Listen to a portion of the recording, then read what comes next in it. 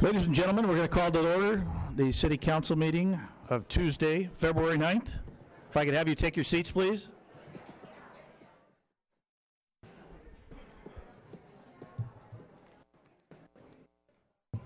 Okay, got quorum.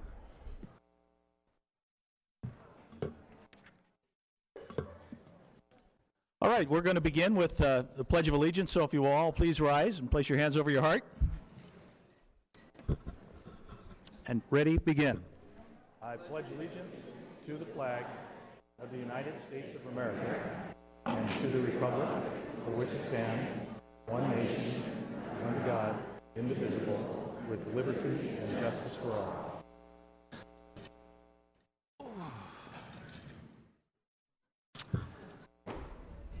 Mrs. Mann, would you please call roll? Councilmember Fox? I am here. Councilmember Adam? He's absent at the moment. Councilmember McCoy? Present. Councilmember Bill De La Pena? Absent. Mayor Price? Here. Oh, very good. Item number 4, request for continuance. There are none. So we are on to item number 5, special presentations and announcements.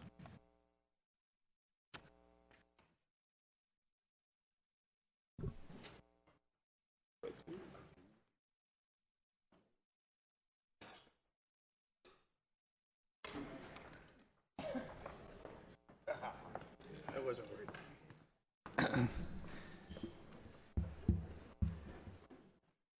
Very good. For our first special presentation this evening, I would like to ask Nancy Frawley, who representing the office of Assemblymember Jackie Irwin, as well as Police Chief Tim Hagel, to join me at the podium.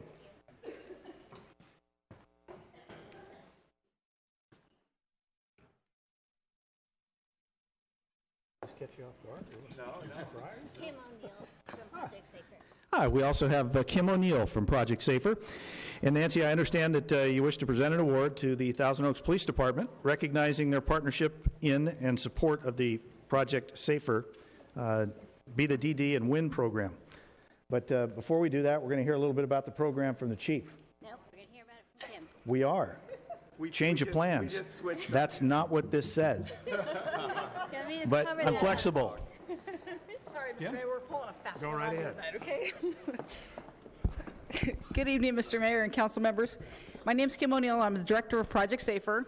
Thank you for the opportunity to express my appreciation for the partnership we have with the Thousand Oaks Police Department.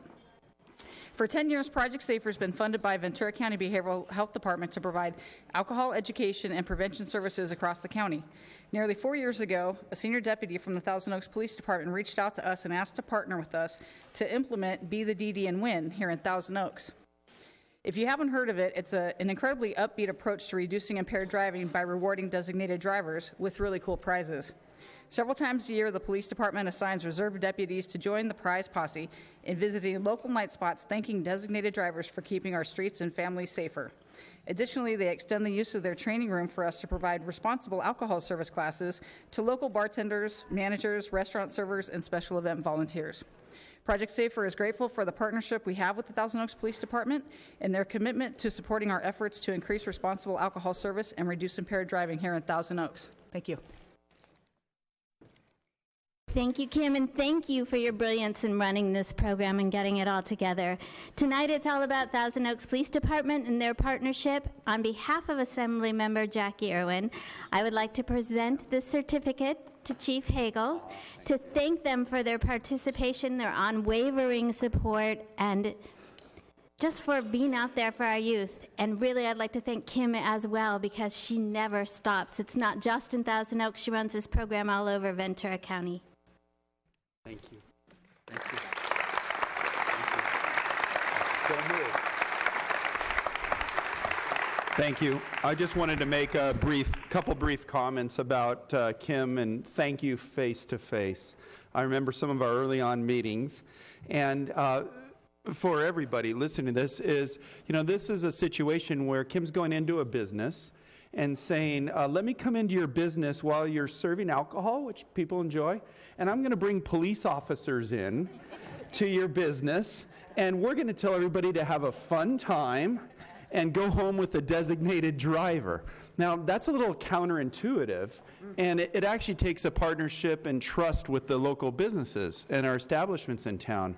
And what Kim brings to the table is they trust her because they know that when Kim speaks, she's going to really talk the truth. So people walk out of these restaurants and bars and such and breweries, whatever, with iPods and iPads and all kinds of things simply by just having a designated driver. That's all you ask.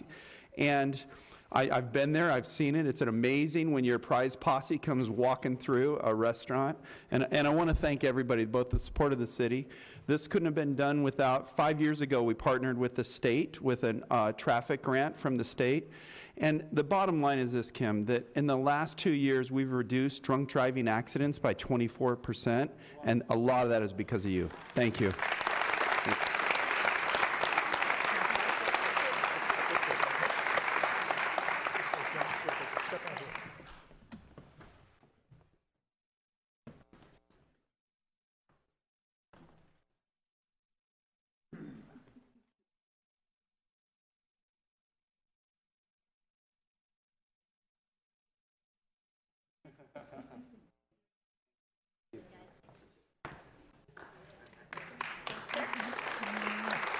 Thank you so much. Appreciate it.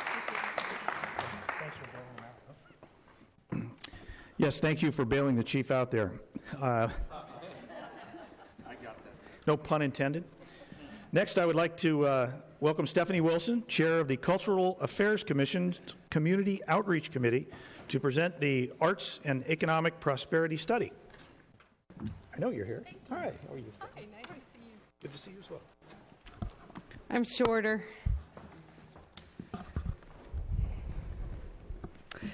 Mayor Price and members of the City Council, thanks for your time tonight. I'm here in my capacity as the chair of one of two committees of the Cultural Affairs Commission, which is called the Community Outreach Committee. And I'm just going to tell you about our new project that we're doing.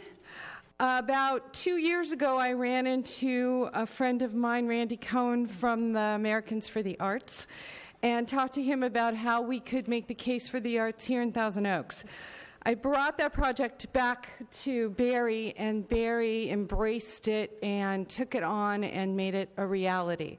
So I really, before I even do anything, I want to really thank our staff, Barry McComb and Stacy Park, who have stood behind us and made this happen. So this is the project. Over the next 12 months, more than 300 communities throughout the country will be joining Americans for the Arts as part of the largest national arts and economic prosperity study to measure the economic impact of the spending of arts and cultural organizations and their audiences.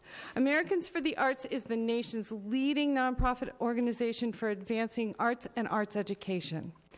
So I'm pleased to announce that for the first time, the City of Thousand Oaks will be one of the communities that will participate and be measured in the survey.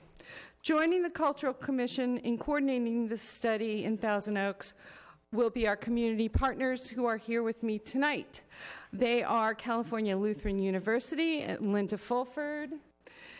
I'll just point like Vanna White. The Greater Conejo Valley Chamber of Commerce, Adam Haverstock is here representing them tonight. You guys can wave too behind me. The Conejo Rec and Park District, which is Brenda Coleman and Scott Buchanan. So we have three amazing partners working with us in this. They're sharing the cost, they're sharing the brunt, the legwork. We have to do 1,000 surveys in a year of our audience members to find out things that are going on, and I'll talk about that just very briefly, but we're doing a lot of the work along with our amazing city staff. So, Thousand Oaks is joining one of 16 cities, counties, and arts districts in the state of California. There are communities, they're listed up on the screen, such as San Francisco, San Diego, and San Jose. This will be the 5th national study by the Americans for the Arts over the past 20 years that measures the impact of arts spending on local community economies. This is really important because we need to know that the arts are important, and sometimes we can only measure that in dollars. We measure it, of course, in many other ways, but this is a really great way for us to make our case. As one of over 300 partners across the country for this study, our community partners are responsible, those people behind me, and us, for collecting detailed financial information from local nonprofit arts and cultural organizations such as theater and dance companies, museums and galleries, arts education organizations, and nonprofit presenters. Our first step, which is already underway, is to survey local nonprofit arts organizations in regards to the number of people they employ, the total salaries and wages that they pay, purchases they make from local vendors, and anything else that they spend here in the community. This will help to establish the economic value of having them right here, employing people here, buying groceries here, buying materials here, and spending money right here in our economy. Community volunteers will also collect audience intercept surveys from attendees at arts events throughout Thousand Oaks using an anonymous questionnaire that asks how much the attendee spends on items such as meals, parking, transportation, shopping while they're in town, overnight accommodations if that's the case, and as a direct result of attending the event. For the Chamber's Tourism District, this study will help measure the important role that the arts play in attracting out-of-town visitors to our community.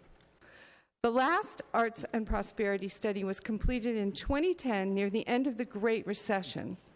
So this new study will demonstrate how the arts have fared during a robust period of economic recovery and growth. That study showed that the arts industry nationally generated $135.2 billion in economic activity, supported 4.1 million full-time equivalent jobs, resulted in $22.3 billion in federal, state, and local government revenues. The $135.2 billion total includes $61.1 billion in spending by the organizations themselves, by the arts and cultural organizations. An additional $7.1 billion in event-related spending by their audiences, so going out to dinner. A typical attendee to an arts event spends $24.60 above the cost of admission on meals, transportation, babysitters, and other related spending. 32% of all arts attendees live outside of the county in which the arts event took place. These are significant numbers. In a little over 12 months from now, we'll have this data broken out for the Thousand Oaks market. The information will be shared with arts organizations throughout the community and will help them make the case to their donors for support of the arts and to local businesses to sponsor arts and cultural events. It will also give us a barometer so we can measure ourselves against other organizations and other communities around the country that are similar to us. The data is going to be very valuable and not that expensive, and it's only going to take a year. So beginning this month, please be on the lookout for volunteers from our community partner organizations and here at the Civic Arts Plaza and at every arts and cultural event throughout the city. We hope that you'll take a few minutes to complete one of the questionnaires for this important survey. So that's it. Members of the Cultural Affairs Department staff, and I'm available to answer any questions that you have. Thank you very much, Stephanie, and for the report, and thank you very much for your years and years of continued service. Thank you. To the city here and the residents. Thank you. Thanks for the great staff. Yes, indeed.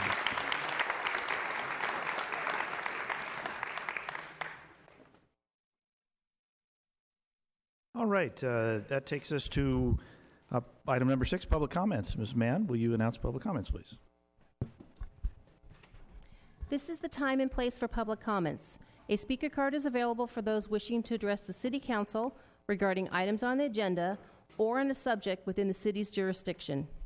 Speakers for public hearing items will be called during our public hearing. All remarks should be addressed to the council as a whole, and all documents for City Council and the official record should be presented to the city clerk prior to speaking. Speakers are requested to state their name and community of residence for the record. Under state law, public comment matters may not be considered by the council unless listed on the agenda, but may be referred to the city manager for administrative follow-up. 5 people have presented cards, and pursuant to council standards, speakers are allowed 3 minutes. The yellow light displays when you have 1 minute remaining. Thank you, Ms. Madden. Is the clock wrong? Or is there just an extra bar on there? I'm looking at 3:08 here. Can we reset that? Can we reset that to 3? Oh, okay. Now it's all zeros. Okay. Our first speaker tonight will be Billy Martin, followed by Carolyn Guillot.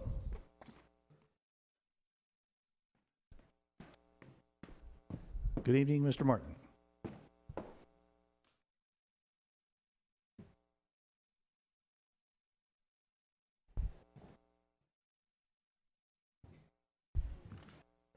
My name is Billy Martin, and I'm a Thousand Oaks lover, no matter what.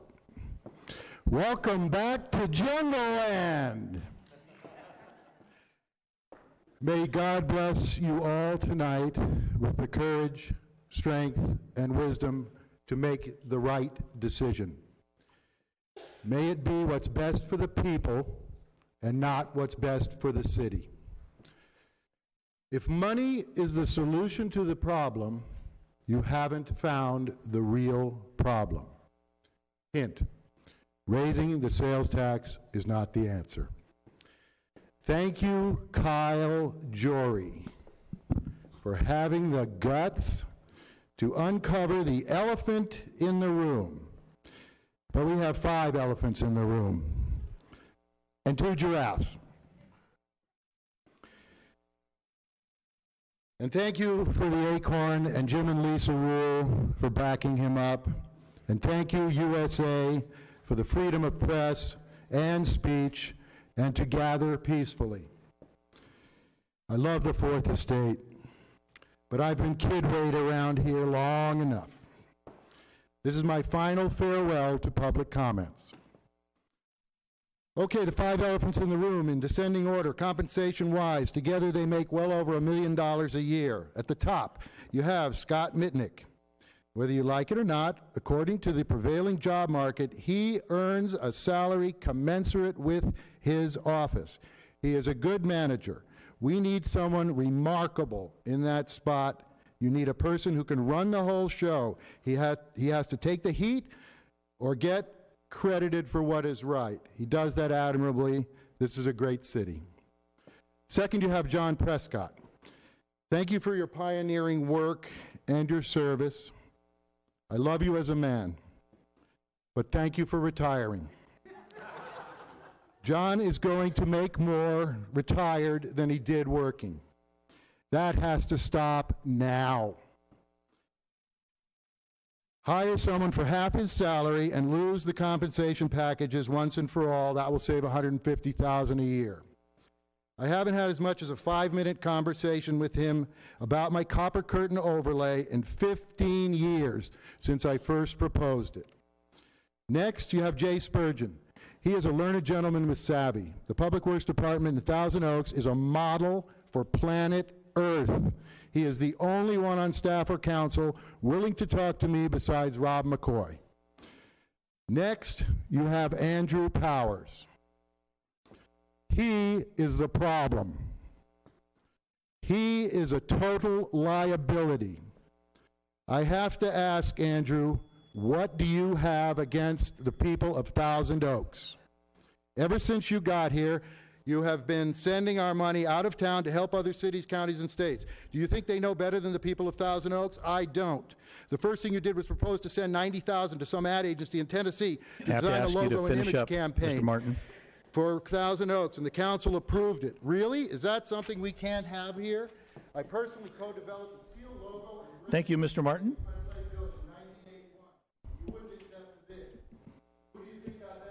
Mr. Martin.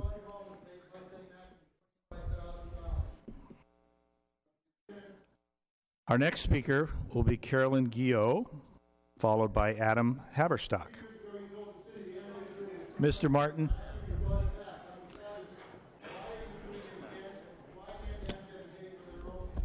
Mr. Martin. He's going out with a bang. Mr. Martin, I'll have to ask you to stop.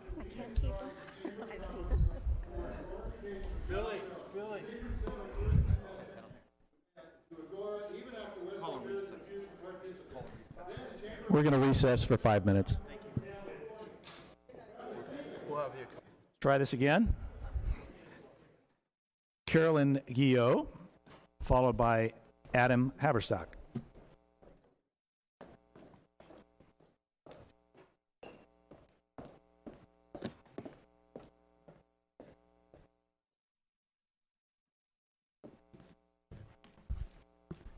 Thank you, Mayor Price, council members.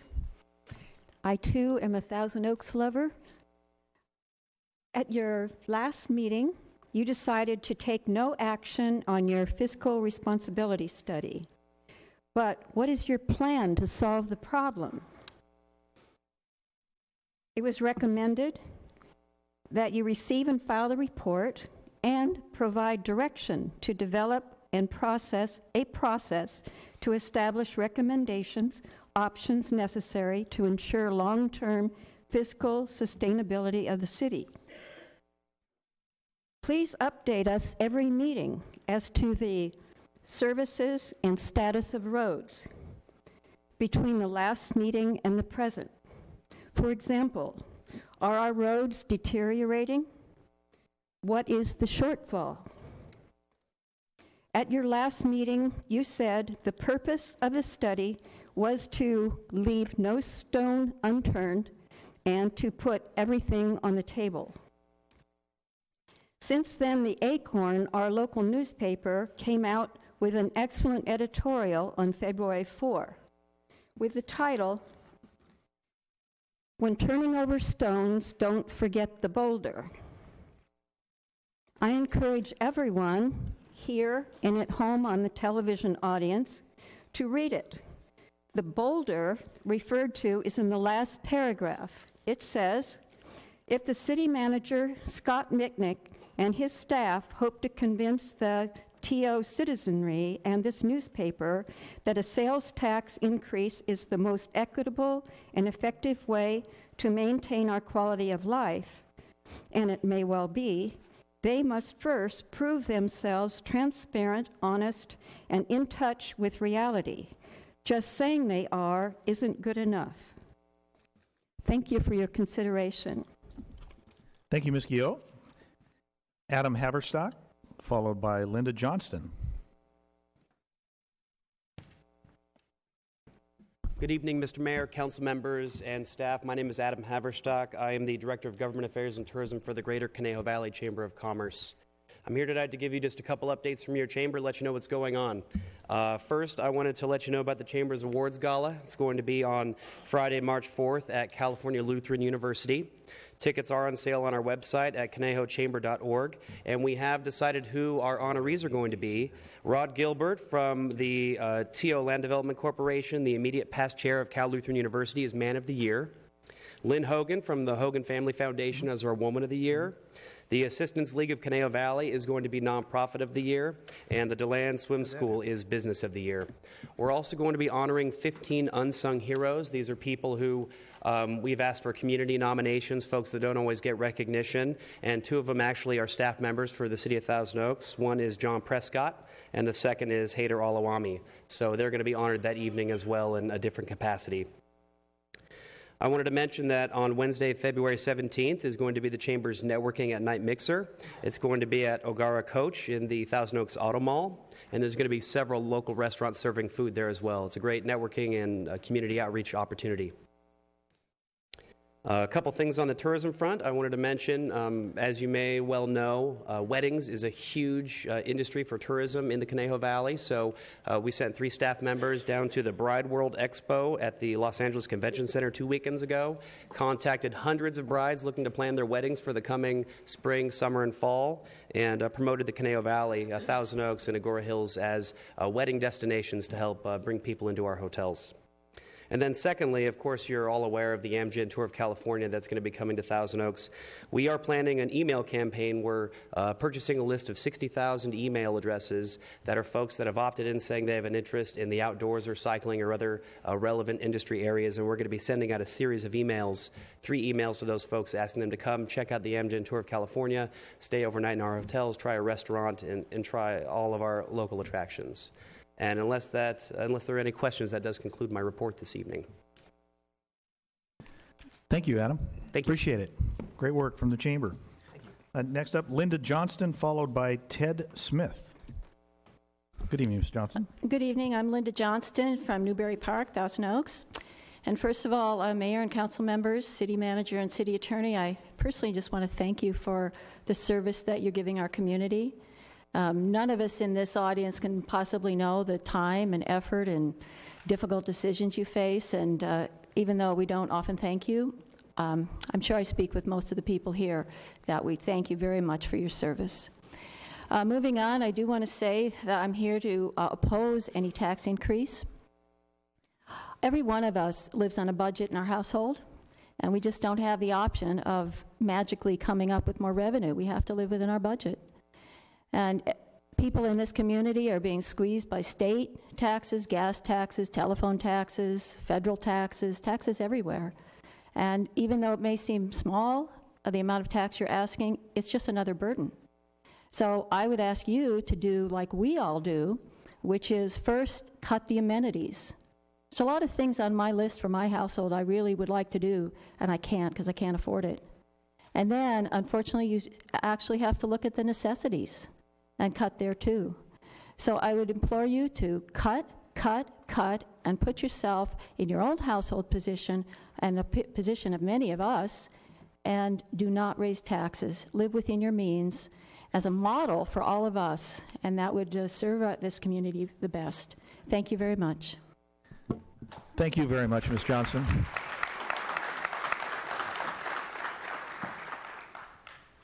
And our final speaker, Ted Smith.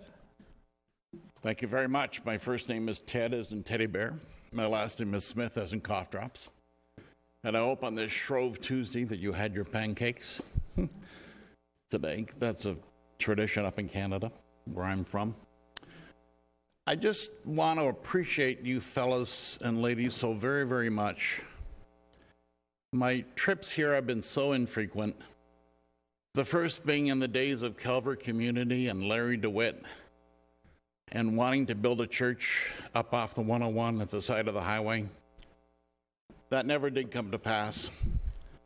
But I think what we ended up with, in retrospect, is a pretty sophisticated bus stop. And then my second occasion was the days when Dennis Gillette was here with Andrew Fox and stuff, and we had this project with Bruce Beckwith and Skip Padward over off of Borchard and Teresa and Cindy, and that went on for a year. The result of that was the market changed, and I think my friends lost over $500,000 in that deal. So what I realize is that you need incredible wisdom for what you're doing. And so it is my prayer tonight that, Father God, I just ask that you give these men and these women incredible wisdom, incredible insight, incredible understanding in everything they do. And even as it was with King Solomon, so with these men, may they have the wisdom of Solomon to lead this community. This bean patch is a godly bean patch. It honors you in everything it does. Bestow on these fellows, Holy Spirit, all that they need to accomplish the goals that are here. And thank you in Jesus' name. Thank you. Thank you very much, Mr. Smith.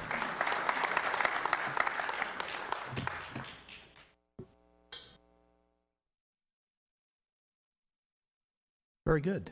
Any comments to the public speakers? Mr. City Manager, Mr. Mitnick.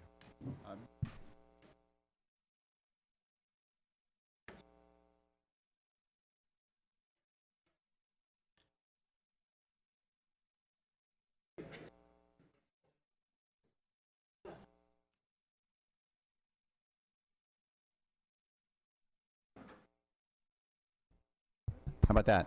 Yes. Okay. Technical difficulty resolved. We heard a couple speakers with comments about the fiscal sustainability study. Great opportunity to remind the audience and refresh the council's memory. We did have that discussion at the last city council meeting. And this is just the start of the process, many years in the making to do the long-term financial planning effort. And there'll be more opportunities for the public when the council goes into goal setting in May, I believe it is. There'll be an opportunity for further discussion. So we're just starting. We'll get the word out. If anybody's curious, you can go to the city's website, look up the last council meeting. You'll see that staff report, 28 pages, very in-depth, and we'll come back. We'll follow up with those speakers, too, to make sure they're fully kept in the loop. Thank you, Mr. Mayor. Thank you, Mr. Mitnick. On to item number 7, excuse me, the consent calendar. What's the pleasure of the council?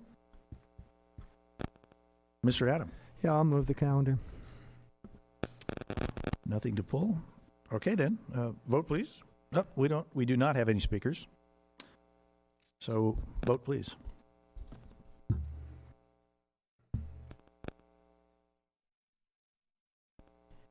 That motion carries 5-0. Very good. Thank you very much. All right, we're on to item 8A, a public hearing. Ms. Mann, would you announce the public hearing, please? Our public hearing, advertised as required by law, is open to consider agenda item 8A, assisted living facility consisting of 89 bed, 79 units, zone change Z 2014-70551, a special use permit SUP 2014-70552, parcel map waiver PMW 2014-70053, an oak tree permit OTP 2014-70554, located at 400 East Rolling Oaks Drive. The applicant is the Oakmont Senior Living. A speaker card is available to those wishing to address the City Council regarding this public hearing. All documents for City Council and the official city record should be presented to the City Clerk prior to speaking. Speakers are requested to state their name and community residence for the record. 52 people have presented speaker cards, and pursuant to council standards, each speaker is allotted 2 minutes. The applicant has 15 minutes with a 5-minute rebuttal. The yellow light will display when you have 1 minute remaining. Thank you, Ms. Mann. I just want to make some brief comments before we get started here tonight. I'd like to remind everybody that this is, as you can tell by the audience that we've gathered here tonight, this is an issue that a good number of folks are interested in. And as such, I would expect that we'll hear differing opinions. And I also want to remind you that this is a business meeting. We did have some lighter activities take place earlier this evening. I'm talking about the commendations that were given. But during the public hearing portion of the meeting and the business meeting, I would ask that we be respectful and that any comments that we might have that might run contrary to what the speaker is saying, that we keep them to ourselves. I would also ask that we not, that we refrain from applause. We have 52 speakers. That's going to take a long time to get through. Applauding really doesn't get us anywhere. It slows us down. So I would ask that you refrain from applauding. Anyway, I think I'm going to need just a minute to get together with the city clerk staff because there are some things that are written on a number of these speaker cards that confuse me, to be perfectly honest with you. So if we can take just a moment, I'd appreciate it. So we'll be in recess for a moment.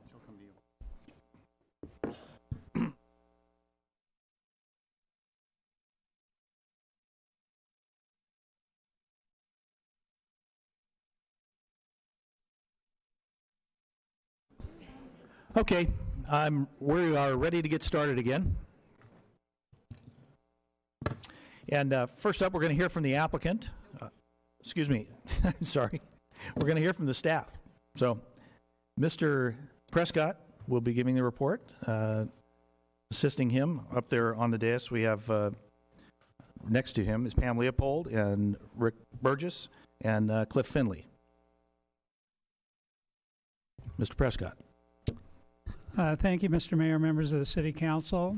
Tonight's public hearing is to consider an assisted living project by Oakmont Senior Living. The project location is at the southeast corner of Rolling Oaks Drive and Los Padres. It involves a zone change and also development entitlements, including a special use permit, oak tree permit, and parcel map waiver to allow development of an assisted living project as designed.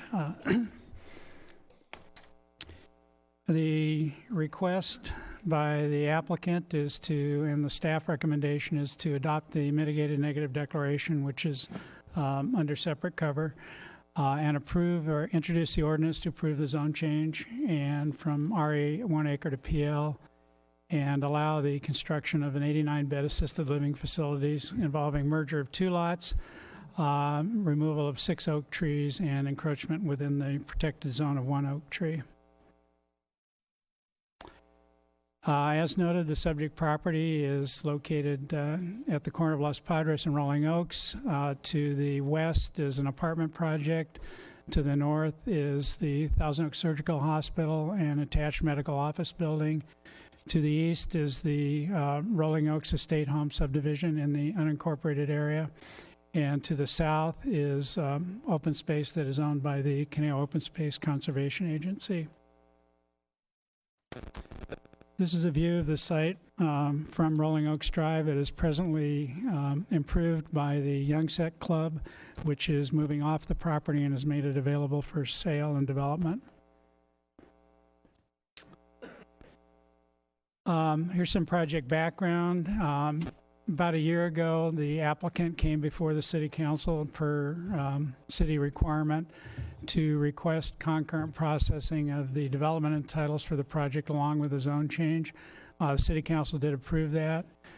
We went to Planning Commission in December with a public hearing. The Planning Commission has recommended the City Council approve the zone change and the development entitlements. And the commission resolutions are in your packet. There are 2 lots now comprising 4.87 acres. The zone change is a request from the current RE 1 acre zoning to PL, which is public, quasi-public, and institutional lands and facilities.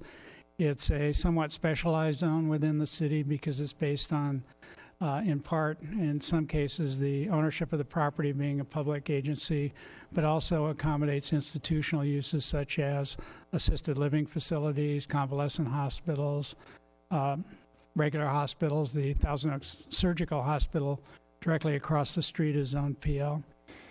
And the purpose of the zone change and considering the change to PL would be to evaluate the compatibility of the proposed use as an assisted living facility with that area, and staff recommends approval of the zone change. The special use permit within the PL zone, assisted living facilities are allowed by special use permit, which really requires the City Council. It's not a use permitted absolutely by right, but the purpose of the special use permit is to evaluate the specific location, the compatibility of the proposed use with the other uses in that location, and then if that compatibility is found, then the special use permit can be approved. The project before you consists of 79 rooms with 89 beds. 23 of those are for memory care. The other are assisted living per se. It's a 2-story building, and the applicant, I think, will describe later the community outreach that they did involving at least 4 community outreach meetings prior to any of the hearings on the project. This is a site plan of the project, and basically it's a two-story building located around a central courtyard. The access to the project is from Rolling Oaks Drive only.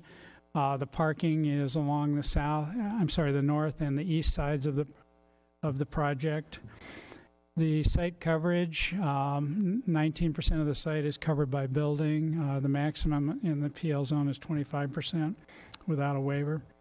44 parking spaces are required. The city code requires 23, but it's recognized that sometimes these uses do have a greater parking demand than the city code seems to recognize, and therefore we work with individual applicants to make sure there's adequate parking on site.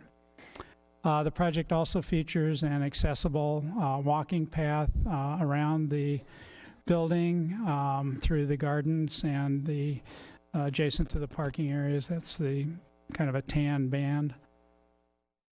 There is additional landscaping, including tree plantings along the easterly side of the project, which faces the single-family residences to the east, and along the public streets, Rolling Oaks Drive and Los Padres Drive. The hillside area above the building itself at a higher elevation within the property to the would be the left on the map, south, would be preserved as open space with no development. The grading plan lowers the site where the fields and the Youngset Club building per se are by about 4 feet. There are minor encroachments into 25% terrain, primarily on the east side where there's a sort of the head of a swale that comes up into the property. Those are the isolated pockets. That's the area where the zip line is now, for example, if you've been out to the site. And this is needed to provide the circulation around the building to the rear. There are no manufactured slopes proposed that exceed 25 feet, which is the city standard. This is a simulation of the view of the building as it would appear from the intersection of Rolling Oaks Drive and Los Padres Drive. And this is a simulation of the view as you're proceeding basically north on Rimrock. As you approach, north on Rolling Oaks, north on Los Padres. As you approach Rolling Oaks Drive, the brown building behind the trees is the proposed project. The building that you see at the far left is the existing Thousand Oaks Surgical Hospital. This is an existing view taken from Rimrock, basically at the low point. Directly opposite the project site. You can see the existing improvements, including the zip line, and also I believe those are the power lines coming across. And this is a simulated view of the project from the same location, a two-story building with landscaping in front. This is further south on Rimrock, a little bit more to the south of the project site, but also with a vista. That's as it looks now. And this is a simulation with the new project in place. These are the building elevations, our southeast and west. It's basically a Mediterranean-style building. Tower element in the that you can see in the north elevation there is 35 feet high. The main ridge line, which I'm showing with the mouse pointer right now, the ridge there is around 26.5 feet. The parcel map waiver is a request to merge what was used to be a road easement parcel, 0.2 acres, with the main parcel of 4.66 acres. They're both in common ownership, and the total parcel then would be the 4.87 acres. An oak tree permit is requested. There are 8 large oak trees on site, 8.5 to 19 inches in diameter, that would be protected in place. 1 encroachment for an existing street tree, which has a 7-inch trunk diameter. There are 6 oak trees requested to be removed. They vary in diameter from 3 feet to 9 feet, and they were, by the previous ownership, apparently pruned into more of a hedge form. And our oak tree consultant believes they would not regain their natural structure if they were retained in place. So we are recommending approval of the oak tree permit to allow that removal. In their place, there would be 18 new replacement oak trees to be planted on site. And there's a picture of the hedge in the foreground there. On-street parking, as I mentioned earlier, there are 23 required spaces, 44 provided spaces. The applicant has agreed to, in special events, such as Family Day or similar events where many visitors were expected, to provide valet parking, and there are also additional spaces that can be used at 351 Rolling Oaks Drive. That would be through the valet service. And that's an office building across the street and further to the west that has a pretty ample parking. There are 3 shifts of employees. The shift changes are at non-peak hours, and I think the applicant can address that in greater detail. And the project is conditioned that the construction parking during construction period needs to be on site. We looked at the current on-street parking, Rolling Oaks Drive and Los Padres, and there are no parking restrictions other than those that are necessary for site distance. It's apparent that the on-street parking is being used by residents within the Los Robles apartments. If you look at an aerial photo, you can see that the on-street parking is much closer to some of the apartments than the parking lots within that project. And I think similar is happening with some medical center staff and customers. If there is a desire to restrict on-street parking in some way, then the adjacent property owner, there's a process available through our Public Works Department to consider a parking permit arrangement, and that is heard by the Traffic Commission if such a request were filed by an adjacent property owner. And we do have those in place mostly in the vicinity of the high schools. The environmental mitigated negative declaration does include a discussion of traffic impact, and that has been reviewed by our Public Works Department. This slide shows the calculation of the number of trips per day and also at the morning and afternoon peak hours based on the daycare center and based on the senior living facility, both for our city staff calculation and the applicant's calculation, which was a little bit different. But I think the real key for this is the city staff analysis of the traffic that would be associated with the new project, and that is the second line under the city calculation, 293 trips a day, 11 a.m. peak hour trips, and 24 p.m. peak hour trips, which is by either calculation is less than the current daycare center, but I think more importantly, it's a very small amount of parking or traffic, and even if you were comparing it to vacant land, it would be really a nominal amount of traffic in that area. It's approximately the same as somewhere to 25 to 30 single-family detached homes. There was, in staff's judgment, no reason to prepare a traffic impact study specific to the project because of the small amount of traffic.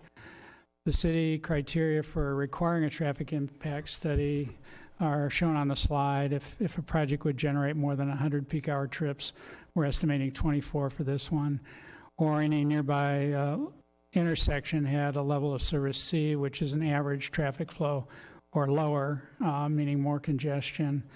And the subject project generates the 24 afternoon peak trips.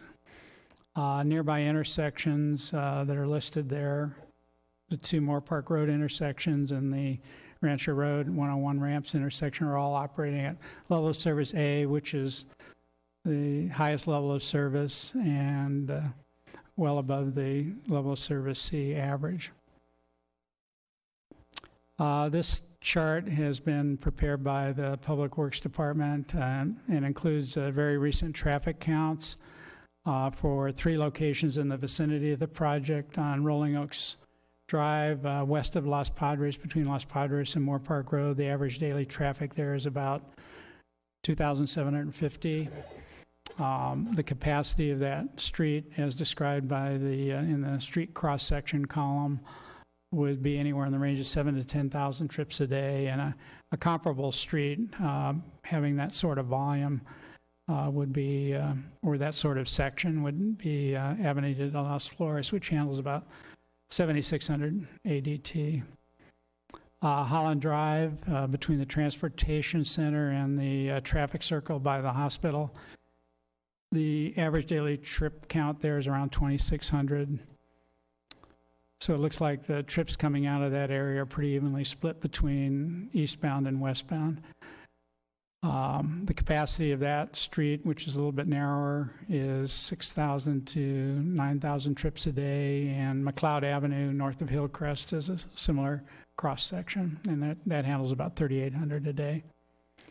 Los Padres Drive, which is feeds down into the single-family residential area to the south of the apartment project, has about 1,300 trips a day just south of Rolling Oaks. The capacity of that street, which is similar to Rolling Oaks, actually 40 feet of pavement, is 300 to 600 trips a day. And a similar street that Public Works is listed as Velarde Drive, which is in the Wildwood area, handling 500 trips a day. And again, the proposed project has an average daily trip estimate of 293. Because there was a potential for significant environmental effects, the staff prepared a mitigated negative declaration, which determined that all of the potential effects could be mitigated to a level of insignificance. That was first circulated in May and June of this year.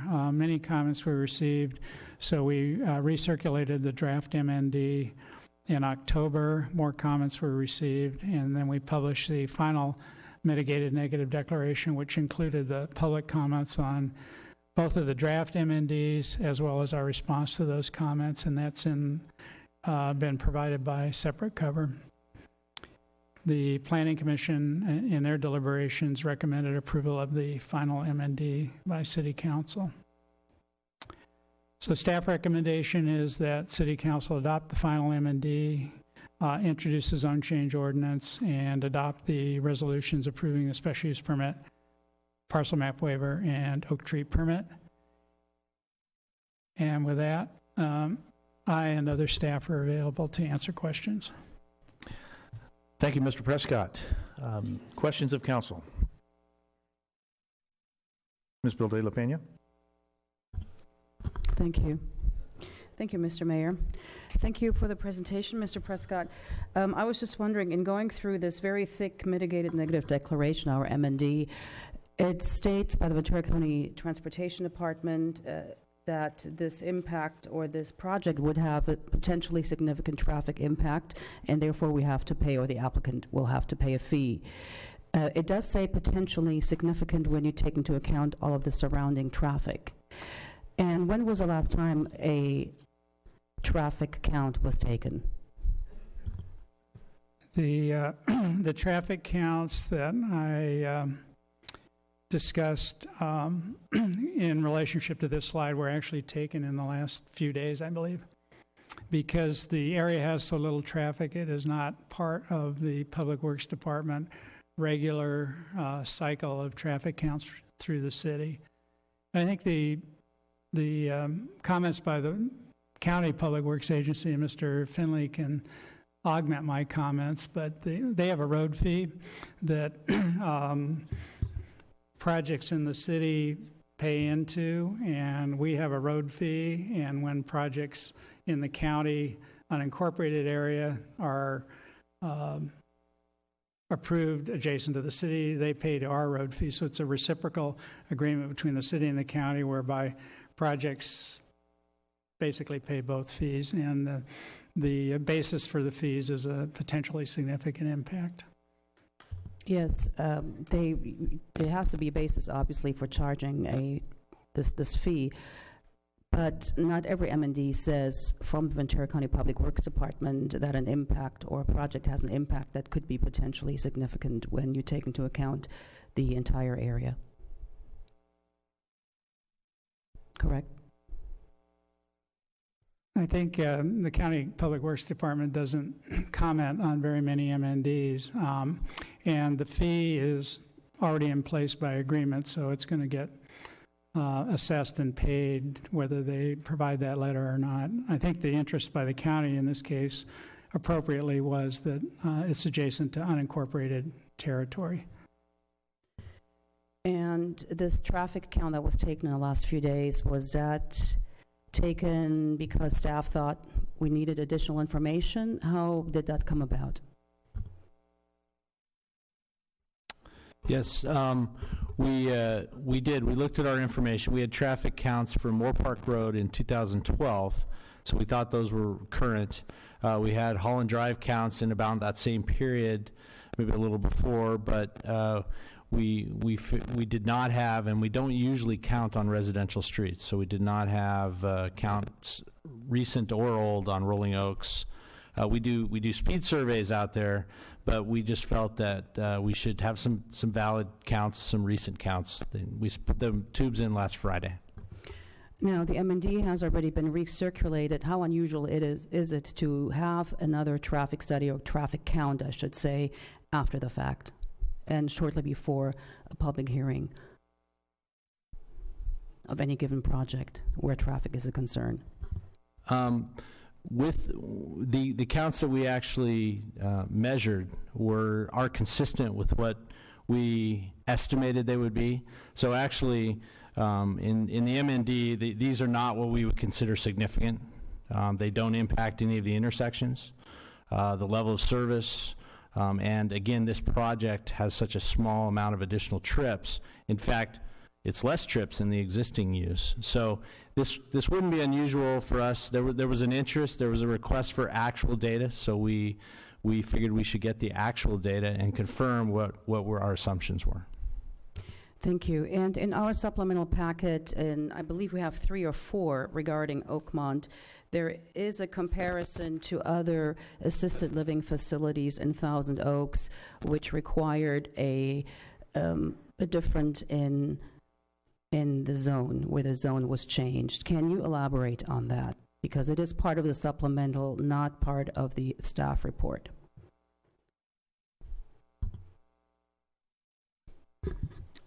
Yes, we provided that supplemental that includes information about other similar assisted living facilities in Thousand Oaks, and the zoning of all of them is PL. Typically, a zone change will be involved based on the site that's selected, and in each case that requires city council approval and requires also the special use permit. So it all comes before city council for these zone changes. And they, all of them have been rezoned to the PL. We did note that 2 of them, the Reserve at Thousand Oaks, which is located on North Moore Park Road, just north of Olson on the west side, was previously zoned RE 1 acre. They came before the city, and the city council approved a zone change to PL for an assisted living facility there. And then across the street and up the road a little ways, the Belmont Village project also came before the city council for a zone change to PL. And the prior zoning on that site was HPD-SFD. HPD is Hillside Plan Development. The maximum density within that zone is 2 units an acre. and the SFD requires single-family detached homes. So that happened to be a site where it was the project could be placed in both of them in a manner that was compatible with the areas, and therefore the PL zoning was approved. Okay, so we have 2 assisted living facilities in the city of Thousand Oaks where the zoning was changed from residential to PL to accommodate these facilities. There were others that were changed, I think, from other, well, I'm not sure whether there were other residential zones or not. I think possibly some of the others. It doesn't say that in the supplemental on page 6. Because we were focusing there on, our task was to identify others places where the city had changed the zoning from RE 1 acre to PL, or in the case of HPD SFD, very similar to RE 1 acre for an assisted living project. So those are the 2 that we called out. Okay.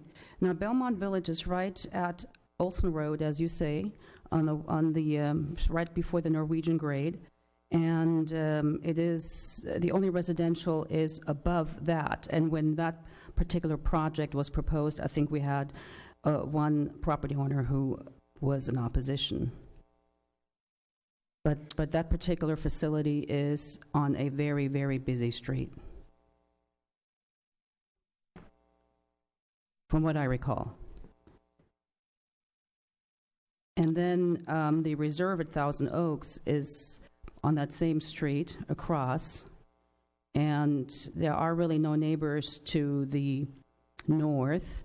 And behind it, I believe we do have some residential apartments, perhaps, or so. But again, that particular facility is also at a very busy street at the intersection of Moore Park Road and Olson Road, right?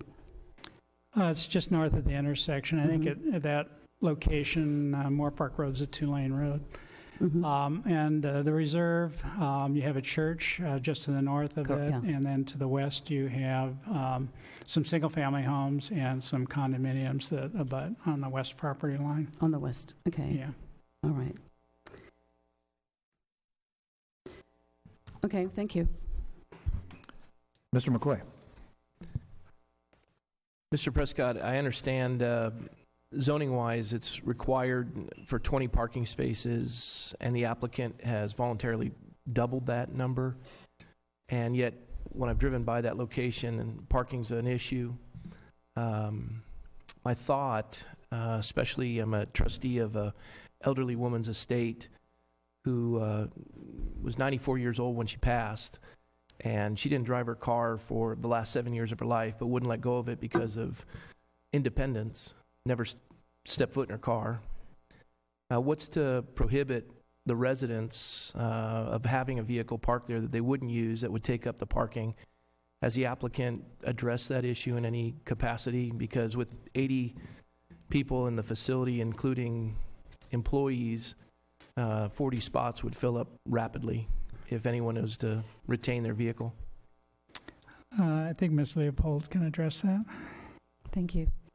The applicant has stated that he's willing to work with the residents of the facility and their families in order to achieve minimal storage of vehicles on site. Essentially, that is essentially what happens with these vehicles. They are stored there. They're not necessarily driven every day. And so the applicant has advised that he would work with the families and try and relocate those cars to other areas if the resident insists on keeping the vehicles on the facility area. Work with the tenants. Work with the, yes, with the residents. To what capacity? I mean, to give a nebulous response, I'm looking at something a little more conclusive. What are their plans? You may want to discuss this directly with the applicant, and they have other facilities where they've worked with the residents of the facility to achieve minimal parking of the residents' cars on site. Thank you. Mr. Fox. In looking at the site and driving around the adjacent neighborhood and going into the unincorporated area of the county, one of the things that I expect we'll hear tonight, and it's my understanding they discussed at the Planning Commission hearing, was the concern about Rolling Oaks at some point in the future being extended through because of congestion into the Rimrock area. And I don't think that's anybody's intention.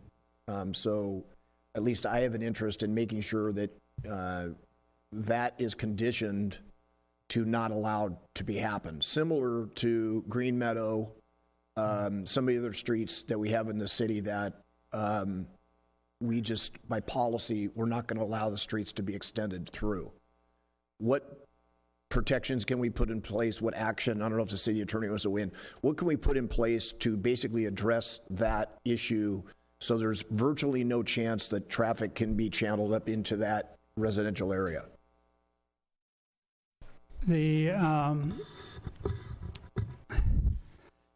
potential, which will never happen, route that was previously identified does not cross this property. It's where the parking for the medical office building and the Thousand Oaks Surgical Hospital is.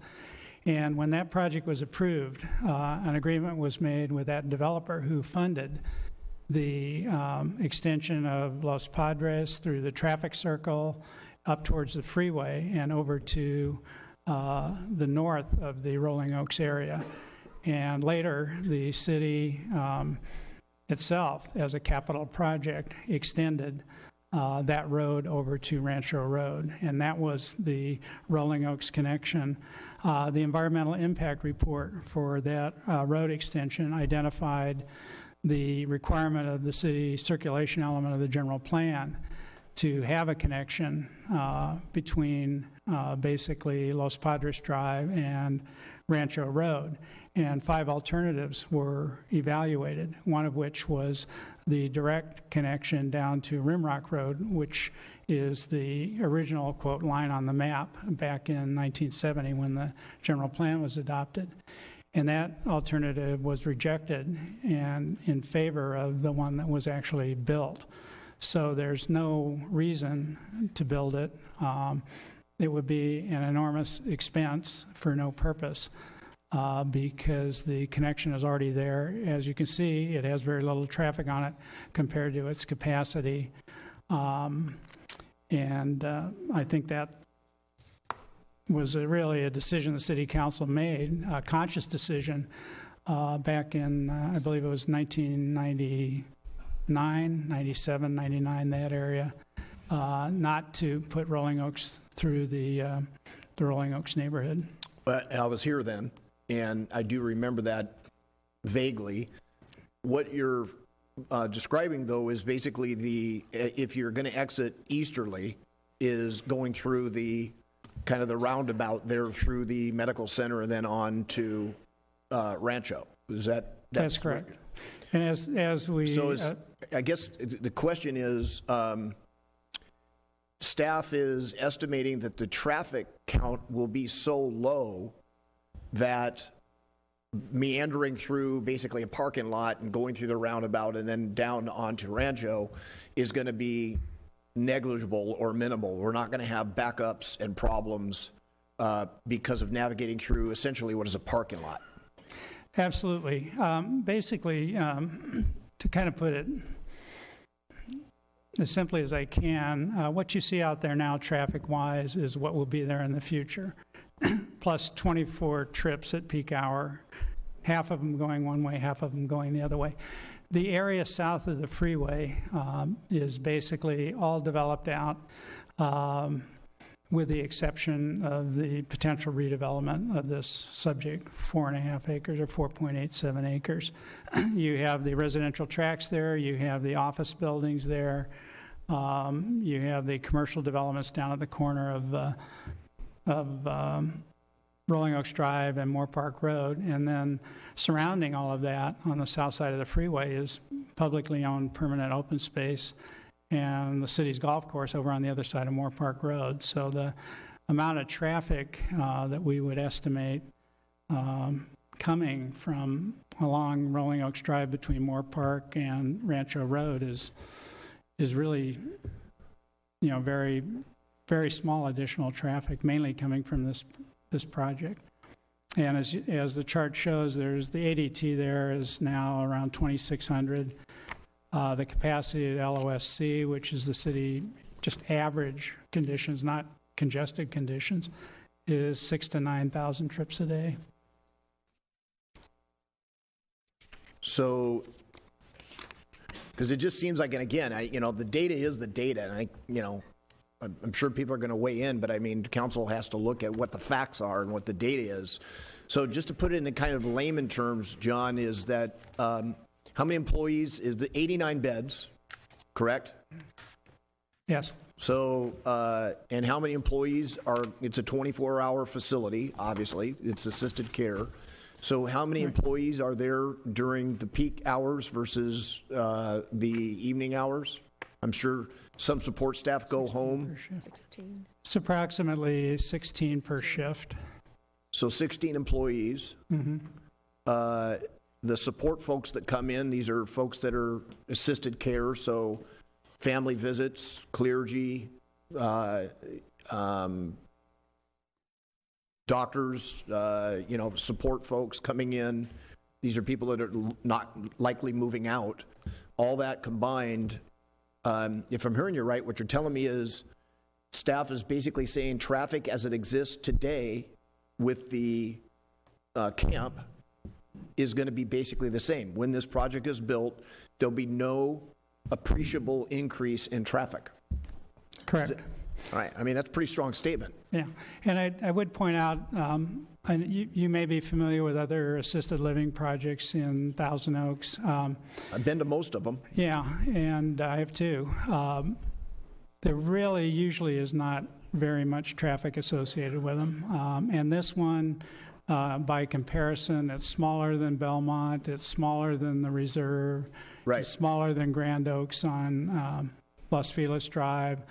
It's a little bit larger in capacity, in building size, but not capacity than the Sunrise Assisted Living on Townsgate Road over near Lakeview Canyon.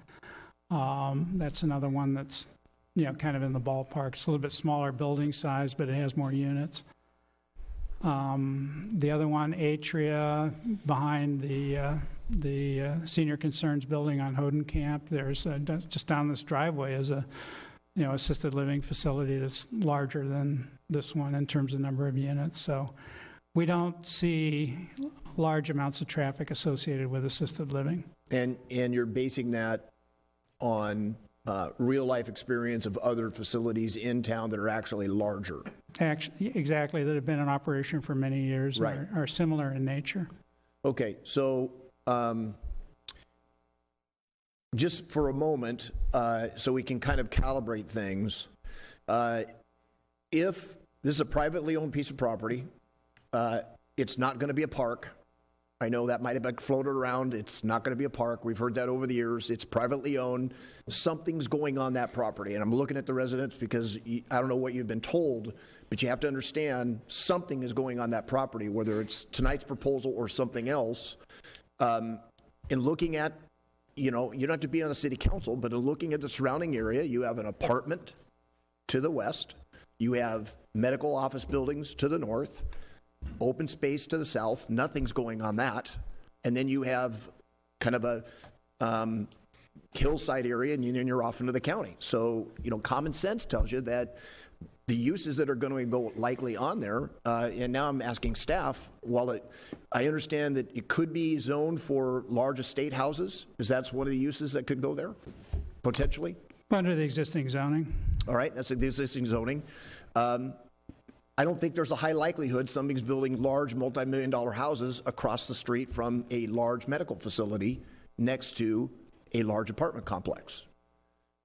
So, for example, if we were to look at, staff were to evaluate an apartment complex, just by the numbers, is that going to generate more traffic trips?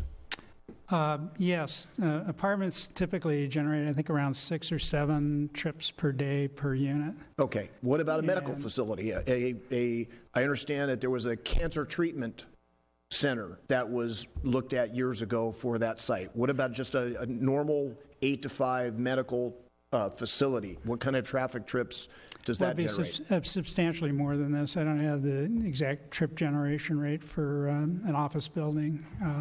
Maybe, I don't know, Cliff, if you have that in your information anywhere, but it would be substantially more than this. So now, if one of those uses went in, is the roundabout and the thing that we worked out with Bob Holland so many years ago, is that going to be sufficient to manage traffic going to the east, or are we going to have a problem? No, I think it would manage that. Okay. Because I'm concerned about if this doesn't go through or does go through, I'm really adamant and I think council agrees, we simply can't allow Rolling Oaks to be extended through into that residential neighborhood. That's totally inconsistent with council direction. Absolutely, and the council said that back in 2000. The other question I have is the sense of a 24-hour operation with respect to deliveries. Is the fire department here? Is Chief Smith here? Okay. We do have reps, yes. Okay. It's my understanding deliveries, some of the logistics and support functions, those occur in off hours, not in I guess to the east side. It would be to the east side, tucked in, so noise and some of those impacts should be mitigated. Is that correct? Yes, I believe we have conditions on that. Okay.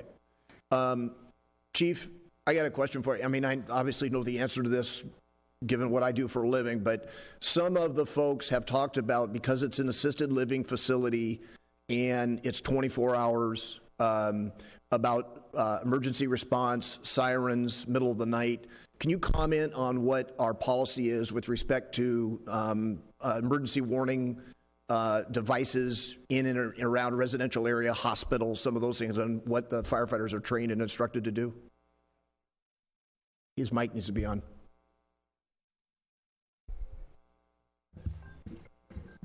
Hello? Okay. There you go. Hi, sorry.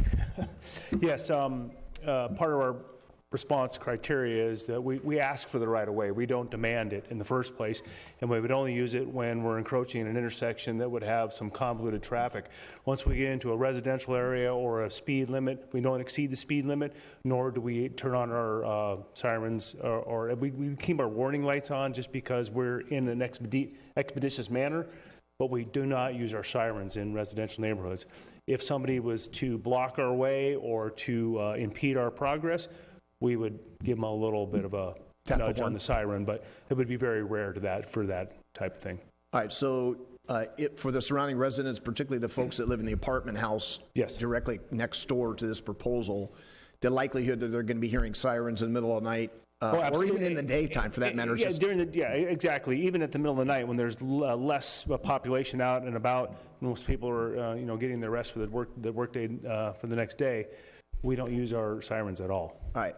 And then in terms of just number of emergency responses, how often statistically are we responding into these facilities that do have in-home care, they do have medical personnel? It varies on the level of staff and population. So with an 89-bed, I would say roughly, I'd have to to be exact, Chief, I'd have to come back and give you some statistics. I wouldn't want to be prepared to answer that. Would you expect like a daily response, or it would be something a little, far infrequent? It would be infrequent. Right. I mean, because it's a full care facility, they have trained nurses on board and doctors. We would come just to assist. Right. Right. The other thing, and I know it's not to get too, I want to say morose is the right word, but the other thing is frequently folks that are in this assisted care, they're at the end of life, not necessarily going to die necessarily immediate, but many of them have what's referred to as a DNR. Yes, they do. Do not resuscitate. So tell us a little bit about what that means and how that impacts whether the fire department responds if they're having a heart attack or something like that. Right. It's a directive that there's nothing, do not resuscitate, and it's a directive that the family usually generates from the family. And at the end of life, it's a quality of life, and it's an issue for the family. It's a very personal decision, but we take no action when we ask for that. If we get called and the medical staff is not aware of the DNR, one of the first things we do when we provide service to one of these facilities, we ask if there's one that exists. When they do, and then it's a very peaceful, dignified manner we approach and very low key. All right. And then one last question. Some folks have raised the issue of the proximity of this type of facility into the brush interface. Sure. Can you talk a little bit about the fire department's assessment of that? Do you see that as a danger to non-ambulatory folks? Very briefly, what would be the department's, how would you manage something like that if there was a brush fire in the area? Pre-existing requirements is that we do hazard defense space, and so we'd have a minimum of 100 feet. In that area, that fuel bed right there is a very narrow eyebrow of what we call an eyebrow of fuel, a very moderate slope that comes up. 100 feet is more than enough. It's a fire-safe, sprinklered building with a tile roof, boxed-in eaves, similar to the Tosh Center right next door. And we have other facilities throughout the county that are similar to this in the same locations that our recommendation would be shut off the HVAC system, shelter in place, people will be fine. And the fires that will encroach that area, east wind event, Chief, you will know they go the other way. Right. So, but that's a very minimal threat and risk in there. So, Chief, would you have any hesitancy to put a member of your family in that facility for fire danger? Absolutely not. All right. I would agree with that. And especially with the modern, it's a fully sprinklered building. We would just manage the risk by, we would put people at the site, of course, and for purposes of making sure that everything's okay. But that's going to be a very well-constructed, modern construction, fire-safe construction. It would be probably better than my home that I live in now. All right, Chief. Thank you very much. Thank you, Mr. Mayor. Thank you, Mr. Fox. Anyone else? No, then we will go to the applicant. Oh, excuse me, Ms. Bilda de la Peña. Thank you. I wasn't sure whether another council member would speak. I do have a couple of questions regarding community outreach. There were 4 community meetings held. Was staff present at those community outreach meetings? As a policy, staff does not attend the community outreach meetings. Okay. I'm asking because there have been other community outreach meetings where staff did attend, but not in this particular application. Okay. And then regarding Rolling Oaks Drive, is that reflected in our circulation element that that street is not to be extended? The circulation element shows a connection along the south side of the freeway between Moore Park Road and Rolling Oaks Drive, and that has been completed. Okay, so the circulation element does not reflect any plans. When the current alignment of the Rolling Oaks Drive was approved and the city council actually paid for it, the determination was made that that fulfilled the circulation element connection. So there are no plans to extend Rolling Oaks Drive down to Rimrock. If there were, we would be requiring right-of-way dedications, which we are not. The site plan doesn't show any right-of-way dedications. Okay, I just wanted to add that from personal experience, having visited some of these assisted living facilities, I've always had a hard time finding parking.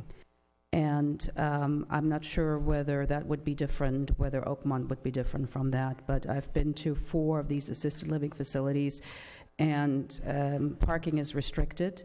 Even when you go to University Village, for example, you have to have a parking attendee there, and he will show you where to park, for example. So from my personal experience, I've always had trouble finding parking, and especially in the Thousand Oaks Surgical Hospital area, there it is challenging to find parking when you need to go to Tosh. Okay, that's it for now. Thank you. Hey, Joe. Yes, Mr. Fox. Let me just follow up on Claudia's questions about parking. When I was there today, there was an employee that clearly worked at the medical facility. You watched her walk into the facility, parking on Los Padres. I understand that the parking is doubled. Is the expectation that the employees are going to use the facility parking lot to park their cars? Yes. And so I don't know if you remember, John, but you probably do because you remember everything. Was the expectation when we built the medical facility, Tosh, and those that the employees would park in the on-site parking?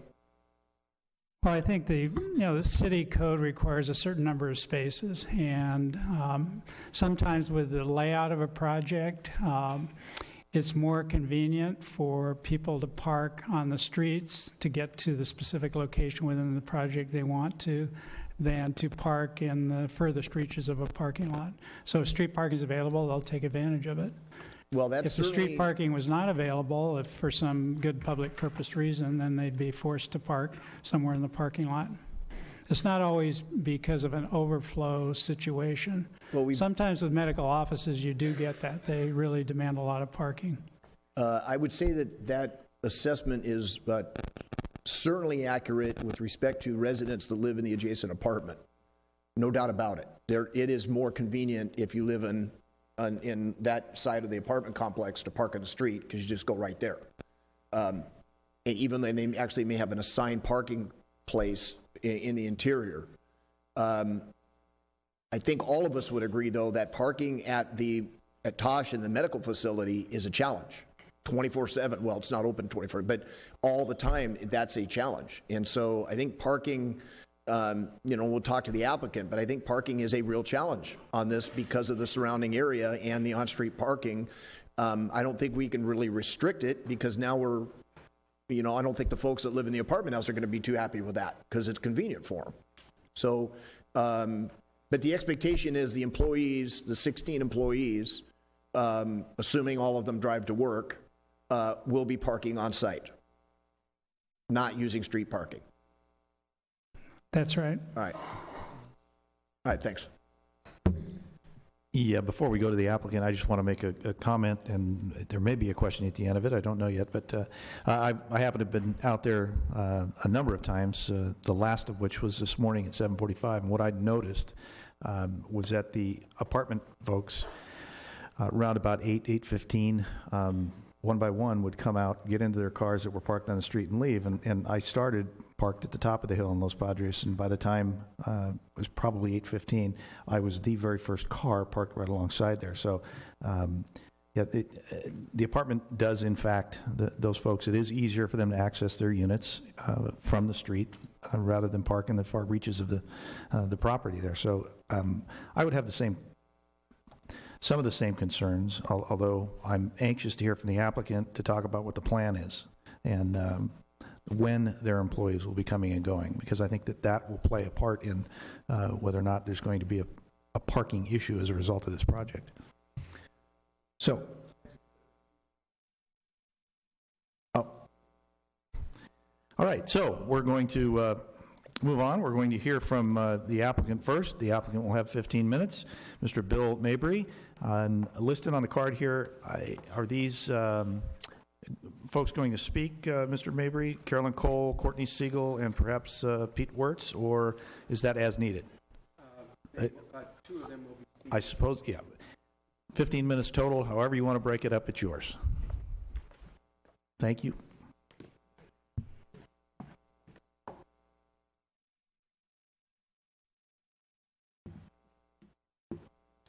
Good evening. My name is Bill Mabry, Oakmont Senior Living from Windsor, California. Good evening, Mayor Price and members of the council. This is a very important hearing this evening, and I made a point to be sure that our total design team is here to answer any questions that you may have, from our landscape architect to civil engineer to our soils engineer to our traffic engineer. So hopefully we will be able to answer any questions you may have. I would just like to take a moment and just tell you a little bit about who we are. Oakmont Senior Living started building senior homes, attached and detached, for 55-year and older residents many years ago. We very quickly found, as our residents began to age in our housing communities, that they were needing care, and as they would find they were moving out and away within our local community, trying to find facilities. And we looked into this and got involved in the assisted living business over 20 years ago and built our first project in the city of Windsor, right next to our Brooks Creek 55-year and older attached and detached community, to help service our local residents. Since that time, we've focused our business to offer assisted living and memory care throughout the state of California. What sets us apart from a lot of other providers is that we're the owners and also the builders and operators of our communities. So we are well versed in the construction aspect of the needs of our residents and the safety aspect of them, and also do all of our own operations. During the beginning of this project, we did have some community outreach. Our first outreach we had was in December 2014, just prior to our first appearance in front of the council, reaching out to the local community. We later had another meeting, our second meeting, that we held at the Los Robles Gardens with over 1,000 notifications. This is the map that you can see in front of you that shows how we took in our residents, neighbors from the county, and also our local residents to invite them to that. We had a great turnout. We got a lot of good information from all of our neighbors, and it was a very, actually a very nice meeting, for and against. It was, everyone was quite nice. We also had a couple other meetings that were held later on, hosted at a neighbor's home. And then we've been working closely with the city staff, the neighbors, to ensure that all of the elements complement the neighborhood. One of the things we talk about and mostly concerned with is actually the location and the setback. And I just wanted to put this slide up here this evening to kind of show where we are, because in the majority of our construction and buildings, and when we have the opportunity to build this, we really don't have these large setbacks to work with. And our closest home is a little over 300 feet in the county, and I think the next one is about close to 600 feet away. And then our closest home going up Los Padres is about 600 feet. Sometimes it's hard to put in perspective what that is, but a lot of us watched the Super Bowl over the weekend, and 300 feet is the length of a football field. So we've got a home here that's a little over a football field away, and we have a couple here that are over 2 football fields away. Let's see.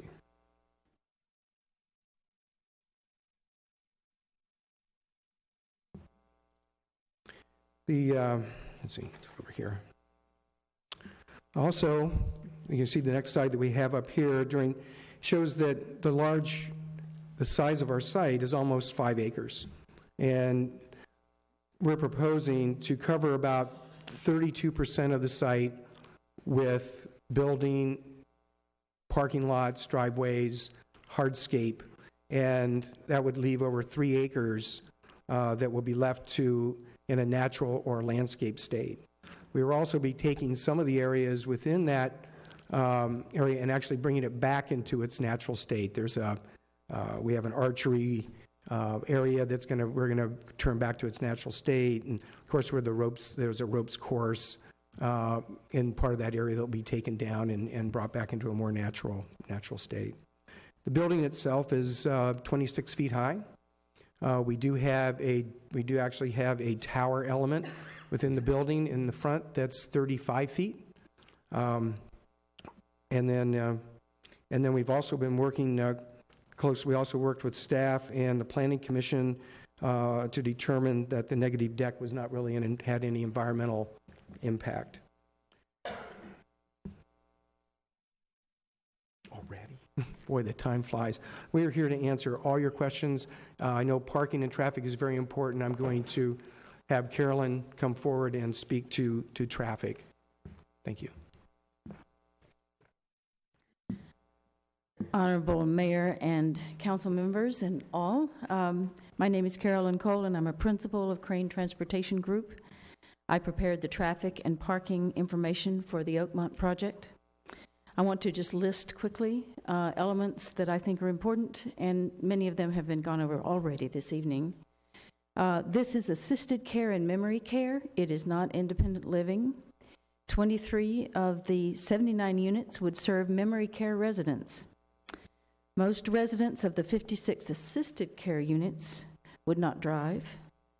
Oakmont estimates that 5 to 10% of their assisted care residents may drive, and therefore 3 to 6 units might, from time to time, require a car. That changes over time. People sometimes will come in driving and then cease, but it changes. Assisted care facilities are very low traffic generators, and you've discussed that already this evening. In a neighborhood that's already impacted by traffic and parking, it would be hard to find a development with less traffic or parking impact, so I think it's very appropriate for this particular site. Oakmont traffic would primarily use Rolling Oaks Drive, not Los Padres Drive. The primary trip generation and parking demand would be created by staff and visitors. And in Table 2 of your packet, we've given sample time periods with sample numbers of people parking, just as an illustration. All parking would be provided on site. Staff would be directed to park on site. Parking has been designed to exceed typical day parking demand. That's just deliberate. We always know about how much parking is needed in these facilities. This project happens to provide almost twice the amount of parking that's required by city ordinance. It provides 44 spaces, and the city requires 23. Oakmont will provide 24-hour transportation services, and this will reduce parking demand as well. There will be an on-call car service for all residents at all times. Oakmont monitors parking to ensure that parking spaces are available at all times. It arranges valet service for seasonal events, and I'll speak to that briefly. Oakmont has commitments from 2 local valet services, one of which currently serves Los Robles Hospital and University Village. Oakmont also has a written agreement to lease parking spaces for special events at 351 Rolling Oaks Drive. All of this is done in advance of events. All these arrangements are made ahead of time. Staff shift changes that has come up in the last little bit.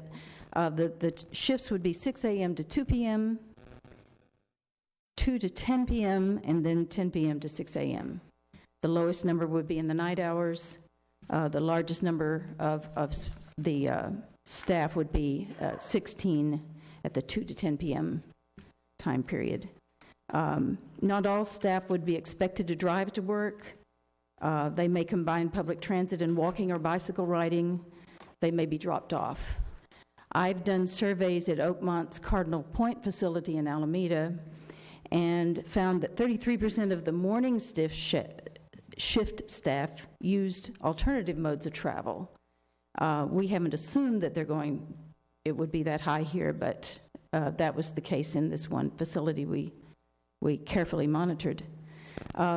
We've provided in your packet a sampling of requirements for residential care facilities for other California cities. And those are just based on what was approved, not necessarily their ordinance, but what was actually approved. The Oakmont project would substantially reduce traffic in contrast to the existing permitted use, which is a daycare center. We have provided in your packet a comparison of assisted living versus daycare. It's been calculated on 2 bases. One was the square footage of the daycare facility, and one was calculated based on the number of students. I'll wrap up just by saying the project will provide almost twice the amount of parking required by city code and would not depend on off-site, on-street parking spaces. I welcome questions. Thank you. If you would, please, just your name and city of residence. Absolutely. Good evening, Mayor Price and members of the council. My name's Courtney Siegel, and I'm the Vice President of Operations with Oakmont Senior Living. My role with my team is to support the on-site day-to-day operations, which also includes staff, family, and resident relations. A key part of my role is also working closely with community members, organizations within the communities that our buildings operate, for the purpose of community service, support, and partnership. As you heard Bill mention earlier, our community is boutique style, and our approach to care is person-centered. When you walk into an Oakmont building, which I get the pleasure of doing every day of the week, our chefs know our residents' favorite cuisines. Our nurses are privy and understand our residents' medical history. And our staff knows all of our residents' likes, dislikes, and not only just the name of their children, but the name of their grandchildren when they come to visit. Our apartments are purpose-built. Our residents enjoy the benefit every day of having home-like features in their apartment that allow them to be as independent as possible with the comfort and security of knowing that help and assistance is just on the other side of the door if and when they need it. You heard some people talk about the smaller number of units, but larger community. We do. We have large common areas. But these aren't just areas. These are extensions of our residents' homes. And these areas allow our residents to participate in the activities and engage in the things that they love to do for so long. At Oakmont, that includes coffee in the courtyard. You'll see neighbors playing poker in the library, or even hosting their traditional annual Thanksgiving dinner they always did, but in our private dining room. Our typical resident moves to Oakmont from 5 to 8 miles away from the building. They're usually someone that's very engaged in their community, they're active in the church, their doctors operate in the local area, and they want to stay a part of the town that they have been in, sometimes for 50, 60 plus years. They want to stay engaged with their community that they know and love. I oftentimes get asked, what does my typical resident look like? Sometimes she's widowed. Most of the time, my residents are not able to drive anymore. It's due to safety reasons. Things that we do daily become more challenging for them, and it becomes exhausting. Cooking, cleaning, remembering their medications. Oftentimes, my resident, their adult children, worry about them when they're at home. And they know and they watch that over the past few years, mom, dad, brother, sister, my next door neighbor, they become increasingly isolated, and things like proper nutrition and hydration start to decrease as well. I have other situations. I have gentlemen retired from the police force, also a vet. That gentleman's been taking care of his wife, now up into the point where he can't leave her unassisted. So they choose to move out of their town into somebody else's town. That town is their adult child who's close by. And they move into Oakmont, and while this retired vet is able to go back and for the first time in 1 year participate and volunteer at the VA, simultaneously his wife is receiving the care and supervision that she needs in our boutique, person-centered care community. Meanwhile, grandchildren, children get to come visit more frequently because mom and dad are now in my neighborhood.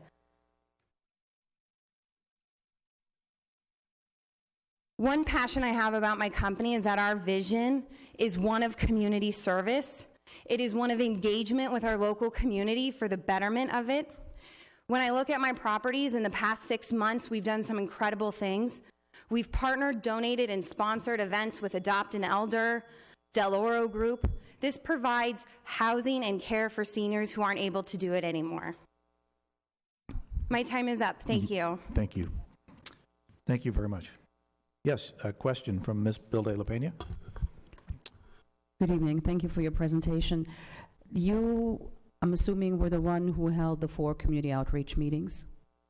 No, I was not. Oh, okay. Who would that be, and who can answer that question? Absolutely.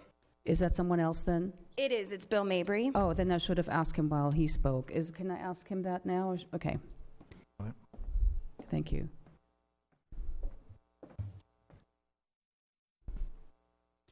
Good evening, Mr. Mabry. Thank you. I wanted to find out, since staff was not present at these community outreach meetings, how did they go, all 4 of them? Actually, is this working? There we go. Actually, I thought they went very well. We had a number of people who were very concerned about our project coming to the community. They were concerned about traffic. They were concerned about parking along the apartment area. They were concerned about the possibility of congestion. We had a number of residents from the county side that were very openly concerned about the possibility of the road going through this Rolling Oaks continuation because of our project coming in and having more residents may cause an effect to have that road be continued. And then we had a lot of people who were looking forward to it, who thought that it might be a great place for their parents possibly. So we had a lot of people who were interested, who wanted it, and there were a number of people who didn't, as you can see this evening. So I thought they went well. We changed a lot of things. We worked with staff because of for lighting overflow. We changed our lighting plan. We enhanced a lot of the landscaping. We changed the landscaping along the side that faces the county side with more mature trees. Staff asked for 40-inch box oaks, 60-inch box oaks. So we added a lot of things to to the community. We changed some of the designs that on the building itself, colors, stone. So there were a lot of extra upgrades that were asked of us, which we did. So there were a number of things that we put forth after. So you reached out to the HOAs in that area? Did you reach out to the HOAs in that area? No, not directly. We invited everyone to meetings. We sent out invitation packets. And to whom did you send them? Within a 500-foot radius, or no, how did you do that? We have to bring the thing back up, but we went all the way from the golf course all the way to Rancho Road. And we had over 1,000. Here's the map there. Oh, okay. And that's yes, the map that where the invitations and things were sent. Okay. And we used a service. I can't remember the name of it. But there's a service that was recommended for us to use for those mailings. And then we had a meeting at the golf course. Was our second one. The first meeting we had was located at the office building right across the street from the project, and that was. And the very first meeting we held was set to the required city's 300-foot radius. And we had hardly anyone come at all. So if we were going to get hopefully our new neighbors involved in our project, we reached out past the 300 feet. Well, you obviously do have supporters, but you also have opponents. Yes. And are you surprised at the opposition tonight? Were you expecting that? Because it sounds as though your outreach meetings went well. I'm asking Mr. Mabry. Oh, I'm sorry. I just was waiting for everyone to be done. No, I am not surprised that they're here. I mean, everyone was here at the Planning Commission hearing also. We've done everything we feel as far as our project we can do. And so, no, I didn't. I wasn't surprised. I can be honest with you, that we're not used to these kinds of turnouts for our projects. I wouldn't think this so. is very rare. But we feel we've done as much as we can, other than just not be there. And obviously, we want to be here. We want to be part of the community, and we think this is a really great location. So, we obviously we've kind of agreed to disagree, I suppose, on a number of points. I see. All right. Thank you. Thank you. Could I follow Any up other on questions of the applicant? Yeah, Mr. Mr. Fox? Mabry? Yeah, I just want to follow up on that. You personally did all 4 outreach meetings? Yes. All right. Yes, myself and my daughter, Hannah. All right. And there was no city staff there? No. All right. So things like, for example, the extension of Rolling Oaks Drive, you really couldn't speak to that because that's not your piece. That would be a city issue. Did that come up in your meeting? No, it did come up in our meetings, and our very first time I heard about it, I didn't even know it was an issue. I would imagine. So some of the things that came up, and obviously council wasn't there, was really out of scope. You really couldn't address that. You were only really responsible for your piece of dirt, so to speak, correct? Correct. I mean, when we were on the parcel, when we go to the site, I mean, we knew that there were some parking issues along the street because every time I went there, there were cars from the apartments parked all along the street, and around the center and around the Youngset Club. So, you see the signs here. You say you're not surprised. Yes, sir. Do you recognize some of the folks with the signs? Were they at your meetings?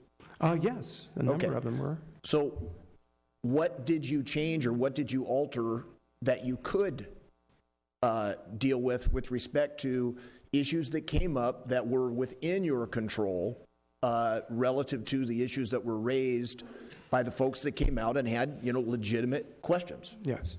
There's a number of things that we did, as I kind of mentioned before. We did talk to staff and got some clarification around the extension of the road.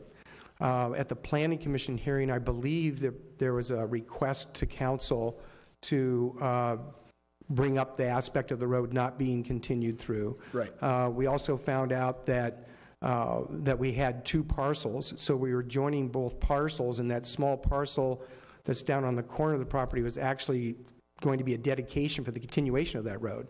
So we tried to ensure that people that we believe the road really can't go through once we bring those 2 lots together, because there is no dedication, there's no way for that section of the road to go through. Exactly. So those are some of the things that we explored. We asked staff about the traffic on the street, about the parking. There really wasn't anything we could do. We did refer names to people who asked us, who to contact at the city. We talked to Pam quite frequently, and she gave us the names of the people. So when people wanted to know, well, who do we talk to? What do we change? I said, well, we would be happy as a neighbor to support. Some people wanted the speed to be lowered. They wanted a lot of things that were just totally out of our control, but not that we wouldn't. So if parking, if we hear, and just for the folks, obviously everybody's free to say, when they come up and their public comment. I would hope, though, that we're all listening, because I can promise you we'll be listening. The street is not going to happen. Please understand, if you come up and you're concerned about Rolling Oaks going through, that is not going to happen. And with this parcel, it's an impossibility. So, that may not address all your interests, but hopefully that's one of the things, because I do think that's a legitimate issue. My question for you is, if we hear about parking, and my sense is we will, yes, would you be prepared to alter the parking to meet whatever council determines is a even overabundance of excess parking, to make sure that we don't have parking issues? Because if I lived on Los Padres, I would not want your folks parking on my street in front of my house. I simply wouldn't want it. And we've been there this morning. The fact of the matter is, it's a real possibility. It is a real possibility. So, I just want to kind of plant the seed now. If parking comes up, would you be willing to at least entertain addressing those parking issues? Yes, we feel that we have enough parking on the site. We also do have 5 acres. You do? We do have explored. We have explored, maybe an area for additional parking that might help a little bit at some point. So we would hope that we wouldn't have to put it in now and spoil the area, but if sometime in the future we would be able to show that there are areas on site that we could create some additional parking. Now, what about architecture, design, height of the building? Did any of those issues come up at your community meetings? Not too much. All right, so the road and parking. Those basically, if you had to put a bet, is that what we're going to hear tonight, other than we just don't want it, which I get? Yeah, but I think most people are very concerned about the parking and the traffic along that area. I think the parking issues that people have noticed around the hospital have been difficult, and then adding a lot of street parking with another project. We've worked really hard to ensure that. We also did share some things with people that we do have a policy that we don't have independent residents, very many, and so we only have around maybe 4 people that drive, and we don't store cars on site. We don't allow that to happen. Sometimes the residents and the family don't really like it, but we can't just have spaces with people storing cars. We just don't do it. All right. Okay, I appreciate it. Okay, thank you. Mr. McCoy, I think we have a few more questions for you, Mr. Mayor. We're going to be up there for a little bit. Get comfortable. Okay, I'll try to be comfortable. So with 16 employees on a shift change from 2 p.m. to 10 p.m., if I understand correctly, we're looking at 32 people coming and going. Yes. So that's 32 spots, 10% of your residents with cars, that's 9. That's not including any visitors. And then the idea of a Thanksgiving meal that was brought up, having family members come, and all those apartment complexes are going to be doing Thanksgiving meals. Help me with this. All right, what we've done in our other communities and what we intend to do here is that when we do special events, Mother's Day, Thanksgiving, all of these, that we arrange for a valet service, which we'd mentioned before. We have an agreement with that, and with the local office building to rent spaces for those times, so we can actually use the valet services to park. Or a lot of times we will rent those spaces and just have all the employees for that period of time park over there and then walk over to work. There's a number of ways to work with that give and take on the parking issues.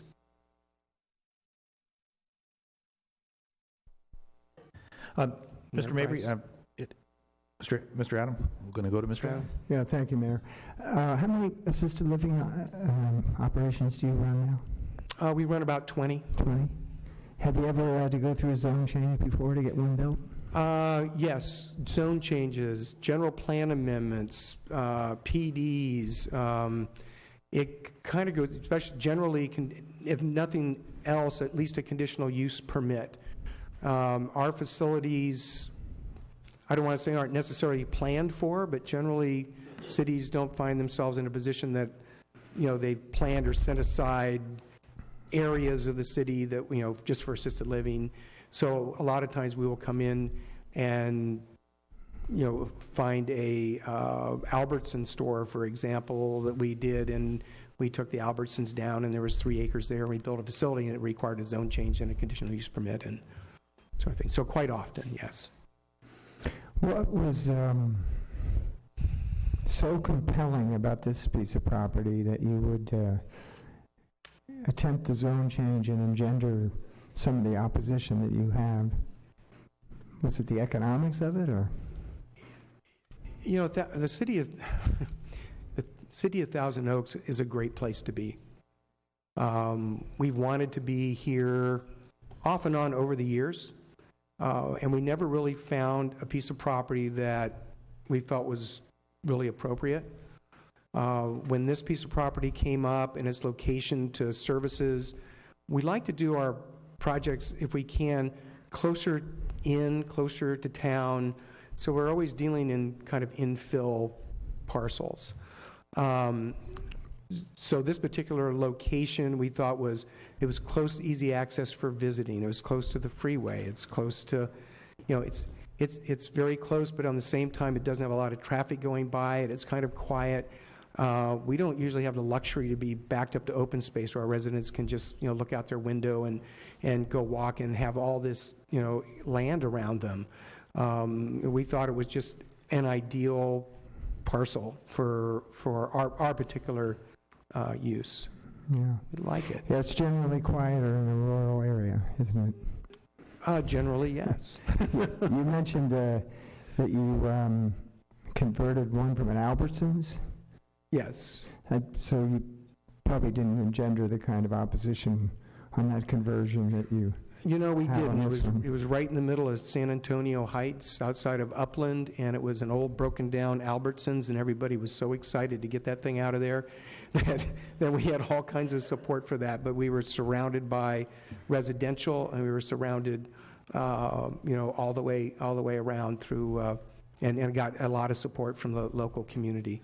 Mm-hmm. So in those situations, yes, we brought in a really, really pretty building and got rid of something that was kind of a different situation than we have here tonight, isn't it? It is. We just went through a process in the city of Orange a few weeks ago, and there wasn't anybody there.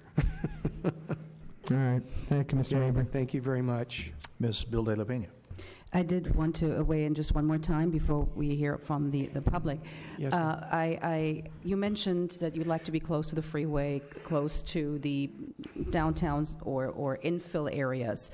There are several parcels available along Teal Boulevard and other areas of town or Hillcrest that would, excuse me, that would, please no applause, thank you, that would lend themselves to a wonderful, gorgeous development which you're proposing tonight. we have the wonderful Kmart site right there at the corner too, the old Home Depot there that where Home Depot wanted to go. But I was just wondering whether you did. I mean, Thousand Oaks, wherever you go, you will have a beautiful view. We are surrounded by 16,000 acres of open space. We have the Santa Monica Mountains. Did you consider other parcels in town that were really directly close to the freeway, like Teal Boulevard or Hillcrest or anything else? We've looked at other parcels. The only way we can buy a parcel if a parcel's for sale. And the Young Sec Club has left, they're moving, and they have their parcel for sale.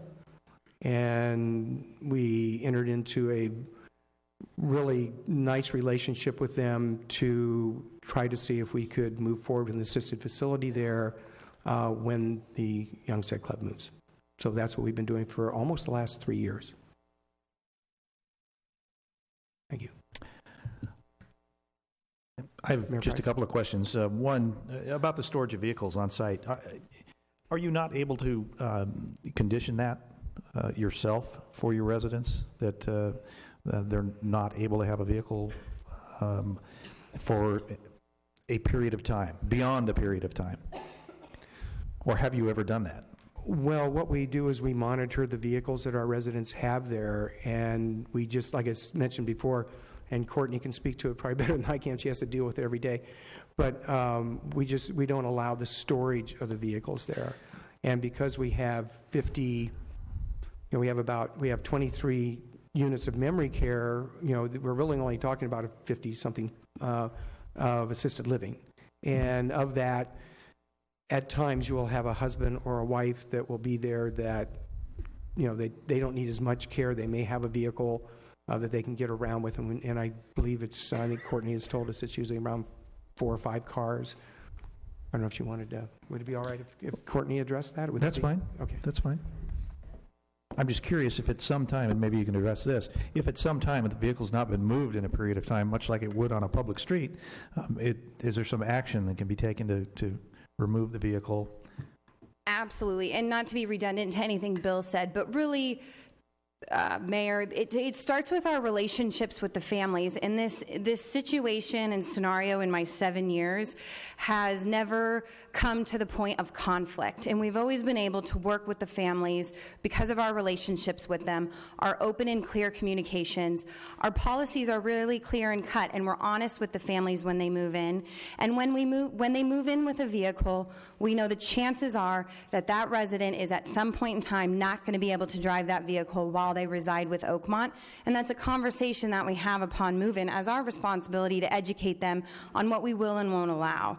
So that's really the key to where I think we've been successful. And if and when we ever got to that, we would do everything in our power to work with the families to make it in a quick timeline that didn't feel like a takeaway, but also honored our commitment to our parking. Thank you. One other question. During the community outreach meetings, and I don't know that this is for you or not, but you're welcome to stand there. Did you receive any information or complaints, concerns from the folks across on the county side there in regards to the view and what this was going to do to their view? And if so, were there any mitigation efforts that were undertaken to try and deal with that? Yes, we did. And what we did, and the only thing we could really do at that stage was we changed, working with Pam, we changed the wall designs along that backside. We raised some of that to ensure that there wouldn't be any light shining through. We changed the lighting systems that we were going to be using in that back parking lot area. We, through staff's request, we changed the entire landscaping palette all the way across the back of that and put in different trees, faster growing trees, more of them, and more screening. So we reduced the light, we reduced the ability for the cars to shine through, and then we also did a much larger landscaping palette all throughout there with suggestion from staff. All right. Just a question. Do you happen to know what kind of trees you proposed back there on that? I'd have to ask Pete. I know. Our landscape architect. But I think I believe there were pines back there all the way along the back, some fast-growing pines along there. Okay. Yes. I remember looking at it, but I couldn't remember right now. All right. I think we're done. Okay, thank you. Thank you. All right. We will move on to the public speakers. First, we will have Ron Hagee. Forgive me if I pronounce it wrong. Followed by Nick Fotheringham. I think they know that. Mayor Price and City Council, my name is Ron Hagee. I've lived in the Conejo for 45 plus years, and I'm proud to be a resident of a city where I can talk to the decision makers of the city, and they're going to weigh my comments the same as everybody else who's speaking here tonight. Many good people are here tonight to try and convince you to deny the building of Oakmont Senior Care Facility. Well, I'm here to ask that you approve Oakmont. Many seniors have spent a good part of their lives in the Conejo and cannot continue to live here without access to a senior care facility. These are quiet seniors who do not throw loud, rowdy parties. Most of them drive very little, if at all, and some continue to volunteer their services within the community. We're all aging, yes, even you folks who are here tonight to deny Oakmont. You or someone in your family will at some point need Oakmont. Will you have to move your mom, dad, your grandparents to another city because there's no room here? Thank you. Thank you, Mr. Hagee. Nick Fotheringham, followed by Bob Grundstrom. Good evening, Mayor, council members, staff, and neighbors. My name is Nick Fotheringham. I'm a resident of Thousand Oaks, and I'm the current chair of the Thousand Oaks Council on Aging. I wanted to call your attention to a letter of support for continuing development of assisted living resources within Thousand Oaks, including the Oakmont facility that we sent to the Planning Commission and copied to City Council on last October. I realize a few months have gone by. I wanted to point out in summary that this letter represents the unanimous support by the Council on Aging Commissioners.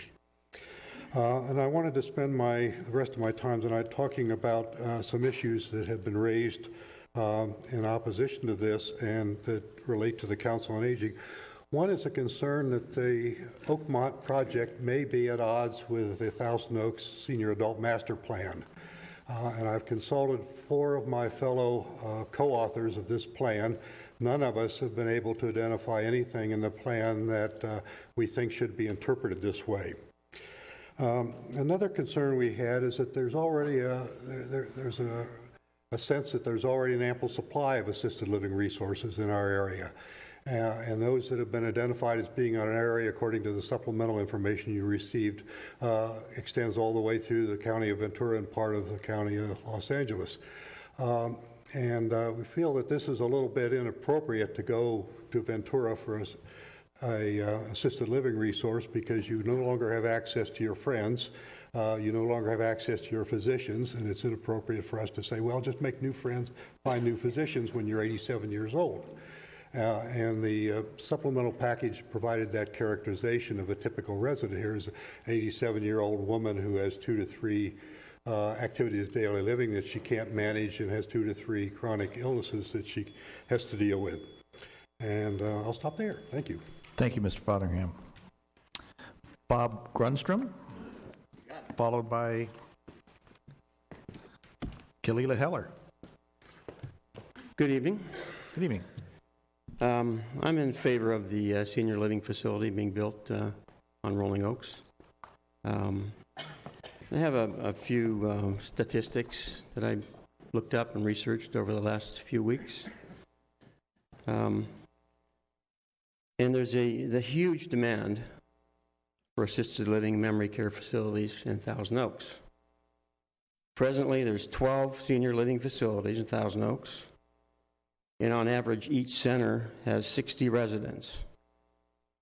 That means we are providing to 720 people over 65 in our community. According to U.S. Census Bureaus, there's 20,000 seniors in our community. On average nationwide, 37% of all seniors use some type of senior care facility. So if you use the census number of 37%, then the number of seniors you need to use some type of senior care facility in Thousand Oaks would be 7,400. So we're woefully undersourced. Then you have the baby boomer effect. I'm a baby boomer, and 10,000 Americans turn 65 every day. The baby boomer population over 65 will exceed 65 million in 2020. That's 4 years away. That makes it even greater if we don't, greater demand and greater lack of facilities beyond the numbers that are lacking now. On top of that, fortunately, we're living longer. Life expectancy for women is 86.5, and for women, for men, 84.3. Thank you, Mr. Grunderson. You're welcome. Appreciate it. Kalila Heller, followed by Claire Davis. I apologize if I butchered your name. No, you did a great job. Thank you. Thank you, Mr. Mayor and City Council members. My name is Kalila Heller. I'm a resident of Thousand Oaks for 30 years. And my profession is senior placement. And so I work within this community. I'm in all the large assisted living and small residential care homes every single day. I take people on tours of the communities, and so I'm speaking here in favor of this project, and I want to just speak specifically to occupancy, because when I'm looking for families for residential care for their home or assisted living communities for their homes, I find that most of these communities are close to 95% occupied, and I see the need in our community for another facility, and certainly the gentleman before me has addressed this with the statistics that are coming up with more and more seniors needing this kind of help. So I just wanted to say, as a professional working in this field, there's a great need, and I think it'd be well served to have this facility open. Thank you. Thank you, Ms. Heller. Claire Davis, followed by Sheila Magnuson. Okay. Correct. Yeah. So, Ms. Davis, you are not going to speak then? Thank you. Sheila Magnuson, followed by Grace Baker.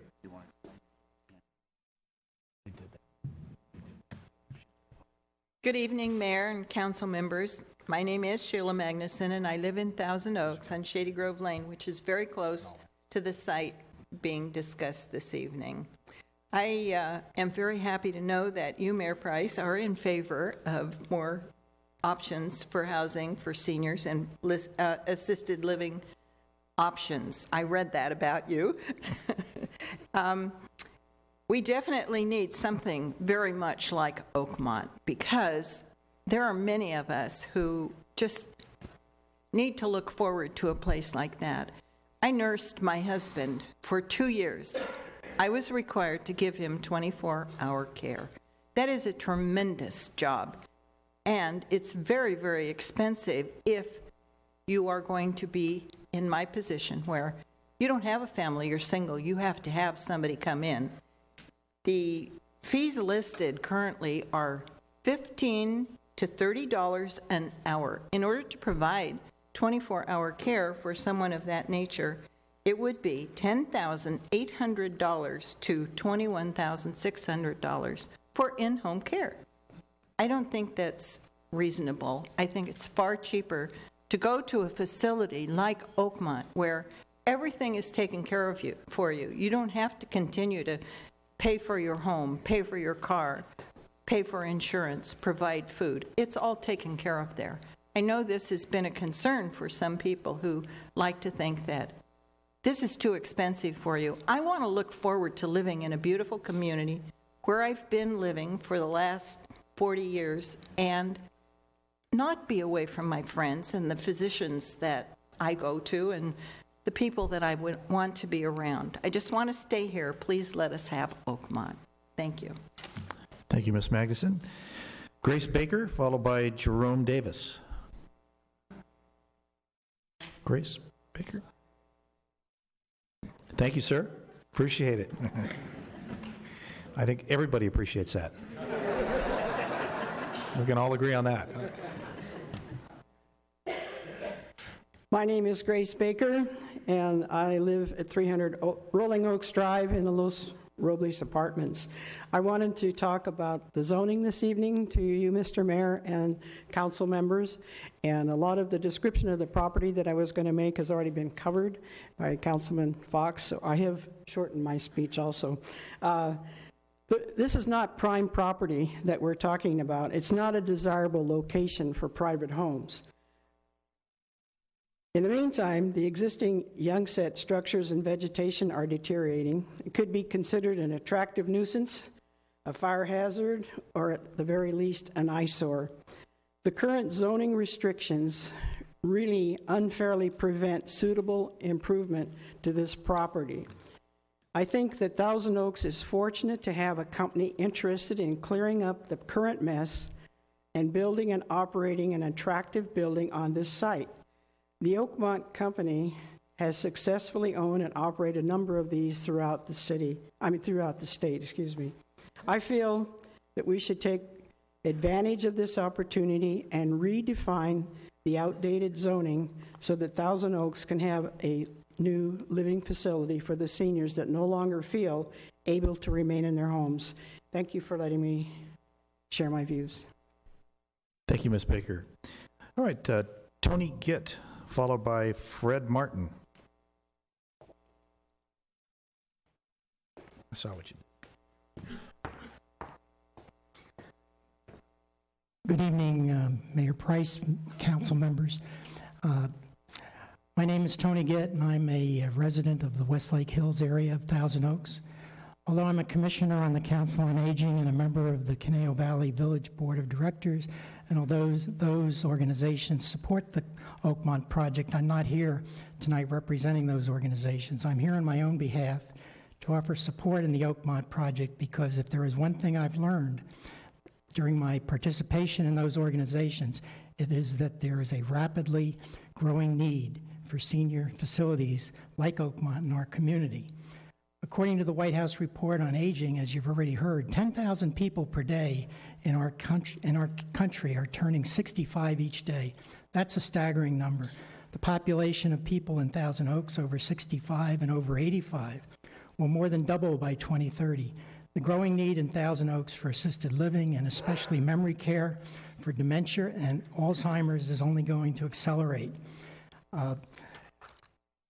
The other thing that I think I would like to point out is that the image of the city of Thousand Oaks towards seniors, if this project is rejected, will take a hit.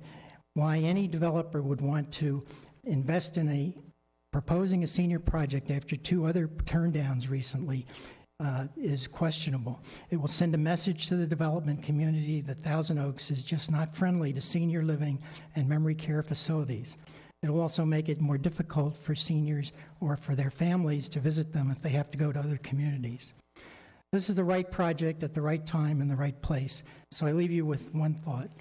If not here, where? If not now, when? Thank you. Thank you, Mr. Gitt. Fred Martin, followed by Sarah Berg, followed by Shirley Morris. Start stacking up. Good evening, Mr. Mayor and City Council. My name is Fred Martin. I live on Hillsborough. I'm adjacent to the Santa Monica Mountains Conservancy, so I have nothing behind me but bobcats and rabbits and whatnot, and I love living up there. I usually drive home now via Moore Park Road. I could come up Halen Drive from Rancho, which I do occasionally, and I notice as I come into my neighborhood or in that area, it's a real eyesore, that corner. So I was very, very interested when I heard about this a couple of years ago, and I got the notice, and I had plenty of time to think about it, because while I'm waiting for the red no left turn signals, I think about this. So I've got many hours in on it. And I really, I had to give you that shot. But I'm old, and I'm getting older, and when I can no longer maintain my home, I would like to know that there's a place for me to go that would be in this area. And I could still, because on Hillsborough, we have a terrific neighborhood, and we all know each other, and we say hello, which is very unusual for California. I was born and raised in East Los Angeles, so I really, really do appreciate Thousand Oaks. Thank you. Thank you, sir. We've got tough skin up here. That didn't hurt. Sarah Berg, followed by Shirley Morris, followed by Martha Neeson. Hi, Sarah Berg. I am a long-term resident of Thousand Oaks and have been following the progress of this project application over the past year. I would like to offer my strong support of the proposed Oakmont Senior Living Facility. I believe this facility would be a less intrusive use than the current daycare summer camp use, because there will be less traffic in and out of the project every day, as very few of the new residents will own cars. It also appears that the new facility will actually have fewer employees than the existing daycare camp facility. After reviewing the developer's project description and plan, I believe that the new facility will only cover about 2 of the 5 acres on this parcel, and will be less dense in scope than the adjacent apartment, outpatient hospital, and office building structures in terms of height and size. The proposed architecture also blends with the neighboring uses. Additionally, the requested zone change for this project will offer a great transitional use between the existing buildings. I strongly believe that our city needs to approve and promote the development of more quality assisted living facilities to properly serve our aging community and to address the current strong demand for this product. I will soon be looking for an assisted living facility for my aging father, and feel that this proposed project would fulfill all of our family's needs. Thank you for your consideration, and I encourage you to vote for the approval of this project. Thank you, ma'am. Shirley Morris, followed by Martha Neeson, followed by Claudia Spellman. Good evening, Mayor and council members. I've been spending my time previously marking up my planned comments, because thanks to your interactions and people who have spoken here, my attitude has changed to a large extent. My name is Shirley Morris, and I live around the corner from the proposed site for Youngset, for Oakmont. My husband and I are chairs of the neighborhood committee supporting Oakmont, and he is head of the local neighborhood watch. We are committed to the safety and beauty of our area. We have spent many hours researching Oakmont and their plans. We even took time with some of the committee members to drive down to the latest facility of Oakmont in Santa Clarita, and we came away, we were just blown away. It was beautiful inside and out. They have real high ceilings, which gives you a spatial feeling that I've never seen in another facility. So I would suggest to everybody, if you have any reservations, please took us 45 minutes each way. Go down and look at the facility for yourself and see what you think. I'm going to pick and choose. We talked a lot about rezoning. Rezoning, to me, is a positive, not a negative. It's when a building is rezoned, it's really for the good of everybody. They put new restrictions on that property and new requirements, and that's the purpose of rezoning. So instead of thinking of it as a negative, we should think of it as a positive. Some people talk about the good old days. I'm sure you've seen the letters in the paper reminiscing. But let's face it, we all age. And we need a place to stay if we're lucky enough to live that long. Is my time up? Yes, ma'am. Thank you. Anyway, Ms. I Moore. just want to ask you one thing, to look to your hearts. To me, this should be a heart issue. And go to a higher level, be positive, not negative. All right, I'm going to have to stop you there, And be kind-hearted, Ms. not Morris. hard-hearted. Thank you for your consideration. Thank you, ma'am. Martha Neeson, followed by Claudia Spellman, followed by Phyllis Benson.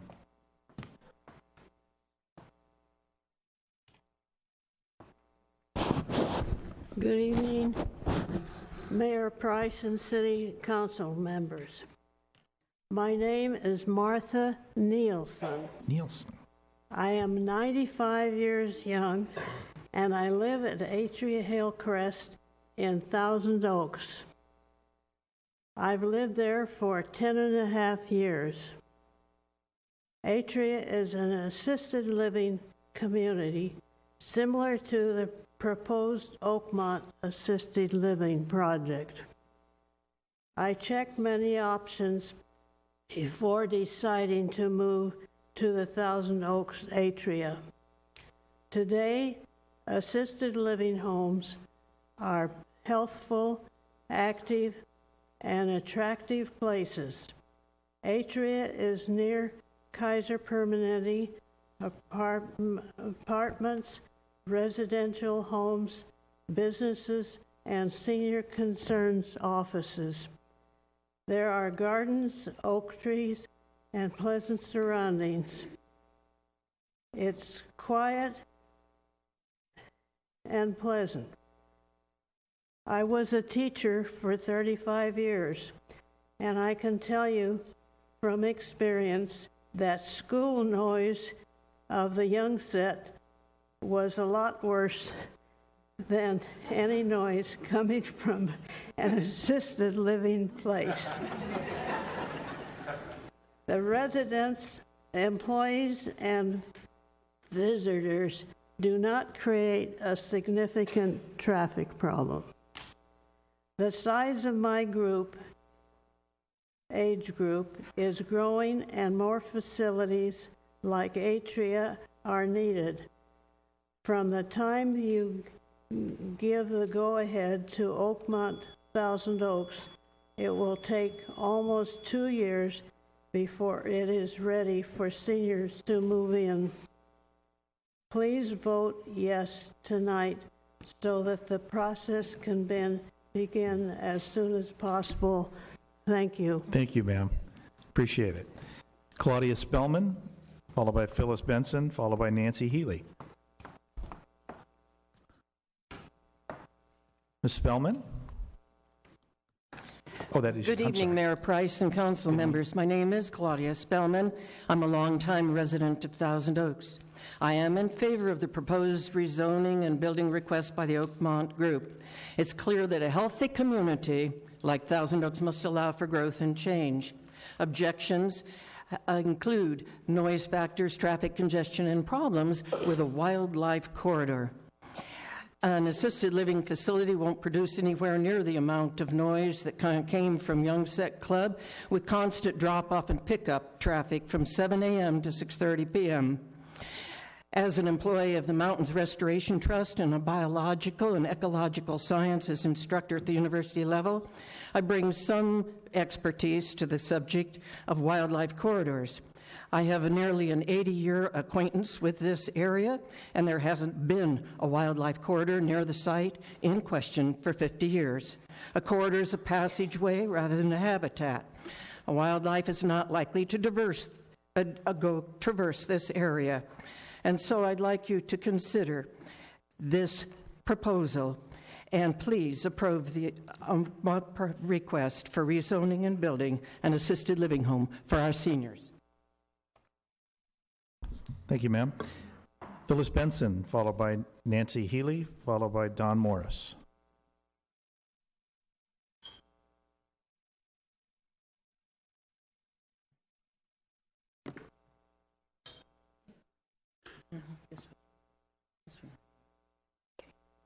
Thank you. I, too, was a school teacher. I thought 30 years junior high And if you can do 30 years of junior high, you can do anything. I did This 5. facility I'm quite familiar with. My grandson was one of the instructors at the Young Set, and so I'd visit him occasionally there, and it was a very nice facility. It's a good area. The hospital is right near. I've been there a couple of times, taking a grandson for a football injury. So that area is a nice area. It's good for what we are planning it to be, what you are planning it to be, and I'm sure you will vote in favor because you're a good, hearty group, and I'm sure you all enjoyed junior high. Thank you, ma'am. Yeah, best 5 years of my life. Nancy Healy, followed by Don Morris. She's very hard to follow. My name agree. is Nancy Healy. I am a 28-year resident of the city of Thousand Oaks. Since retiring in 2007, I've been very involved in senior groups in this county and in the city. I'm not speaking on behalf of any of those groups tonight. However, I am speaking with that 8 years of experience I have working very closely with seniors in this community and a number of organizations. Every time a new facility is proposed for Thousand Oaks, the argument is made, we already have too many of those. No one will ever make that statement who, like my family and I, had to struggle to find a place this year for my husband when we thought he needed a rehab facility. The discharge planners at Los Robles tried to help us, but they can't make a place for you. If there is no place to put you on the very day you need it, there's no place. It just doesn't work for you. I'm very passionate about this issue, obviously.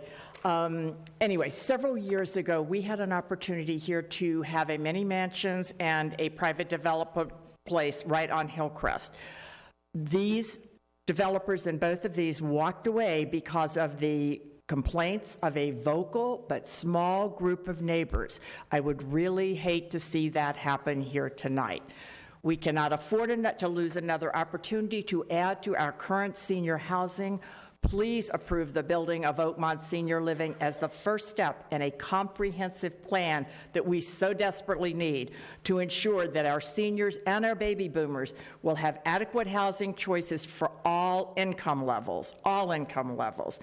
This comprehensive plan needs to start off with things that will help our seniors who want to remain in their homes, programs such as Village to Village, Senior Concerns, Home Share, our Global Center, services like hospice. But unfortunately, sometimes things occur when your best plans to stay home aren't going to work anymore. We need assisted living. We need a lot of them. Please approve this facility tonight. We may not get another chance. Thank you, Ms. Healy. Don Morris, followed by Jeffrey Plaskett.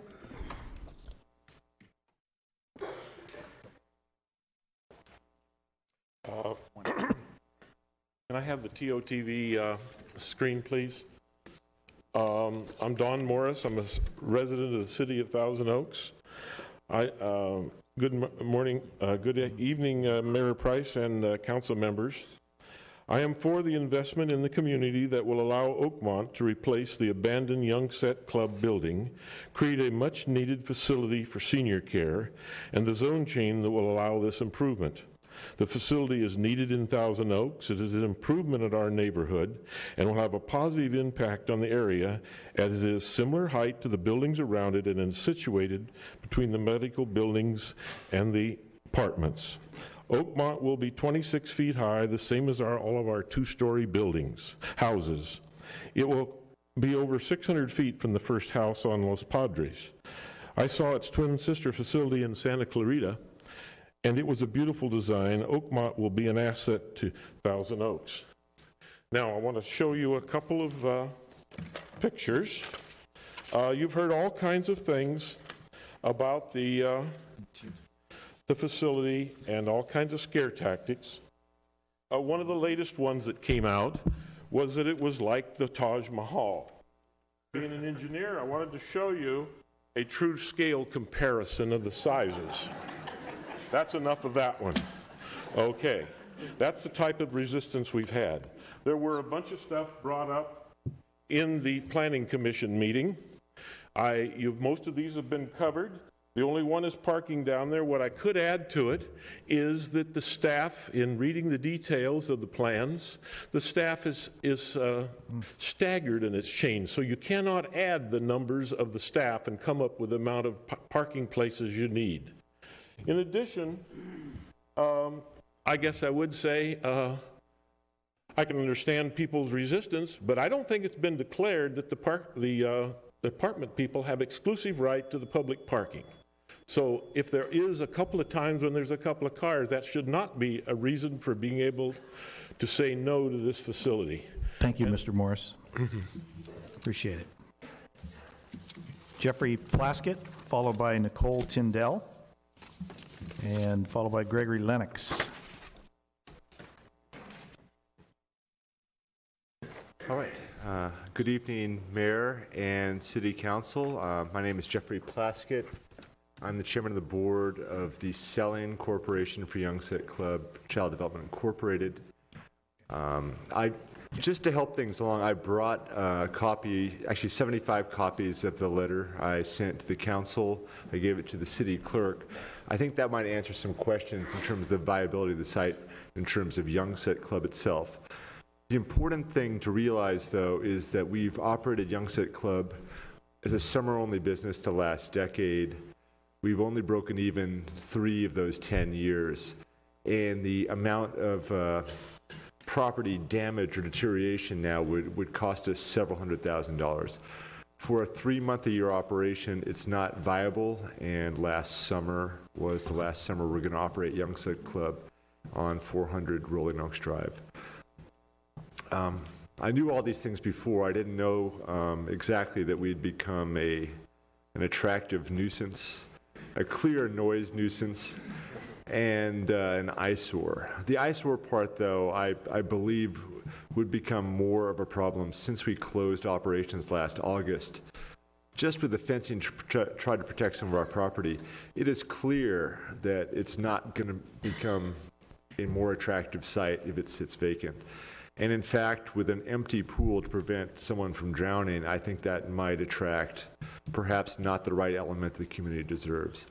I'd like to close by saying our company was founded 47 years ago in Van Nuys, California. We've been a very proud member of this community, working with preschools in the early 70s, and since the early 80s, we've been operating Young Set Club.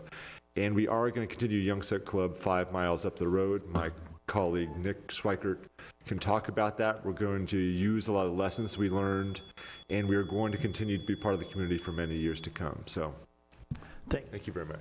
Thank you, Mr. Plaskett. Nicole Tyndall, followed by Gregory Lennox, followed by Valerie Fitch.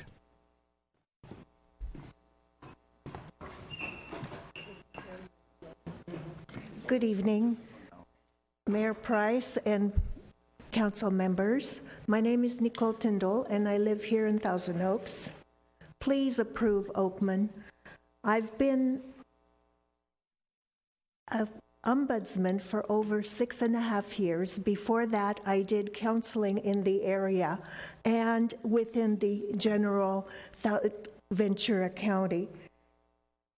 We really need facilities for our seniors. I'm getting older and older, and I don't relish the thought of going, but Oakman I would definitely consider.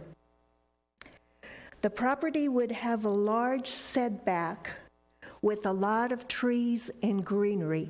I'm an open space person. That is very important, vital. They are aware and they're willing to use only a portion of the property to go forward with this building. I was, again, an ombudsman for several years, and I know what is needed for our aging population. Please approve the plan. Thank you. Thank you, ma'am. Gregory Lennox, followed by Valerie Fitch, followed by Karen Gorbach. Good evening. I'm Greg Lennox, and my wife and I have been residents of Thousand Oaks for 28 years now. And we live up the hill from the current Young Set Club and are strong supporters of Oakmont coming into our neighborhood. I think there's one thing that all of us with the green signs and the red signs can agree on, and it's that we love the city of Thousand Oaks, and we want the best for it. We just have a different vision. I really agree with the observations that Councilmember Fox made about the site. It's a transitional area. It's not a pristine open space. It's next to the medical offices on one side, a large apartment complex on another side, a very steep hillside that's open space on a third side, and then a quasi-open space with high-tension lines behind it. It's the roof line of the buildings is going to be down below the tree line, so it's not a big, obnoxious eyesore kind of a building like the medical buildings, for example. And I think fundamentally that we need to honor our seniors. Our seniors matter, and I think we need to walk the talk here tonight. And from personal experience, I can say it's very difficult to find appropriate elder care. We have a variety of different facilities in Thousand Oaks, which is great. We need more. This particular one is going to cater to the people that need the most assistance. There's no independent living, so there's not going to be a lot of cars. These are people that need help and need it on a 24-hour basis. So I encourage you to vote yes, and thank you for your consideration this evening. Thank you, sir.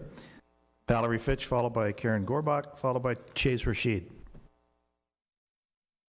Hi, I'm Valerie Fitch. I'm a resident of Thousand Oaks. I'm a registered nurse. I'm here in support of Oakmont. We have a shortage of assisted care, and I know you've heard that a lot tonight.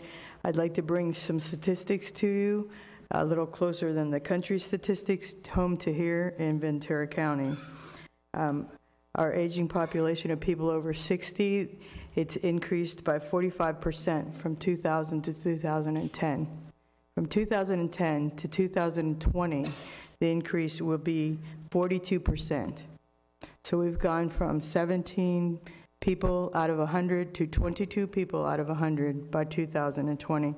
Those statistics come from the Ventura County Agency on Aging.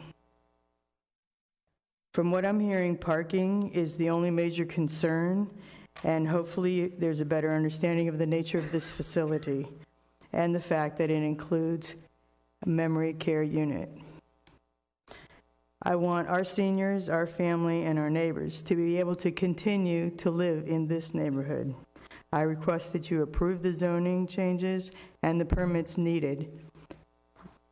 Our seniors deserve your support, and we need to keep our parents and our neighbors in this community. Thank you. Thank you, Ms. Fitch. Karen Gorbach, followed by Chase Rashid, followed by Raul Cruz.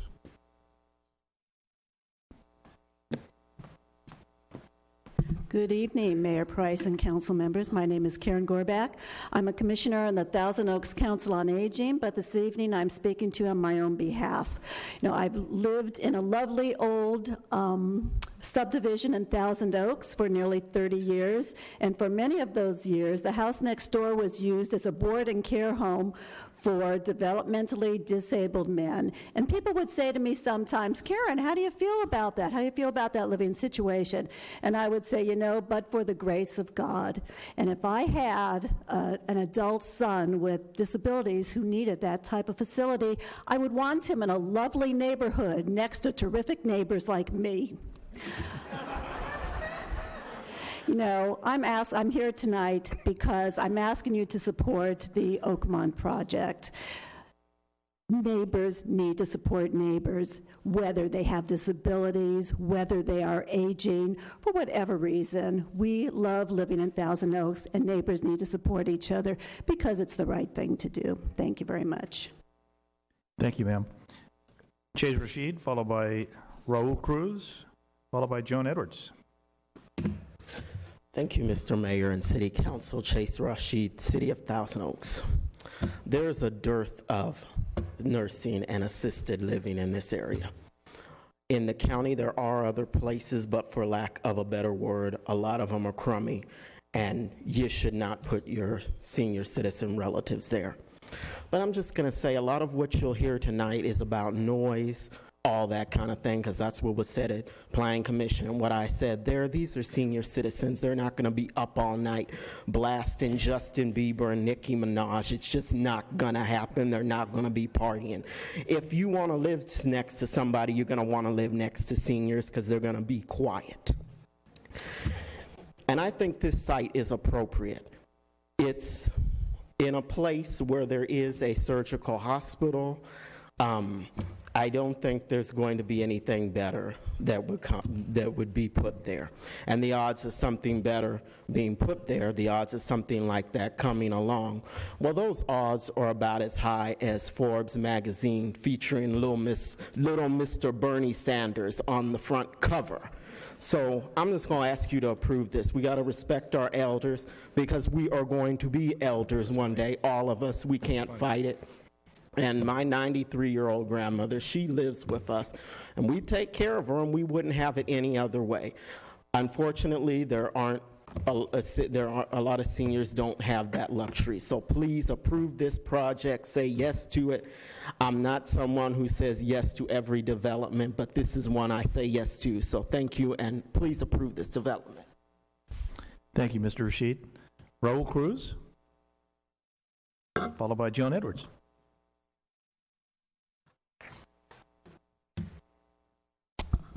Good evening, Mayor Price and council members and fellow attendees. My name is Raul Cruz. I'm a long-term resident of Westlake Thousand Oaks of almost 45 years. I try not to be redundant to the various points that have already been raised, but I just want to remind everybody that surely the same objections, if not the same exact objections, will be raised against this projects that have already been approved by the City Council previously. They'll be regarding noise, traffic, and parking. There were the same objections raised when you approved the prior three projects like Thousand Oaks Surgical Hospital, construction of the Halland Drive, and the Vanpool parking lot.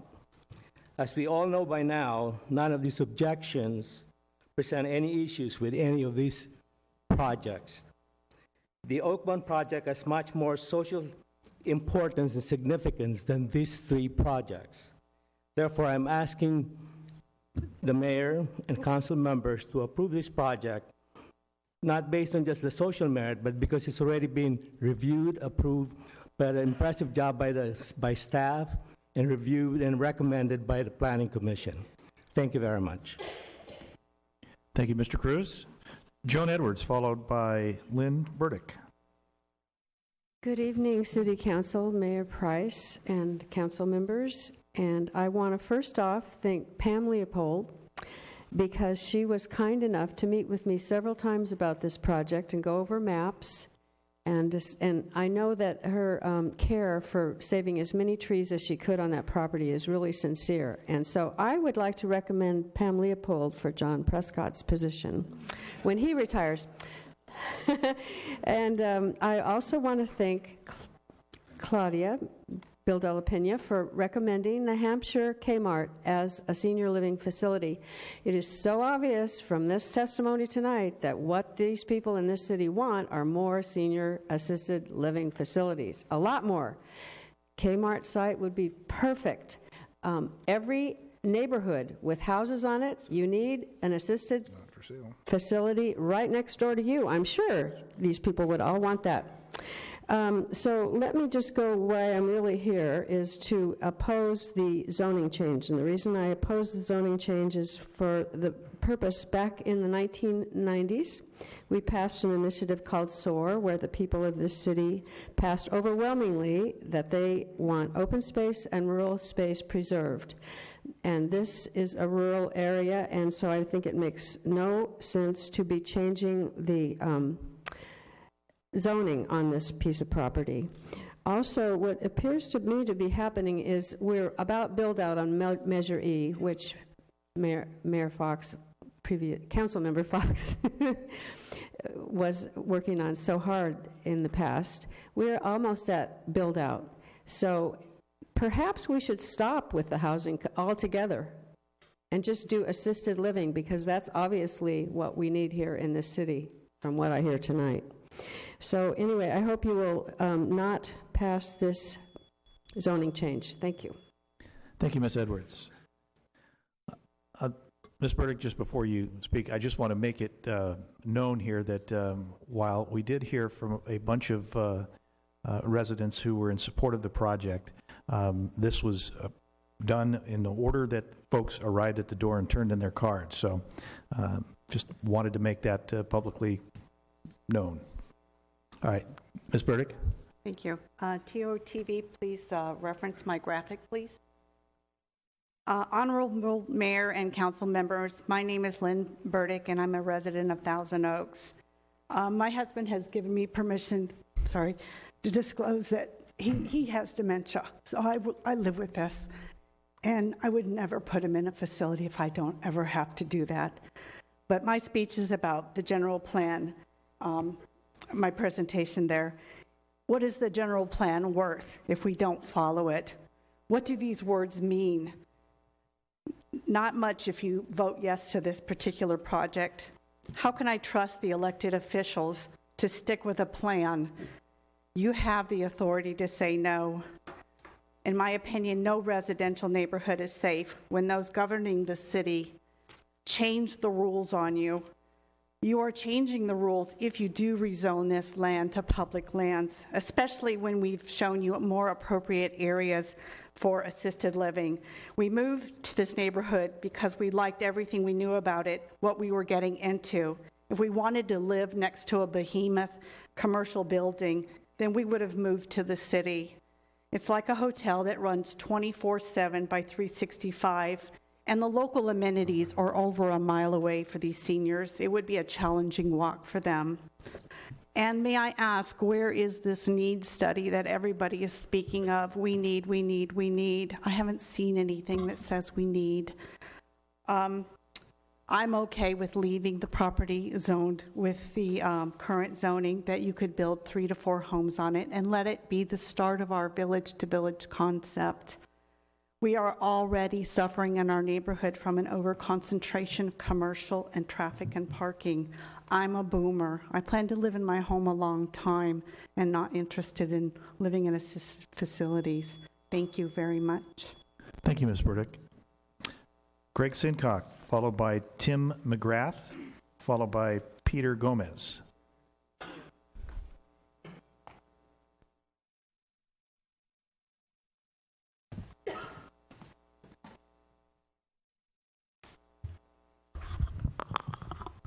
Good evening. Good evening. My name is Greg Sincock. I live on Sundown in Thousand Oaks. And I've been a resident for about 35 years here, and I've come to expect great things from you folks. We've seen some amazing things happen in this council chamber. I know some real problems have been turned into accomplishments right here.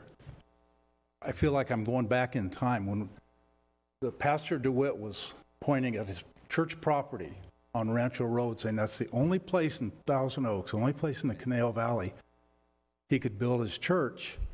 And we were asked the same question, well, something's going to go on this location, and if not this, then what will go on the location? The implication being that something terrible was going to go there if the church didn't go there.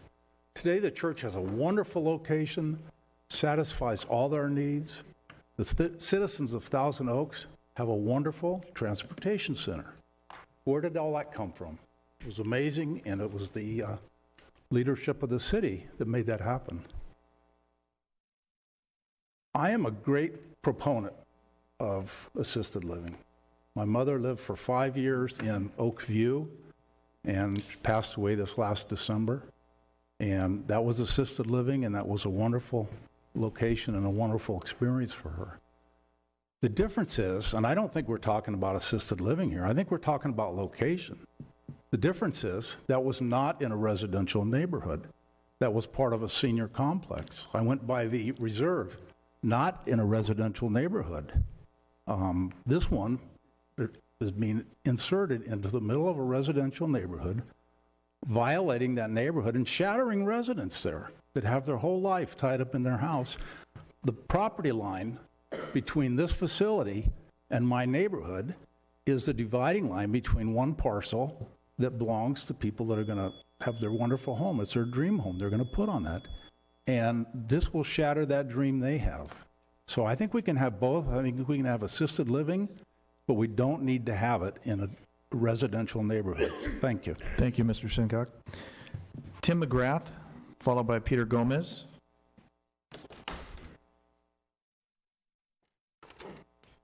Honorable council members, I'm Tim McGrath. I'm a 27-year resident of TO. And since moving here, I've been a community volunteer in roles as ranging from AYSO coach to board member of the Westlake High School football alumni. I'm familiar with assisted living facilities as well, as my mother was in one for several years before she passed away. And if she was alive and the Oakmont was available, she wouldn't be welcome because she couldn't afford it. They do not take public assistance. They only take private money, from what I understand. No one from Thousand Oaks requested this proposed zoning change. No one. And this entitlement. This zone change has been asked for from an out-of-town developer. Let's be honest. Measure E was intended to stop development in exceeding densities of the general plan without voter approval. Until tonight, local proponents have not pointed to any clear data supporting claims this project is needed. And even if so, would the means justify it? A change to public lands? The Oakmont proposal far exceeds the density allowed in the general plan, but a so-called loophole in Measure E allows it to go forward without a vote of the people. Mistrust of public officials at an all-time high. And I will look back on this day and know that I did the right thing to speak against this attempt to bypass Thousand Oaks voters who enacted Measure E. It was put into place to stop the very shenanigans that bring us into this chamber tonight. When you look back on this day, I hope you can answer the same way. I urge you to vote no on this request. No one in the city of Thousand Oaks requested it. It goes against the spirit of Measure E, and zoning requests this drastic of a density change to the general plan should be approved by a vote of the people of Thousand Oaks. Thank you for your time. Thank you, Mr. McGrath. Please, Peter Gomez. I'm an engineer as well. I'd like to point to this I'm sorry? document. Yes, sir. TOTV. Yeah, TOTV, you could just show the document. Okay, thank you. Peter Gomez, followed by Mike Nichols. Good evening, ladies and gentlemen, City Council members. My name is Peter Gomez, and I live in Thousand Oaks. I have a drawing that I'd like to post on the request for TOTV for everybody to see. I'm one of the 5 people in my neighborhood that received an Oakmont mailer when they first sent them out. We were the only ones that received them. I oppose this project because it is not a proper fit. Is it an attempt to circumvent Measure E, which would have this brought to a public vote? Yesterday, in the Ventura County Star, we were accused of forcing others to drive to the San Fernando Valley to visit their elderly loved ones. Not one person who wants a no vote has said or implied any such thing. The only thing that we can be accused of saying is that this particular facility on this particular site will be remembered as the start of our city becoming the San Fernando Valley. Encouraging our neighbors to accuse each other of wishing hardships on seniors and their caregivers only happens when facts can't be supported. The facts are, we have been through this before with the Thousand Oaks Surgical Hospital building. What we were sold was not what was delivered. The agreement called for landscaping that would lessen the impact of the building on the surrounding neighborhoods, and to date, it is non-existent. And it's been 12 years, and still no buffer. It's no wonder why we oppose this new project that will dwarf the Thousand Oaks Surgical Hospital. If you look on the picture there, it's the red building. Surgical Hospital is smaller than what the footprint of this thing is. TOTV, please show that. I submit that Oakmont has not exhausted all its other options, of which there are many, and having nothing more than a desire to possess this property does not present a compelling case for a permanent transformation of an already established residential rural zone neighborhood, even with a signed agreement to complete all the required concessions per the MND. I am I am for senior housing, but this is not the right location. If the very nature of what makes Thousand Oaks is not protected and preserved, then what will become of Thousand Oaks? This vote will either start us down the road to being the San Fernando Valley or send a message that we stand for our open space Mr. and Gomez. smart growth. Thank you. Thank you. Mr. Mayor? Mr. Yes. Gomez? Mr. Fox? Mr. Gomez? Question? Yes, sir. What part of Thousand Oaks do you live in? I'm in the area right adjacent to this building here. I'm in the... Are you on Los Padres? I'm on Rinbach Road. Are you on the county side or the city side? County side. I'm sorry? I'm on the county side. Okay. All right, very good. I have a nice view of this out of my front yard. Okay, I get it. Thanks. Thank you. All right, Mike Nichols, followed by Robert Macarelli.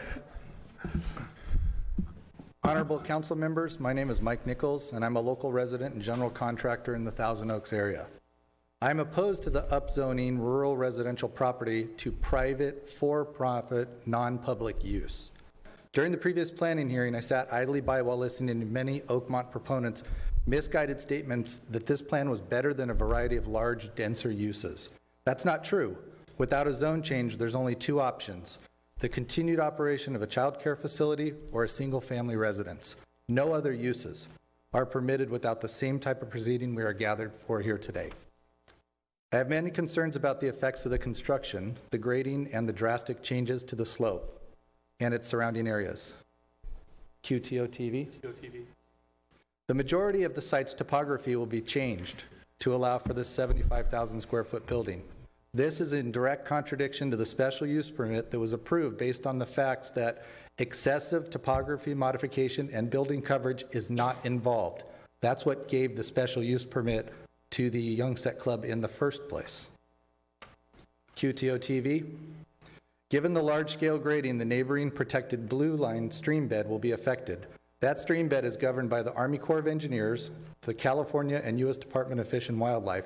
I've contacted these agencies, and all have expressed concern that none have been contacted, and they've all been circumvented, and they need to be involved to make this determination. QTO TV. The visual height change from its current condition is 48 feet from the base of the area that's graded to the top of the roof. This is equal to a 4-story high-rise similar to the Rondell Hotel being proposed in Calabasas. The difference is the hotel is only 20,000 square feet. The Oakmont facility is 3.5 times greater in size. This project has been streamlined without the consideration of the best interest of all of the Conejo Valley citizens. Please join me in opposing the zone change by voting no. Thank you. Question, Ms. Bill de la Pena? Yes. Mr. Nichols, can you go back to the point that you made regarding the blue line there? Correct. Can you go back over that again, please? Yeah, if I can have the slide. Can we get TOTV to put this up, please? If you see on this, this has been highlighted. Is that a bioswale, or what is that? This is actually on the GIS website, which is the government website. There's a stream bed, this location and along Sundown, that are blue line on the GIS maps, and they are technically called a blue line stream bed. Okay. They're protected by the federal government, the state Fish and Wildlife, and the Ventura County Department, and the Army Corps of Engineers all have jurisdiction over the stream bed, and none of them have been contacted about this and know anything about the project. Okay, thank you. You're welcome. Okay. Mr. Macarelli. Yes, hi, my name is Robert Marcarelli, and my occupation is in the media as a filmmaker primarily, but my vocation speaks to what we're talking about this evening. I'm a volunteer humanitarian that have traveled over 35 countries as a first responder to the victims of human trafficking, wars, captivity. I've served in Sri Lanka after the tsunami, Hurricane Katrina, the earthquake in Haiti, and last year I was in Iraq. For my efforts, I was knighted, and I've received the Order of Merit and the Order of Valor. And what I like to say to people is that we're not people that are non-caring. So that needs to be moved away from this. I'm a caring person, didn't get paid for my trips around the world, and I help seniors now as a volunteer at the hospital. The goal of the mission is always to unravel the darkness and let the light come through. And the genesis of this project is the problem that we're looking at. The petition itself is filled with like half-truths, and it's truths of misinformation, and you have to look at it because it talks about to replace an existing building. It doesn't say it's going to be 10 times larger than the existing footprint, but it's going to be covering a greater area. So it's a half-truth. And they didn't talk about the fact that it was going to be, let's go to TOTV number 1, bigger than the Taj Mahal, twice the size, footprint. TOTV number 2, larger than the White House that is 55,000 square feet. And guess what? It's larger than Hearst Castle at 68,000 square feet. It doesn't fit. It doesn't belong. It's like a pig on a postage stamp. We have to think about what we're putting here, and we must really realize that this is not, matter of fact, I don't even know if the owner of the company is here tonight, but he's missed the debate, and we're all here.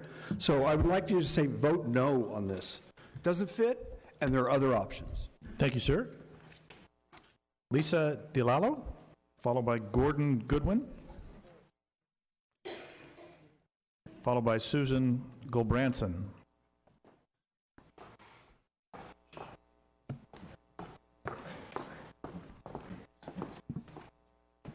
Good evening, Mayor Price and City Council members. My name is Lisa DiLallo. I live at 303 Rimrock Road in Thousand Oaks.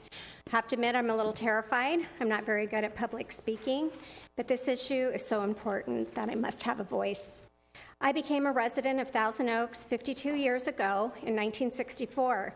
My dad had just gotten a job with Harlan Lee Development working on the Shadow Oaks homes, one of the first residential tracts in Thousand Oaks. Living in LA, it didn't take long for my dad to fall in love with the beauty and country setting of the Conejo Valley. He knew this was a better place to raise his family and ended up purchasing one of the homes he helped build. When I considered buying a home and making a significant financial investment, I had to make a lot of sacrifices. I even cashed out my life insurance policy to help come up with a down payment for a pretty modest home. Now I'm fighting for my home.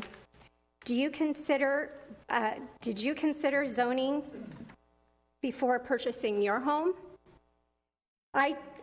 Did you consider the look, appeal of your potential neighborhood? I did.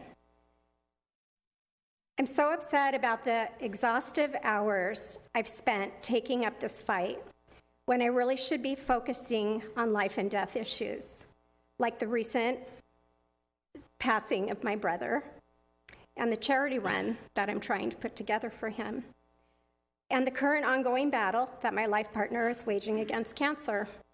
What really upsets me is there are more suitable properties available that are zoned so as not to infringe on quiet neighborhoods. And as a matter of fact, you might agree, the Planning Commission is on record stating, and I quote from the M&D report, there are undoubtedly vacant commercial or institutional zone properties in other portions of the city. The applicant has selected this site because of the combination of factors which make it desirable for senior living. You see, Oakmont wants a view for their residents. I'm going to have to ask you to wrap up, please. A beautiful open space, but with no regard that this is in fact what Oakmont is taking away from me and my neighbors by erecting a huge commercial building up against our property lines. Thank you, Ms. DiLallo. Please vote no on Zone G. Gordon Goodwin, followed by Susan Gulbranson. Good evening, Mayor Price, honorable council members. My name is Gordon Goodwin. I've been a resident of Thousand Oaks for 15 years.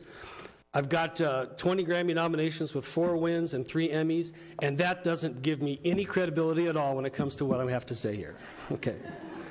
But many of us are aware that our city's facing a budget shortfall. So maybe there's a tendency for us to try to look under every rock and every oak tree to find a solution to that. The proponents of Oakmont may tell you that there will be important tax revenue from this development. But in this case, that archaic reasoning doesn't really seem to apply. This facility, once it's up and running, would not yield significant new income to the city. It's not a retail store. It may look like a resort hotel, but it's not a traditional hotel, nor is it a condominium. On the other hand, there's little doubt that the existing surrounding single family homes will decline in value due to the proximity to this large commercial structure. A realtor with over 40 years experience here in Thousand Oaks told us we should expect a 10 to 15% decline in our property values if this project gets approved.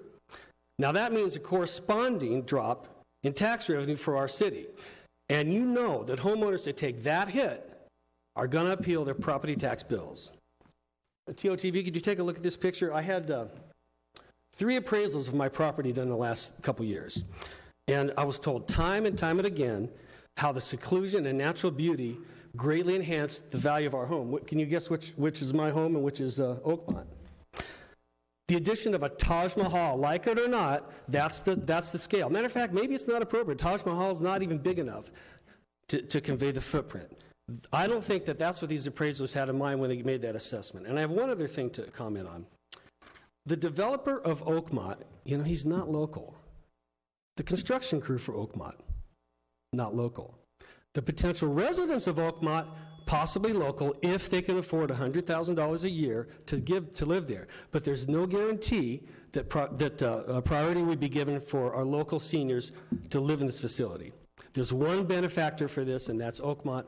And we ask you, our elected officials, to advocate for us, the citizens of Thousand Oaks, and not for an out-of-town, for-profit corporation. Thank you, Mr. Goodwin. Like Oakmont. Thank you. Thank you. Susan Gold-Branson, followed by Barbara Ballinger. Honorable council members, my name is Susan Gold-Branson, and I have been a homeowner in the impacted neighborhood for 21 years. Since the Thousand Oaks Surgical Hospital and cluster of medical buildings has been built, our family has seen increased traffic on Rolling Oaks and Los Padres Drives and on Moore Park Road south of the 101 interchange. The Moore Park interchange area is frequently seen in gridlock. Those of us that have to navigate the 2 sets of traffic signals to transit through Moore Park Road know what a hassle it can be. And that's why some people get off at Rancho Road and they use Holland Drive to avoid it altogether. Besides the overall traffic increase in this area, there's been a very noticeable increase in street parking at the intersection of Rolling Oaks and Los Padres. In particular, vehicles parked on Los Padres are advancing up the hill, and this has become quite pronounced in the last couple years. Even now, employees of the medical buildings are street parking and parking in the Young Set Club. If the proposed Oakmont facility is allowed, those employees using the Young Set Club will have to park on the street.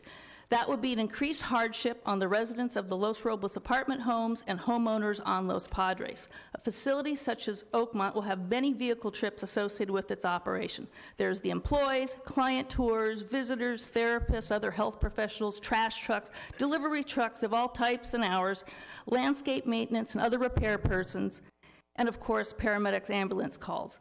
If the proposed facility were to become a reality, the entire neighborhood will first have the hardship of the construction with related traffic on Moore Park Road, and if completed, additional congestion on the 101 Moore Park route. Also, there's another medical building being built on Rolling Oaks, and 14 additional apartments have been approved right across the street from the site. There's not enough parking now.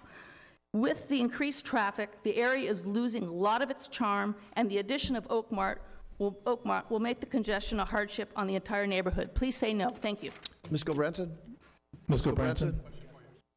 Question from Councilmember Fox. Do you live on Los Padres? I live on Newcastle Street, which is close by. Okay, is that up and around a bend, or? It's near the crest of Los Padres, where. Okay, I know exactly what you're talking about. Okay, thank you. Thank you, ma'am. Barbara Ballinger, followed by Livia Curtis Fisher. Barbara Ballinger. I live on Los Padres, so I'm the closest single-family home to the facility that's been proposed. Zoning is a contract between the city and homeowners. I don't think you should change zoning for people who have invested their fortune and their lives in their homes without dire reasons. I don't think making profit for out-of-town developer is really something that is a dire reason. Some of the other people have said it's not a animal corridor. And I would like to say that we see bobcats, we see deer, we see skunks, and there's a lot of wildlife there. And if there was something here that was actually affordable and might even be reasonable, but this isn't going to be affordable. I won't be able to live there. I can't afford $100,000 a year. And if there were like 3 boarding homes that took in people for assisted living, that would be sensible, and it would probably be along with the zoning that's there already. Please vote no for this zoning. Thank you, ma'am. I'm going to try this again. Livia Karetsis Fisher? I can't wait to hear you say it. Rolls off the tongue. Honorable Councilman, Mayor Price, good evening. My name is Livia Karetsis Fisher. There you have it. I'm a member. I've lived in Thousand Oaks for 30 years, and I was also a former member of the Board of Directors for the Long-Term Care Services of Ventura County Ombudsman. This development is not a residential development, but a for-profit commercial operation for a small segment of the population that can afford the price tag. It should not be located in a well-established neighborhood. Call it what you wish, it is still big business. According to the U.S. News, these facilities are potential investment opportunities for astute real estate investors. And let me remind you that Oakmont's founder, William Gallagher, is a real estate developer. It is not affordable to a senior who lives on Social Security with an average annual benefit of $16,000 per year. The average price for a small studio is $3,500 a month, $42,000 a year. Memory care, minimum $7,000 a month, $84,000 per year. But whom is it really helping? Whom is it serving? The greater part of our aging population can only look to Medi-Cal to foot the bill for their long-term care needs, and Oakmont is not Medi-Cal approved. Oakmont is not a Medi-Cal facility. Whom are we helping? This is a major point that no one has brought up. Everyone speaks to keeping our seniors here, while the great majority who cannot afford this will be forced to move out of their neighborhood with Medi-Cal. Medi-Cal approved means next empty bed in your county. Who can afford this? Who are your constituents? That small amount that can go ahead and pay for it or not. I'm not against long-term care facilities and our aging citizens, but have been a member of the Long-Term Care Services of Ventura County for over 7 years. And I know that this facility will only serve a small, wealthy segment of our seniors and not the larger portion that really needs the care. And most of the proponents of this project would have you believe it's them. It isn't. Thank you, ma'am. Thank you. I urge you to vote no. Thank you. Sarah Willis, followed by Catherine Knaus, followed by George Jones.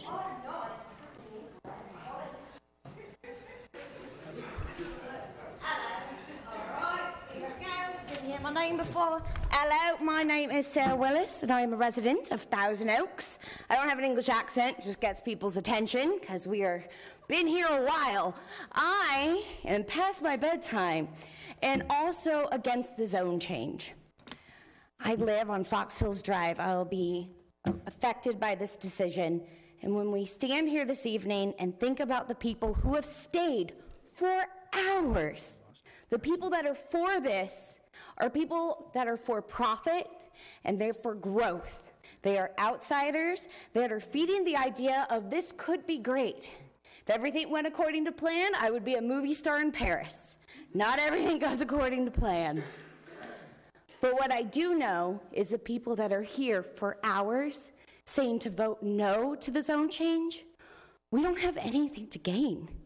We just have so much that we don't want to lose. Please, we love Thousand Oaks. You love Thousand Oaks. You're here serving it. Please understand that we want to keep the zone the way it is so we can keep Thousand Oaks the way it is, the way we love it. So please, vote no to the zone change. Vote yes to Thousand Oaks. My name is Sarah Willis. I'm against the zone change. Thank you so much. Thank you, Ms. Willis. Catherine Knaus, followed by George Jones. Mayor and honorable council members, I'm Catherine Knaus, Thousand Oaks resident, 40 years. I'm against the Oakmont building project at the current proposed site. We bought property on Rimrock Road, examined zoning 28 years ago. We built a custom home. Hey, look, we invested our life savings.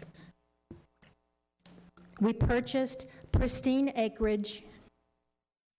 We paid a premium price for peace and quiet, and we entered into a contractual agreement of sorts with the city of Thousand Oaks when we purchased the land and built our home.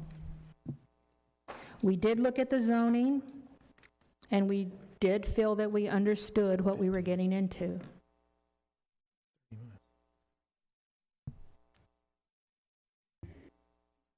Esteemed Mayor and members of the council, you have your jobs cut out for you. I pray for you, really. And I ask God Almighty to give you strength and wisdom as you govern with discernment. Thank you. Thank you. Ma'am, I think you may have a question for you. Mrs. Ms. Knaus? De La Peña. Thank you for your comments. Would like to know from your perspective, what is it about this building, other than the footprint, which you say is large, that is so appalling when you look at the rendering and different view sheds? Is it blocking the view? Is it, what exactly is it? Because I think it's a beautiful building. It's gorgeous. So what is so appalling to you and your neighbors? Well, King Solomon said that a beautiful song in the morning is a curse to one's neighbor. Sometimes things can be, I don't know if you've had someone who gets up in the morning and before coffee and is singing around the house. That's basically what he's talking about. It's sort of like, oh, please, it's too early. Something beautiful can be set in a correct environment where it is interpreted and enjoyed as beauty. Also, something beautiful, as Solomon said, a song in the morning, can be placed at a place where it's an annoyance, it's ugly, it's untoward. And so that's the context of which I'm speaking. And to more specifically respond to your question, some of the properties of my neighbors, and mine is right next door, their property line is right up against the property line of this proposed project. So when they sit in their pristine, and I've been to their homes, and when they sit in their backyard and they're looking, right now we're looking at the Tosh building, and to anybody in our neighborhood, that's a sore subject, and I know that all of you can appreciate our sentiments on that. But to sit on our decks, or our backyard, our place of repose and rest, and look up to what is a beautiful area, and have an engagement of yet another taller structure, however beautiful it is, and however hard work has been put in to adapt landscaping or other engineering designs, that beauty is untoward in the position and the location that it's in. I wouldn't want to be the good ones. I wouldn't want to be the Delalos. And I'm right next door to them, and I don't want it either. I don't want to have yet another encroachment and infringement upon our land and our well-being. You see, our neighborhood in that's Rolling... fine. That's yeah, good. That's it's good. We not have the- many more speakers, but I think you answered thank you. it. I Thank hope I you. was Thank able to you. answer your No, no, question. you did. Thank you. Thank you. Thank you. George Jones, followed by Carolyn Adams Duda, followed by Diane Gomez. Good evening, Mayor Price and honorable city council members. My name is George Jones. I'm a 75-year-old senior advocate who has lived in the Conejo Valley for 37 years. I was nominated as Senior of the Year by the Thousand Oaks Council on Aging, and my in-home service company has taken care of at least 500-plus seniors in this area. I love my fellow seniors, and my 2 points are their safety and, quite honestly, my neighbors' property values. TOTV, please show the slide. Councilman Fox, who has been a blessing to our city for over 20 years, has told me that fire is not a concern. I trust and believe him. I'm just having trouble visualizing an evacuation at night of any type from that area due to a gas leak, earthquake, or fire, one of which is a common occurrence in this area. I think that the corner intersection involved is a quagmire at best. How would people escape? Not on Los Padres South, because that is the most likely direction of a fire. Not on Rolling Oaks Drive East, that is a dead end. Holland Drive North doesn't look too good either because it passes through 3 parking lots with people wanting to escape too. The only option left is Rolling Oaks Drive West. The fire department has already figured that out, and that is where the emergency vehicles will be entering, and that is where people in this area will be trying to escape. After this facility is built and people discover there is congestion that they didn't foresee, they are going to want to punch through Rolling Oaks Drive to the east, and that will destroy my property value. I know what you said about it earlier, but I know how things change. Anyway, there's obviously a better use for this space of a proposed 24/7 facility. I do feel my moral obligations to keep my fellow seniors safe and others out of harm's way. One of the city's goals for 2016 and 17, and I quote, to maintain a strong commitment to public safety to ensure that city remains as one of the safest cities in the United States. A vote yes tonight is a no vote on public safety. Thank you. Thank you, Mr. Jones. Mr. Jones, I just want to ask, were you in the chambers when Chief Smith spoke about the fire danger here? Yes. Okay, there's a quote. You're going to believe what they tell you, or you're going to believe your eyes. Did you see the sign that I put up there? The Ventura County Fire Department said this is a dangerous, extreme fire hazard area. And Andy, I respect you, okay? I love you for 20 years. Okay, you're a great guy. You've done a lot for our city. But I'm telling you something. I'm going to believe my eyes, okay? Okay. Thank you. Thank you, Mr. Jones. Carolyn Adams Duda, followed by Diane Gomez, followed by Joyce Macarelli.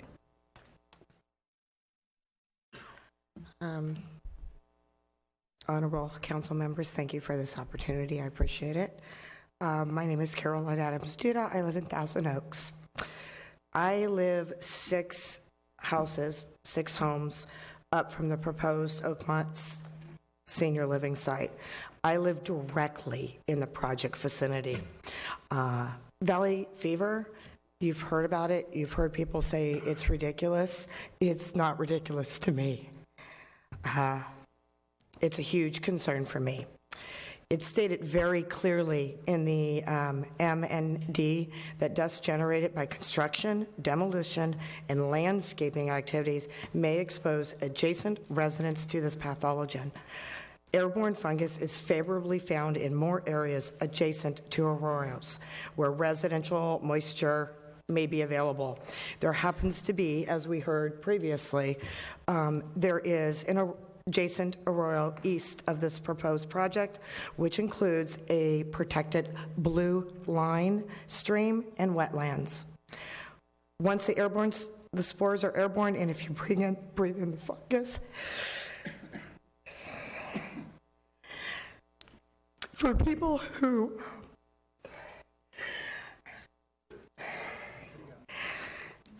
have lower immune systems, respiratory issues, it can be deadly. I'm 51 years old. I have IPF. It's pulmonary fibrosis. I was diagnosed in February 2014. It's a terminal disease. The average lifespan after being diagnosed is 3 to 5 years. Some live longer and others do not. I plan on living longer. I'm doing everything in my power to keep my lungs as strong as possible. I just ask you, this is a huge, beautiful, enormous building. You have to dig a lot with a lot of construction. There's going to be a lot of spores in a very highly potential area.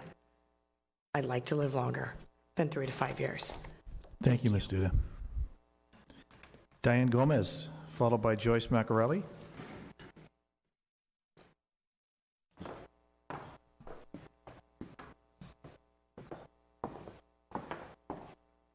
Hi, my name is Diane Gomez. I'm a resident of Rimrock Road, 500 feet within the proposed property. Good evening, Mayor Price and honorable council members. I had a speech prepared tonight, but I'm switching it up because I really do feel I need to address some inaccuracies this evening that have been spoken. I'd like to address Mr. Mayberry's comments for the record. I've received 2 invitations to outreach meetings. The first invite was prior to a city planning notification. It looked like an advert. Then came the notification from the city that the applicant had started the process for zone change. This was a shock to me. But we started a grassroots movement against the project. By that point, the second meeting was suggested by the city staff. And unfortunately, I was out of town when Mr. Mayberry held the second meeting. I and my neighbors did not receive the 3rd or 4th invitation for outreach. I've never been to the Morrison's home, or Morris's, excuse me. I sit here and listen to all the reports the city staffers have prepared. Please remember, all of this information is on paper. The reality is, this is big business wanting to be in a rural area. This is upzoning. There are many other properties Oakmont can develop that are not in the middle of established homes and neighborhoods. Some bullet points. This is a 75,000 square foot building that operates 24/7, 365, replacing 3-month-year operation of the Young Set Club. Deliveries will not be on schedule for a specific day or time. Visitors will not be told when they can come and go. Residents cannot be told when they can leave their cars. I'm a businesswoman. If I told my customers what they could and could not do, I would not be in business. So please consider what is being spoken of and what is on paper. It's not 3-dimensional. Thank you, Ms. Gomez. Thank you. Appreciate it. Joyce Macarelli, followed by Walter Knaus, followed by Lisa Goodwin. Good evening, Mayor Price and council members. I'm Joyce Marcarelli, and I live in Thousand Oaks. There are some people that have already told you that we have a crisis in senior housing. However, TOTV, is it up there? The graph, I'm hoping, will show that there are more than 200 assisted living facilities in Ventura County and almost 100 within 10 miles of Thousand Oaks. That's more than 5,800 beds. I have a number of child care facilities on there too, for contrast, but there's no time to go into all that. That means there's 5,800 beds available. And I'm sure there'll be people that will tell you that they know people that have looked for facilities and they couldn't find an opening. But we can't make policy on anecdotal evidence. We really need more information to be able to make policy. You know, my husband and I make decisions about investments all the time. And in order to do that, we need accurate information. So what we have before us is that we've had a petition sent around in which we've been told that we need assisted living facilities, but we don't know that for sure. And if this facility is only open to the top 1% of the wealthiest people, we've been told that this will enhance property values, but it's not going to do that. It will reduce tax revenue to the city. We've been told that it will just replace the building that's there, but that will only happen if you consider that a replacement property is 10 times as big as what's there. If we don't get the correct information, then we have to reject, because we only have so much capital. And you, as public officials, only have so much political capital. You can't waste it. And so I ask you to vote no on this zone change. Thank you very Ms. much. McCurley. Walter Knaus, followed by Lisa Goodwin.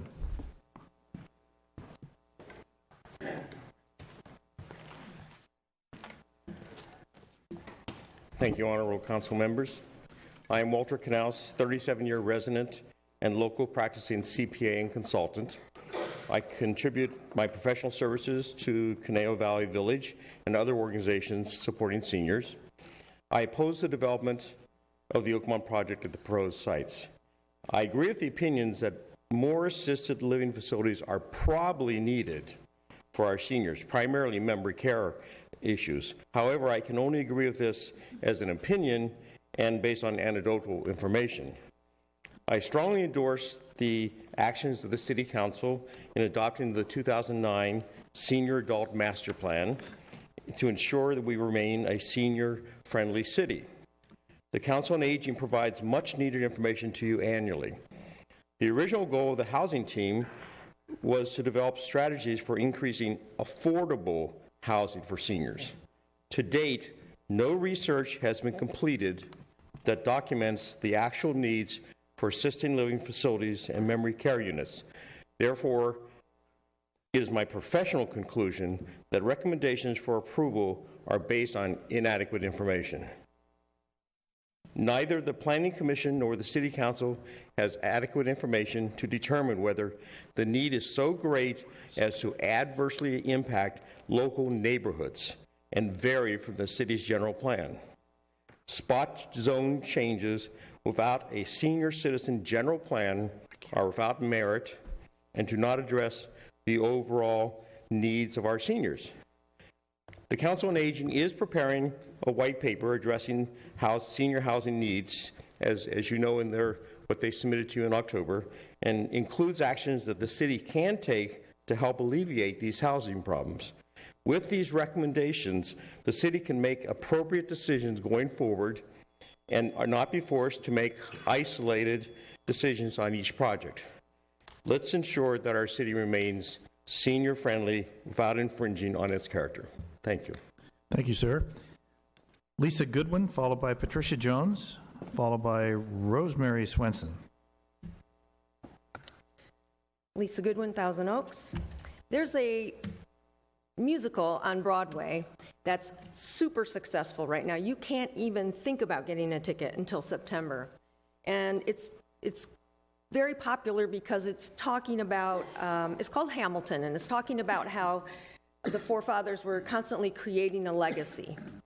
And at the end of the show, they ask a question. And this question is, who will write your story? I think it's pertinent to this night because we are setting a legacy here.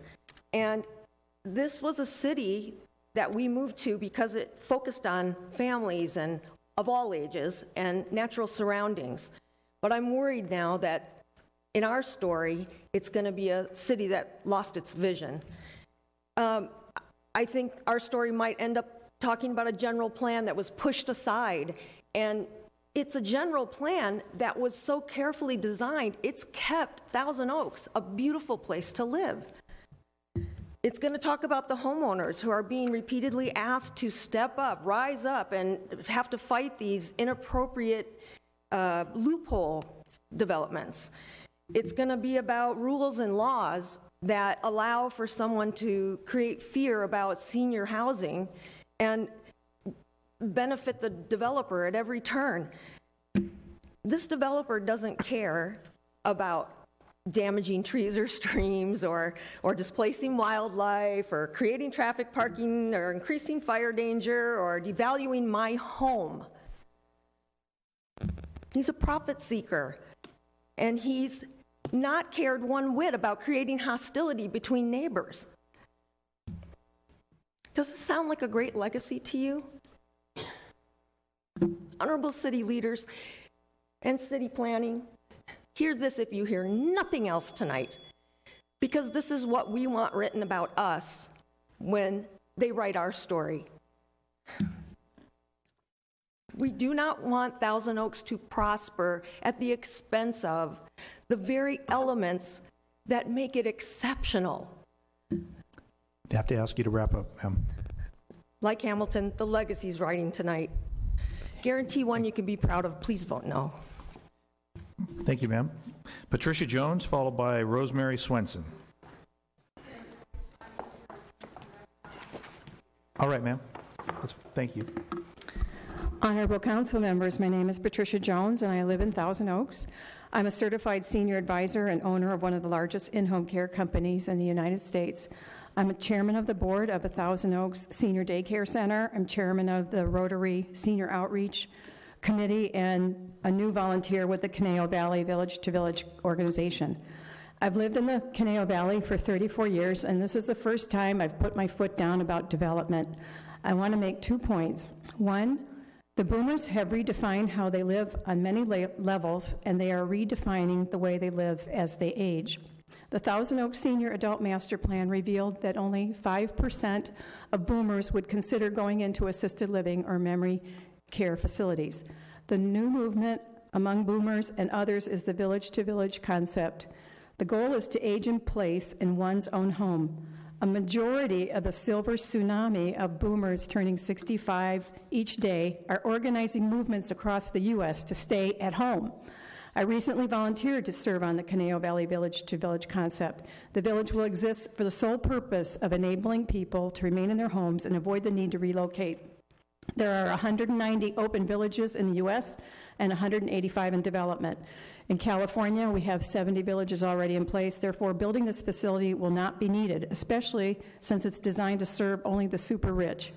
Point number 2, I have collected 471 signatures in opposition to this project in various neighborhoods surrounding the project. As part of that process, one of our City of Thousand Oaks planning commissioners who originally voted in favor of this project has had a change of heart and voluntarily signed my petition last Thursday opposing it. We are all entitled to change our minds, and I would like permission to submit these signatures and show you the planning commissioner's signature and other signatures. I'm glad this planning commissioner saw the light and now realizes this location is not conducive to the Oakmont project. And there, who do I hand this to? These are the 471 signatures, and many of them wanted to be here but could not. Thank you, Ms. Jones. Avery Willis, followed by Nick Schweikert.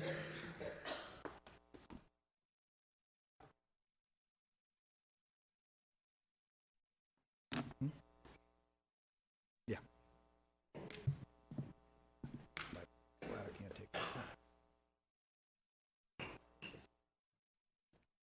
Thank you. I'm Avery Willis. I live on Quails Trail in the neighborhood. I attended the last meeting, and I'd like to show you a few things, if it will work. Is that work in viewable? You'll have to speak into the mic. They're not going to be able to hear you. That shows you that the current you might want to turn building and property looks pretty crummy. It's going to look worse. Okay, I did that based on the meeting the last time. A lot of talking about parking, so I walked out to see what it looked like, took a picture. If you can see that, it shows you that. Could you turn those so that they're right side up? Thank you. Sorry, this way. Okay. That shows you that Yeah, slide it down a little bit and we can see it. Go to work and they leave parking places. Thank you. So parking during the daytime isn't really a problem. They come back at night and they leave in the morning. I've heard a lot of talk about all these homes right next door to the property, so I took some pictures of that. Is that about right? Can you see that? You see what you're looking at? There's nobody living near it. One side you got a hospital, another side you got a doctor's building, another side you got the apartments, another side you got open space, and behind it you got a hill. This is not bordering against people's property. I think that the new building will look better. The trees around it and what they're planning to do will improve the look of the property. As far as people not being able to afford it, I'm kind of shocked at people talking about profit being a bad thing. It's not. Big business helps us. It's a good thing. And anybody who owns a home can sell their home and move into assisted living. It's pretty simple. You're not paying the bills of a car, of taxes, of food, all the other things. So a lot more people can afford this than you would imagine. So it's not just for rich people. Thank you. Thank you, sir. Nick Schweikert, followed by Janet Wall. Good evening, Mr. Mayor and City Council, staff, everyone. I've heard a lot of interesting people invest in this community. I'm not a member of this community, but I do work for Youngstead Club and finding a new home for that so that the children still have a place and a quality camp to go to this summer. And we recently finished setting up an agreement with Conejo Adventist Elementary School that will be leasing their property in the summer to run camp. So the children will still have a place, and I do hope everything's resolved well tonight. Thank you. Thank you, sir.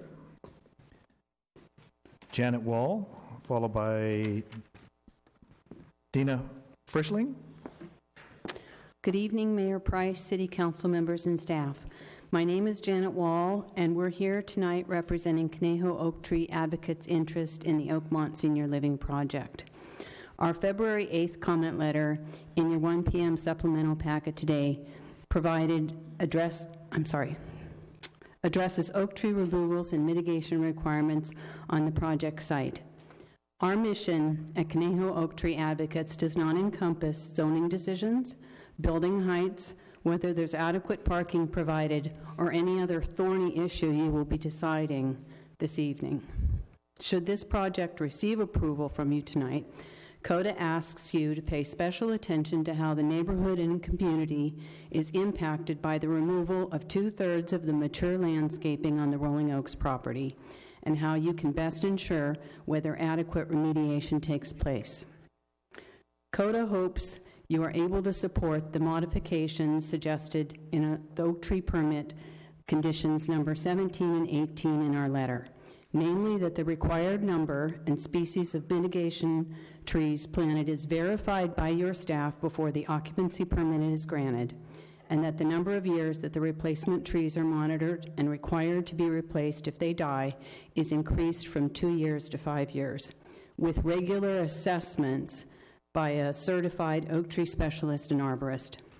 Mr. Burgess explained to CODA that a 5-year monitoring period is condoned by California Fish and Game for certain protected species. Therefore, it seems reasonable that the City of Thousand Oaks could likewise adopt standards that offer greater assurance and mitigation measures that actually work. In addition, oak trees and many other tree species throughout the city are declining and dying due to disease caused by continuing drought conditions. A little extra protection could go a long way to ensure future benefits and beautification of the site. Conejo Oak Tree Advocates thanks you for your time and your interest in protecting oak trees in our city. Thank you. Is it Dina Frischling?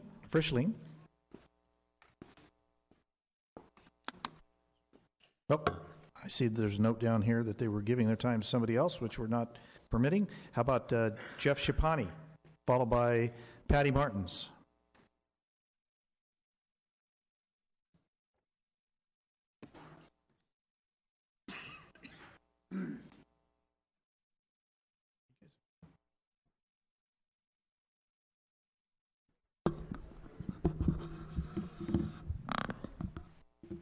Good evening, Mayor, City Council members. I'm Jeff Schapani. My family lives in the very direct area of where this proposed project is, and our family fully supports the project. We have heard a lot of things this evening. I'm going to keep it short. I'm going to defer to our Lord's Prayer that we heard earlier. Rely on your wisdom, trust the process, and thank you for your time. Thank you, sir. Patty Martins, followed by Michael Stewart.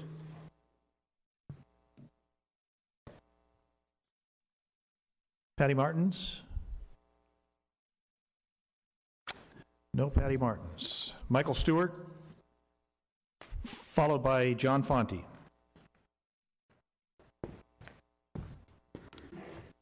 Good evening, Mayor and Councilman.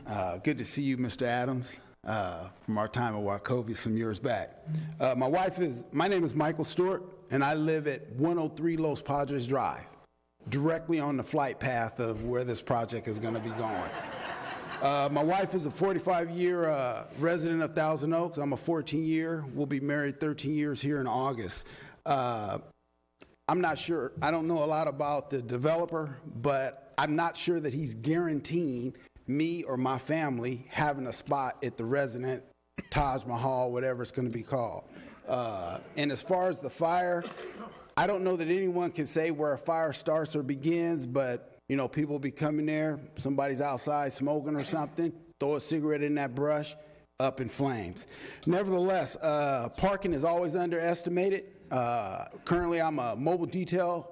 I service a couple facilities that are like these in the valley, one in Granada Hills, one in Sunland, and parking is just underestimated. So I think we need to relook at that. I say I've lived with my residence since my move to the area in 2002 and have been personally impacted by the visible increase in traffic due to the construction and completion of the building, the surgical building. We've been inconvenienced with 2 cars being totaled on our street from speeders. We live on the front of a point lot, and residents behind us, they have to back out onto Los Padres. They're impacted as well. We've also had a dog hit by a hit and run because of speeding up and down. So the traffic on Los Padres has gotten real bad since 2002 just because of the surgical hospitals, deliveries, people rushing there to get to appointments. For whatever reason, they bypass Rolling Oaks at Moore Park Road. They come up to Los Padres and just blaze up the hill, and when they leave, they blaze down the hill. So there's a lot of traffic that is impacted there. So I'm just here to say, vote no on this project. We love the idea of seniors having a place, just not in our neighborhood, not on our block. Thank you, sir. Our final speaker, John Fonte.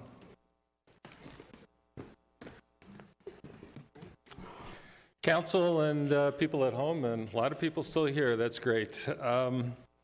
In 2010, the council, you guys, although there are only 2 of you that are still here, Mr. Fox and Ms. De La Pena, you removed small institutional use from this area. Okay, you removed it. Now you're going to be reversing yourselves and allowing it. Not only allowing it, but allowing it on a grander scale. Mr. Price, could you please pay attention? Thank you.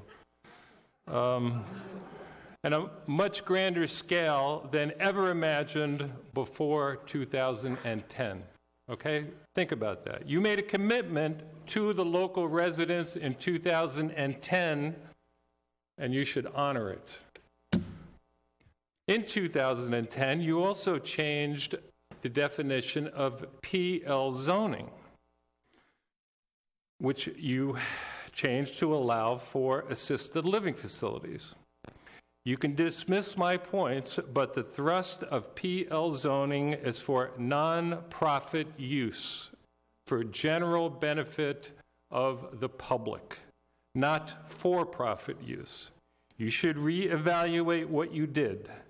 No other city in Ventura County has this hokey PL zoning. Stop pitting neighbor against neighbor. You guys are responsible. If council sells out to profit-hungry developers catering to a few rich people who can afford $100,000 a year, then you should just put up signs on all the entry streets. TO is for sale. Please see our highly paid city manager. And if you approve this tonight, then Mr. Fox will be proven to be the biggest hypocrite in Thousand Oaks based on comments he made in 2010 regarding this very area. If you approve this tonight, then council should trash all the zoning that's long been established, and because people can't rely upon anything anymore. And Mr. Adam, you may be the swing vote tonight. Please do the right thing. Thank you, Mr. Fonte. And that concludes our public speakers. And we do have some. Let me have them. We do have some written statement cards. A lot of written statement cards, as you can see. And there are 74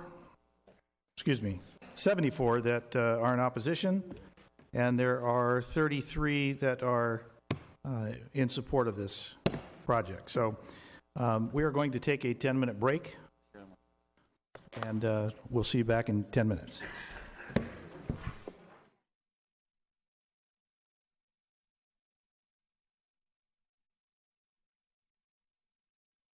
Gentlemen, if I can get you to take your seats, we'll get started again.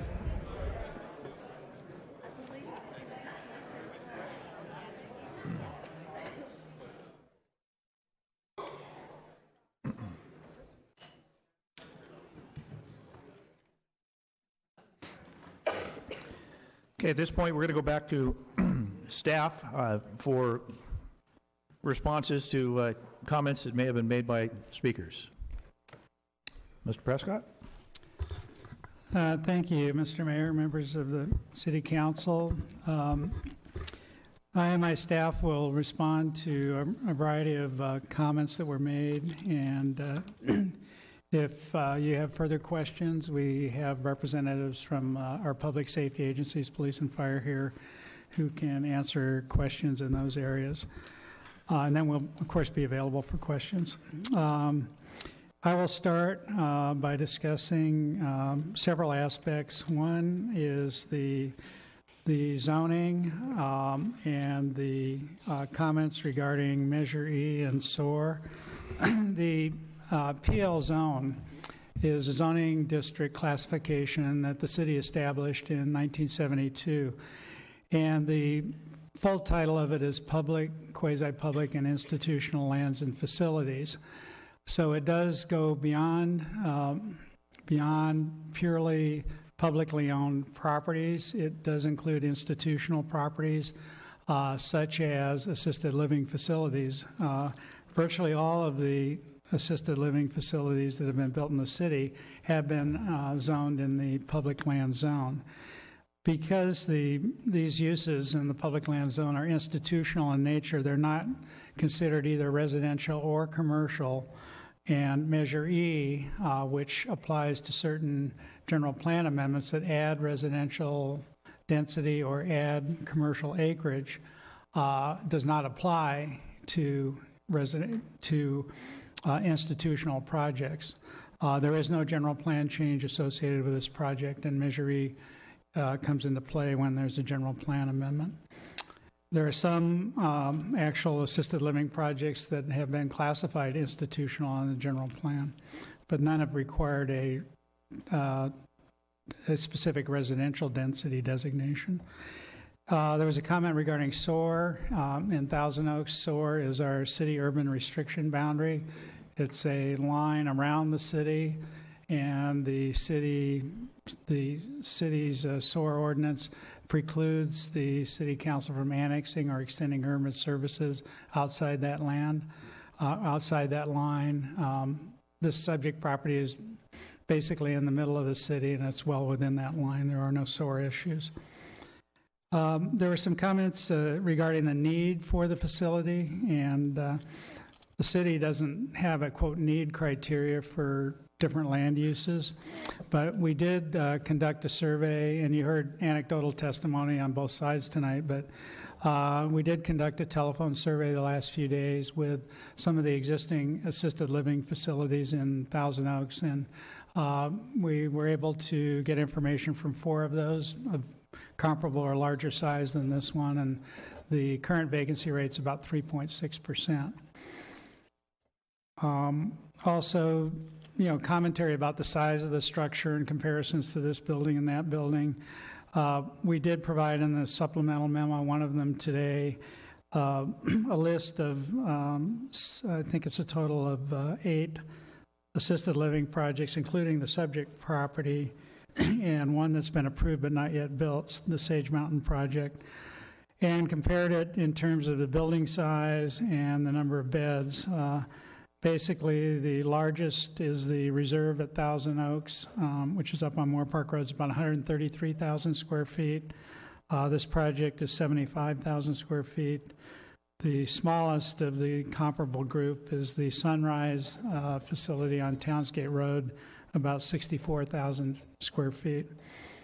In terms of the number of beds, it's actually smaller than any of the others. The Reserve has 147. Oakmont would be 89. The others are, the next highest above 89 is 112, and again, that's Sunrise. All the other assisted living projects have 3-story components. The Reserve at Thousand Oaks is a mix of 2- and 3-story buildings. All the other assisted living projects are 3-story buildings. Oakmont would be a 2-story building.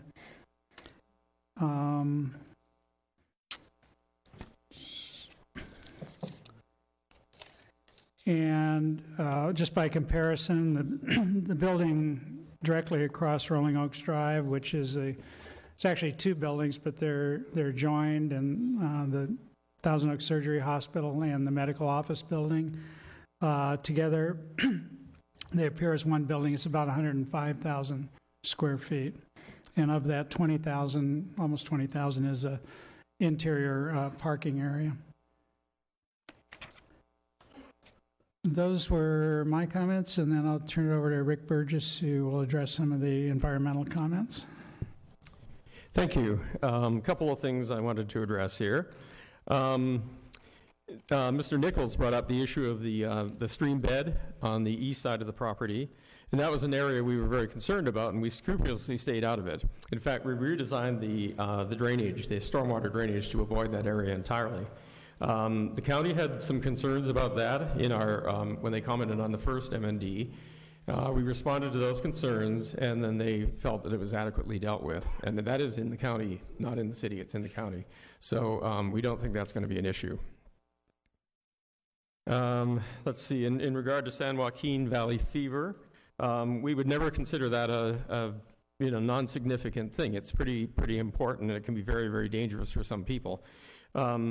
It's caused by the fungus Coccidioides immitis, and it occurs in the top 2 or 3 centimeters of soil. And when grading occurs, it can be knocked. The spores can be airborne. If you breathe them in, not everybody is susceptible, but those who are, it can be very, very dangerous. The Ventura County Air Pollution Control District is the agency with jurisdiction over that issue, and they have a number of mitigation measures. We have employed every single one of those mitigation measures in this project, and the whole idea is really to keep the dust level down to almost nothing, and we have done that. The APCD looked at our EIR and felt it was completely adequate. I'm sorry, it's an M&D. Seems like an EIR. The other issue, CODA brought up the issue of 5-year monitoring for oak trees. In discussing this with Ms. Wall, I did mention 5-year monitoring was used by Fish and Game, but it's usually for rare and endangered species and things that are harder to establish. What we're dealing with here are nursery-grown oaks being planted on this site, not transplanted, but planted. It probably doesn't need 5 years of monitoring because these are perennial trees. You can see how they're doing usually within a year or two. But I don't think there's any objection to doing that if the council sees that as an important thing. And I think that's all of the things I had to discuss. Are there any questions? I guess just one more I'd like to add is there were comments on traffic. I think we adequately addressed those in our original presentation. This type of use generates very little traffic, and there's plenty of capacity in the roads. Most of the traffic will be going in and out on either Rolling Oaks Drive out to Moore Park or on Holland Drive over to Rancho Road. Also, the comments regarding traffic congestion on Moore Park. As we remember, the Moore Park Road interchange with the Ventura Freeway has been under construction as part of the 23-101 widening project until fairly recently, so there may have been, and there was congestion there. I think anybody who drove through it would know that, but at this point in time, that construction work's completed. It's operating at level of service A, which is the best, the highest category. I just had one question, Mr. Burgess. You talked about the county and the area down there that was of concern to them. What about the comments with respect to the Army Corps of Engineers and Fish and Wildlife? Well, actually, this doesn't affect any of their areas of jurisdiction because we did stay out of the drainage entirely. Had we gotten involved in riparian vegetation or anything of that nature, it would have been an issue. But this is entirely off the drainage site. Very well. All right, then we will go back to the applicant. You have 5 minutes for rebuttal.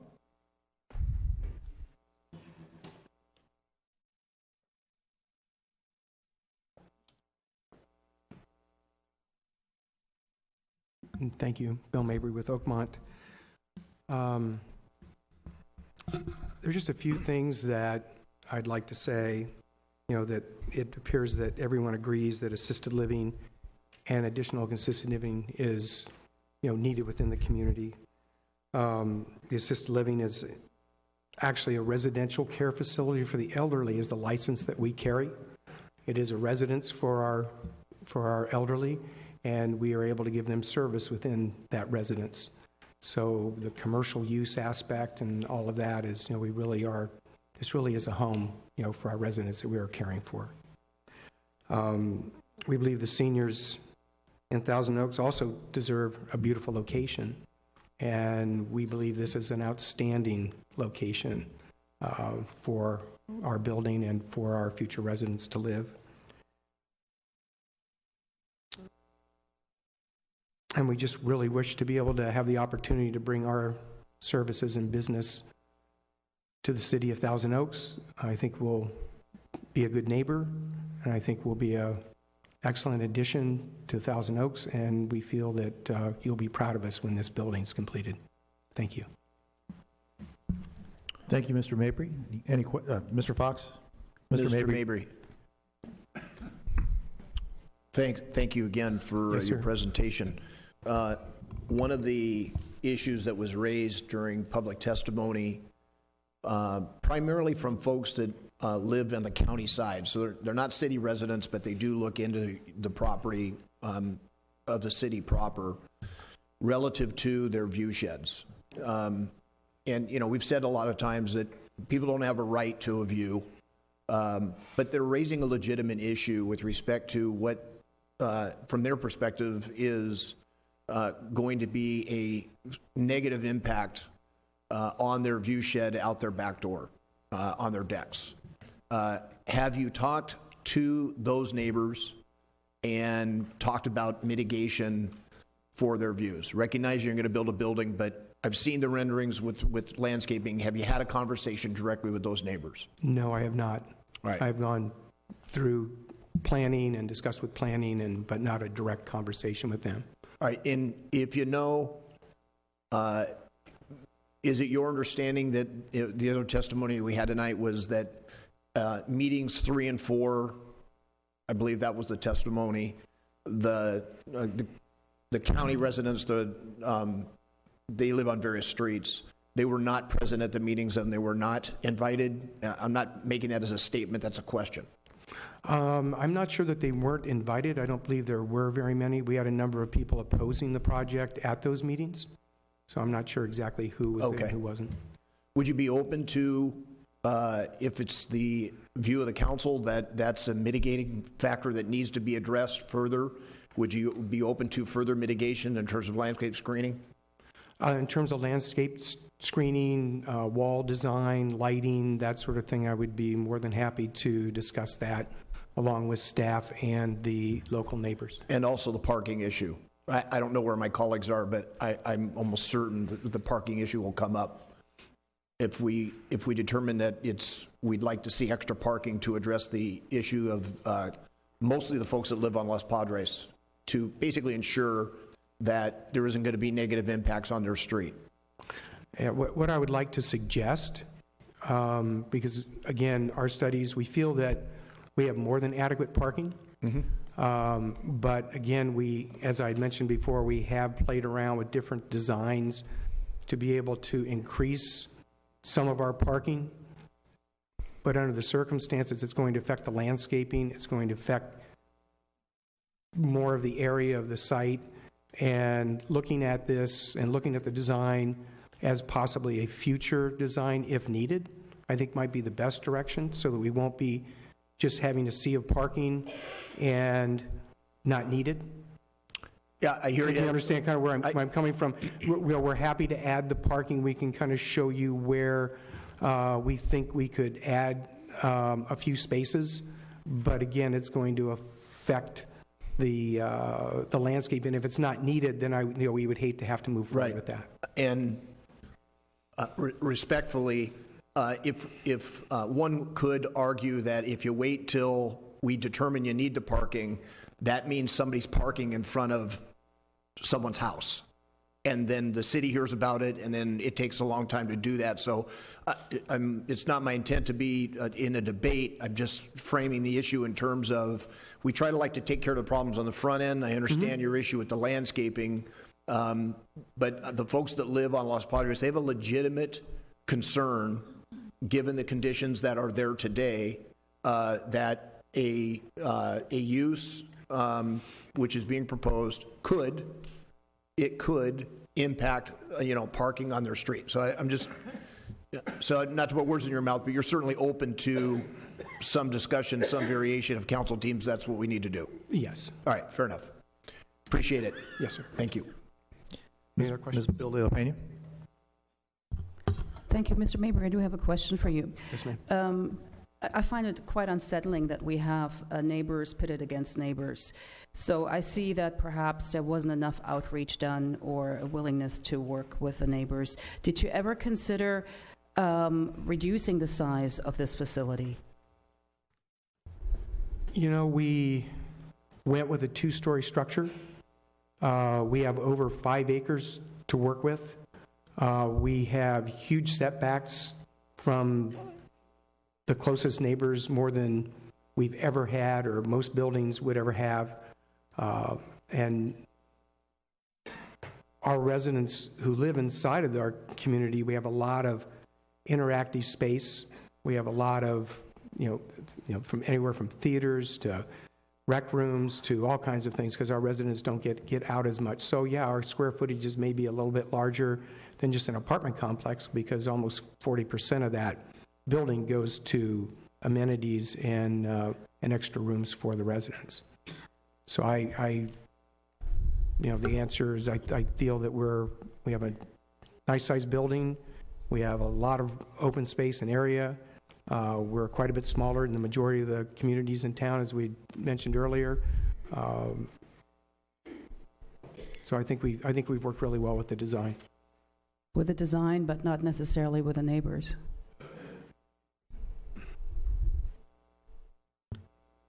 The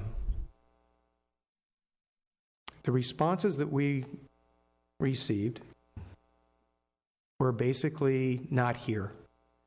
And it's impossible for someone to try to bring a project in and just not be here.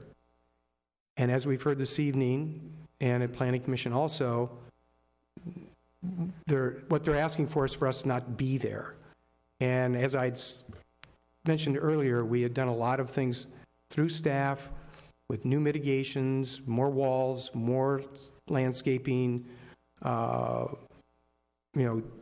different color sections on the building, making the building a little more attractive, doing a lot of things in that way to try to mitigate. But I can't mitigate, we don't want you here.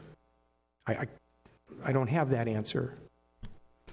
Well, in the city of Thousand Oaks, we've had cases where applicants or developers were able to work with residents, and they came to an agreement, they found common ground.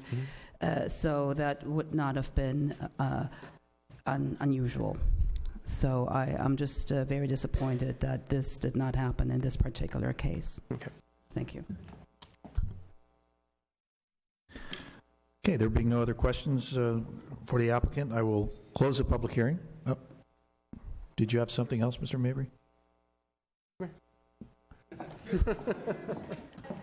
Good evening.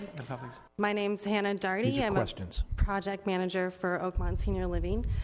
In response to your comments, I've worked with some of the neighbors, and I just thought it would be important that you know, because we do care about this community, we do want to be a member of this community. We've been, I believe, and some may disagree, but we are available. I have given my personal cell phone number to Ms. Duda and other neighbors in opposition to the project. I have talked to a number of people and listened to their concerns, and we have taken in account all of the things that we can control. So I just wanted to throw that out there because I think it might be important for the council to be aware of. Thank you. Thank you. Folks, that was in response to a question from a council member, so that was not beyond the 5 minutes. So thank you. I will now close the public hearing and open it up to council discussion. Or Ms. Bilda de Pena. Okay. Thank you, Mr. Mayor. As I stated already just now, it doesn't happen too often that we have neighbors pitted against neighbors, and that we have controversial issues that the council has to decide because the developer and residents did not come to an agreement. It is unfortunate that this is not working out to perhaps everybody's wishes. I'm not sure how the other council members feel, but what I wanted to throw out there is that I do think that we do have a need for senior assisted living in the city of Thousand Oaks. And I don't think that tonight's vote, or at least my vote, means that I don't care about seniors, because that is not true. I respect every member on the Council of Aging. You are helping to make living in the city of Thousand Oaks possible by working so hard with different nonprofit organizations. I'm looking directly at our members of the Council on Aging. I'm a former caregiver. I also don't care that there is a developer from out of town building a facility or wanting to build a facility here in the city of Thousand Oaks. It happens every day. Apartment complexes, commercial structures. I mean, every day we have out-of-town developers wanting to build in the city of Thousand Oaks. So that does not bother me at all.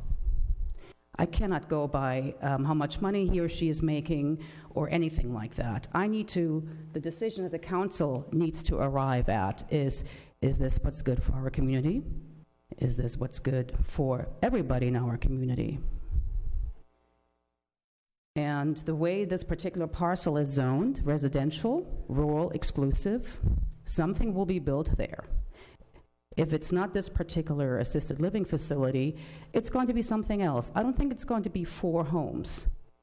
I really don't think so. It's going to be bigger than that.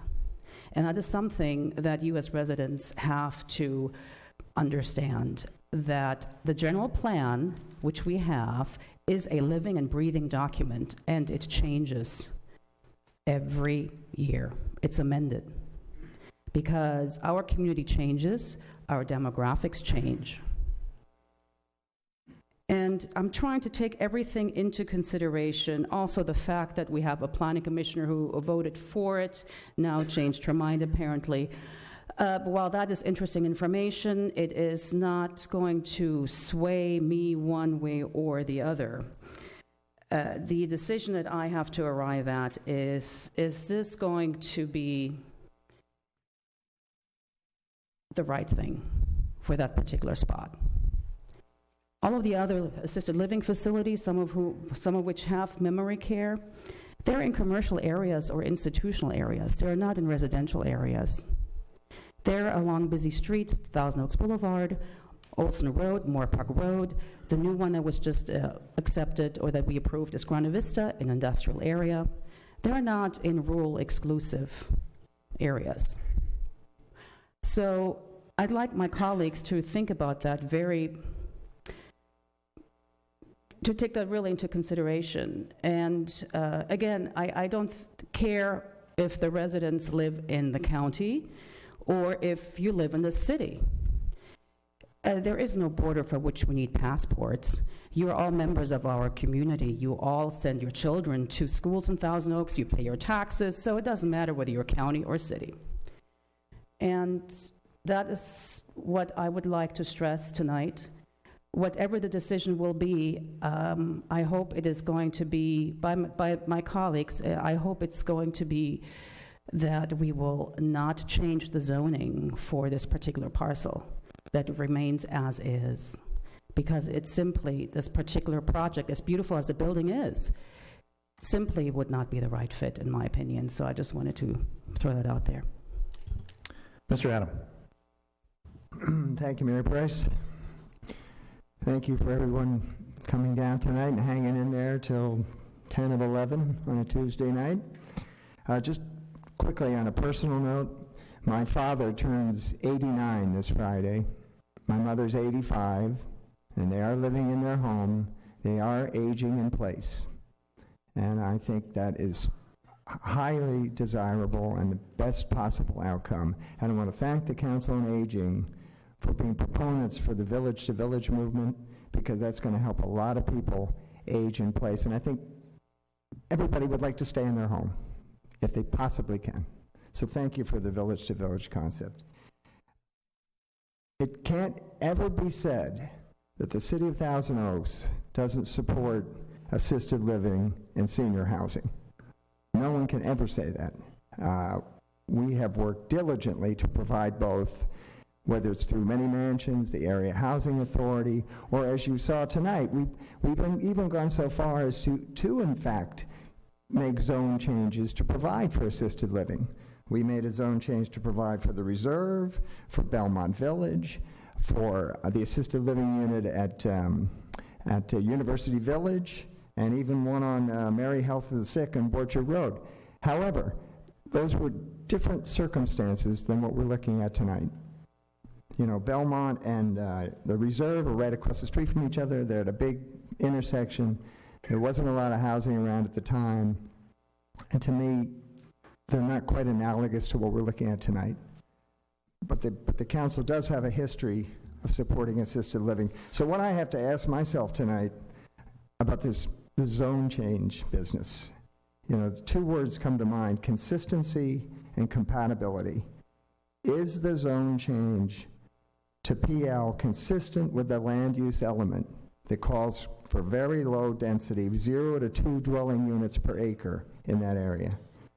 Is the zone change compatible with adjacent land uses, which are primarily open space and rural exclusive? Is the compatibility so compelling that we should upzone it from rural exclusive to PL? And would the degree of compatibility for these property uses continue and be promoted and preserved if we upzoned it? I'm having a hard time with that, I got to tell you. To me, the zone should provide and maintain a rural residential area. It could provide for a limited range of institutional uses, as it did for the Youngset Club, which was kind of a low impact, I would say, institutional use. Can you say the same thing about the Oakmont project? It's 75,000 square feet, and it's got wraparound parking. I don't think it's quite could be categorized as low impact as the Youngset Club.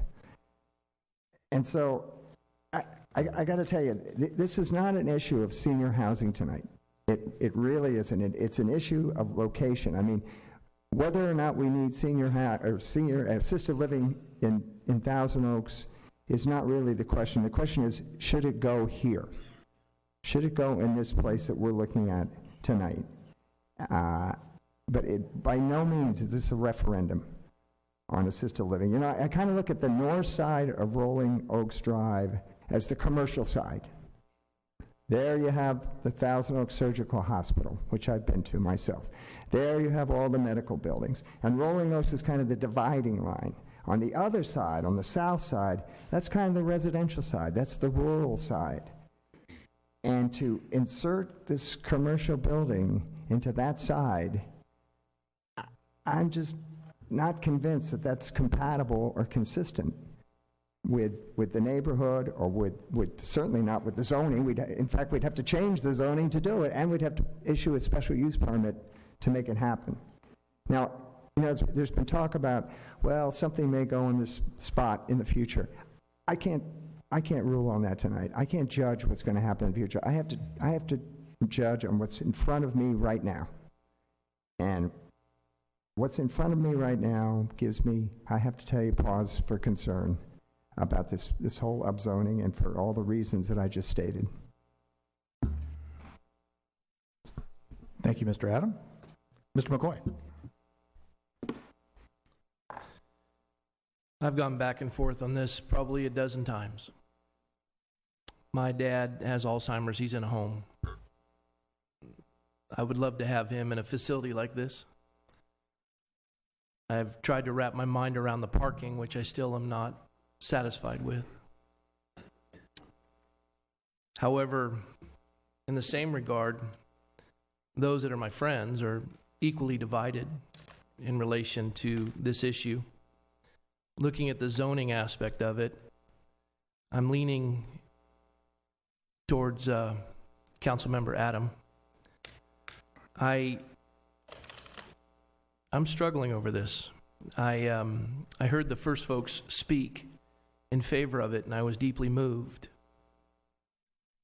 And considering those that are in this category of this silver tsunami, I'm the tail end of the baby boomers. As the pigs passing through the python, I guess is how they describe it. I don't know.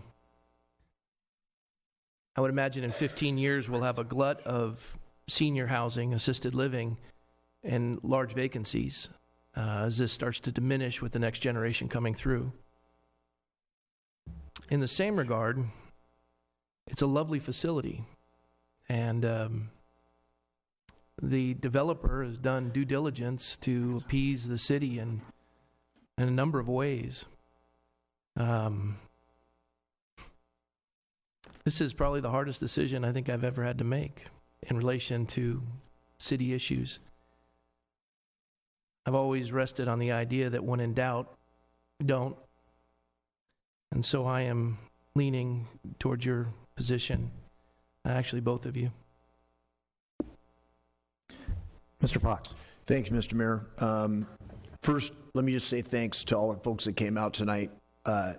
Obviously divided in some sense, but I think the testimony tonight, whether you were for it or against it, really helped the council kind of work our way through it. I think you can tell by the comments from my colleagues, we are drawn between two difficult situations. On certainly the one hand, there's no question that even though we got anecdotal information, these are needed facilities in our community. And I think Mr. Adam hit the nail on the head.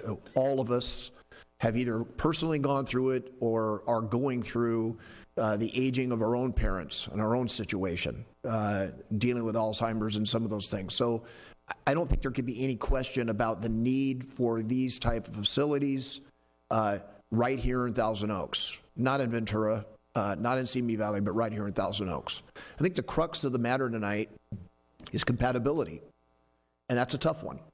I'm a little disappointed that some of the issues that I think could have been worked through through maybe more public process, maybe more city involvement, maybe have the council help mediate some of these issues. I'm a little disappointed we didn't have the opportunity of that, because I think even those that were opposed to the project in some way see the value of this type of facility in our community. The problem that we're having is the compatibility in this specific place. And at the same time, we don't want to lose these types of facilities because they are, in fact, precious to our community. We're going to need these things. And let me just clarify something that I said earlier. Apartment use on this site, not likely to happen because of Measure E. As I was sitting here thinking, that's not a likely use. So now we're stuck between the present application or some other medical use. But tonight we have this assisted care facility. In my view, I think there's still questions that are out there with regard to parking. I think there are questions out there with respect to compatibility. I don't think they have been thoroughly vetted. I am concerned about the view shed of the neighbors, notwithstanding the fact that they live on the county side. I think Ms. Villapena's point is well taken. In years past, the city doesn't pick and choose. We try to deal with the issues that are in front of us.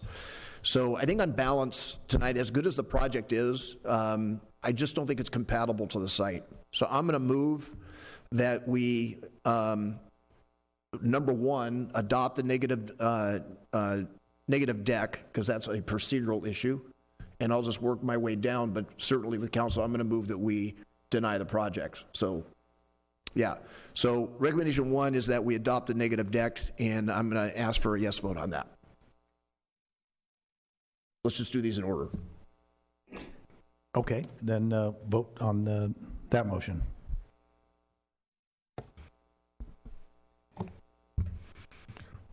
That motion carries 5-0.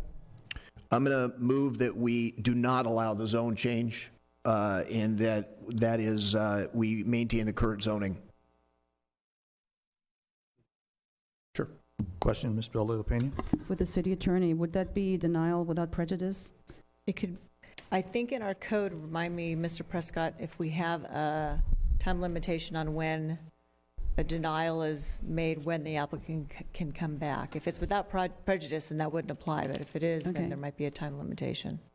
Yeah, I think if it's denied with prejudice, they can't come back for it's either a year or 6 months with the same zone change, which I wouldn't anticipate happening anyway. But that's correct. If it's without prejudice, then they would not have to wait that year period before they could come back for a zone change again. Very good, thank you. So it's going to be without prejudice. That's my motion. No time limit. I don't think we need to worry about that. And I could, let me just do three. I'm also moving that we not approve the special use permit associated with this project.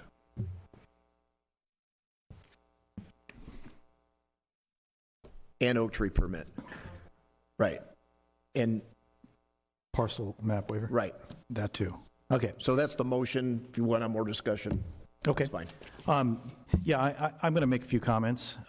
While I do share some of the same concerns that my fellow council members also share, there are a number of things that I want to bring up. There was mention of a particular planning commissioner whose mind had apparently changed, and I think I need to bring this up, that I looked at that same list and I found other people that I knew quite well, and I was somewhat not shocked, that's probably too strong of a word, but that their signatures appeared on there, and I actually had contact with a couple of them, and unfortunately those folks didn't fully understand what they were being asked to sign, and shame on them. But at the same time, that calls into question a number of the signatures, and that could exist on both sides. So I want to make that point. Council member Bill De La Pena did talk a little bit about the general plan being a living document. It is something that we routinely amend and make changes to based on need. There was talk about Measure E. This, is, and we got a number of emails, or at least certainly I did, from folks who wanted to bring into question Measure E, and this was somehow circumventing the vote of the people. And with, I think, the author of Measure E would agree with me that nothing could be further from the truth. This is not a circumvention of Measure E. This is viewed completely differently. There's talk about out-of-town developers. I'm not at all troubled by that.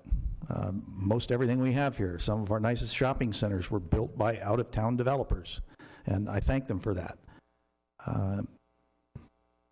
It was brought up that there are other, perhaps more suitable properties that exist. The Kmart site was brought up. It's not for sale. So there's an existing lease on it that is held, as I'm sure most of you know, by Home Depot. And I'm quite certain that the economics wouldn't work on that particular parcel of land, as, quite frankly, it might not work on many other parcels of land that may be for sale here in Thousand Oaks. We don't get to dictate where developers develop. We can control whether or not they do, to a certain extent, but we don't get to tell them where they go. So I have, I think I mentioned earlier that I was out there this morning. I've been out there many other times, ridden my bike out there, sat on the corner for extended periods of time, watching traffic. I've seen the parking issue. That's, that is a problem, particularly with that high-density apartment complex across the street. But I am somewhat convinced that the parking problem can be mitigated, particularly in light of the fact that the applicant is willing to take a look at or entertain the possibility of adding additional parking there. I've made it clear that one of the important things that I wanted to accomplish in not just this year, but in the ongoing years ahead of us, is to ensure that we have adequate senior housing at all levels. And this is just one of them. I get it that it would be very, very nice if we had a developer who would come into town and build low-income senior housing. That'd be great.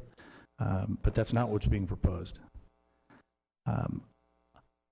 I have a little different view on this particular project. I think it is a good project. Do I think that there could have been or could be some additional mitigation that might make this more pleasing to more people? I think maybe there is.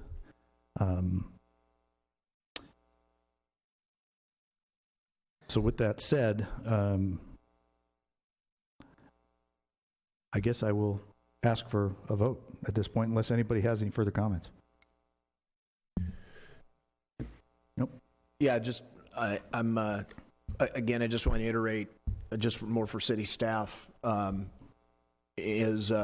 I think we probably need to have a discussion down the road about having staff involved in some of these community meetings and community outreach. I realize there's a pros and cons to that, because staff sometimes, in answering questions in a good faith manner, that information gets switched around and sometimes used against the city.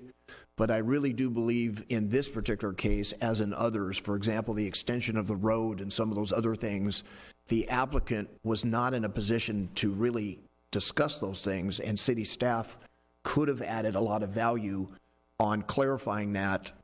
Obviously, this project is going to be denied, but I think it's unfortunate that at least at some level, some information was out there regarding Rolling Oaks going through, which is not going to happen. It's not in the circulation element. It simply isn't going to happen.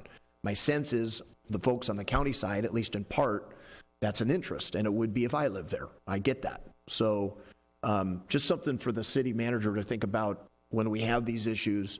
Because, this whole neighbor versus neighbor thing, it's, and I've talked to folks about it, it's not good. Sometimes you just can't always get around it, but I've found over the years, in many ways, you can, if you just put the time in and spend some time with the folks and deal with the issues, try to start to go through, some of the emotions of the things. And generally neighbors want to work it out with their neighbors. They really do. And I can see that tonight. It's unfortunate we weren't able to do that. But as Ms. Villalpena said, something is going to be built on that property, and it likely is going to involve a zone change. And so I just, some of us will be here, some of us won't. But I hope whatever we do, we're involved in a better community outreach, because obviously we have a lot of interested stakeholders. So, thank you, Mr. Mayor. Thank you, sir. Then if there's nothing else, I'll call for a vote.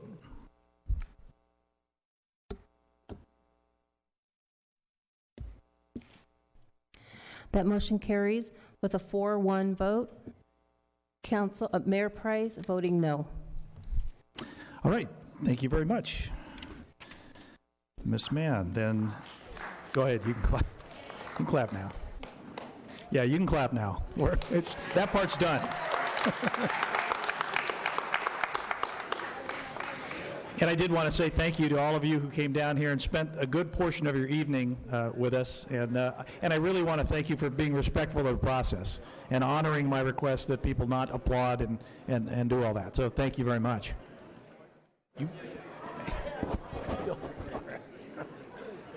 We're still in a meeting, though, George. Okay.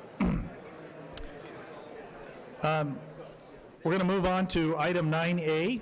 I think I'll give it just a minute for the chamber to clear. We're going to take a 5-minute break here.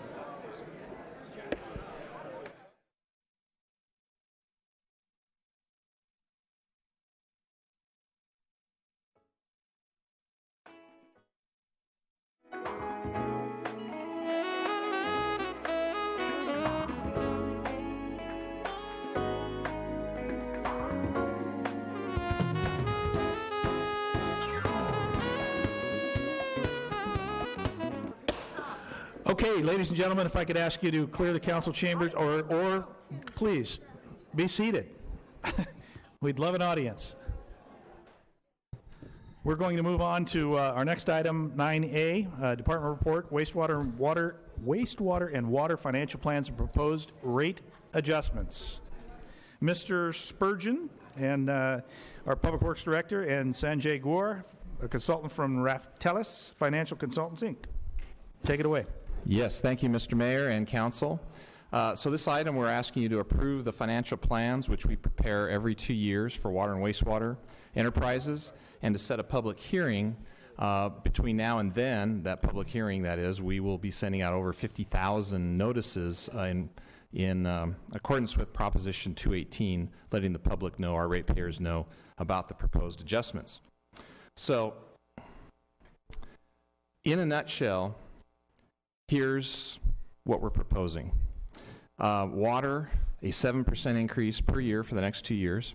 The majority of that being a pass-through of wholesale imported water cost increases.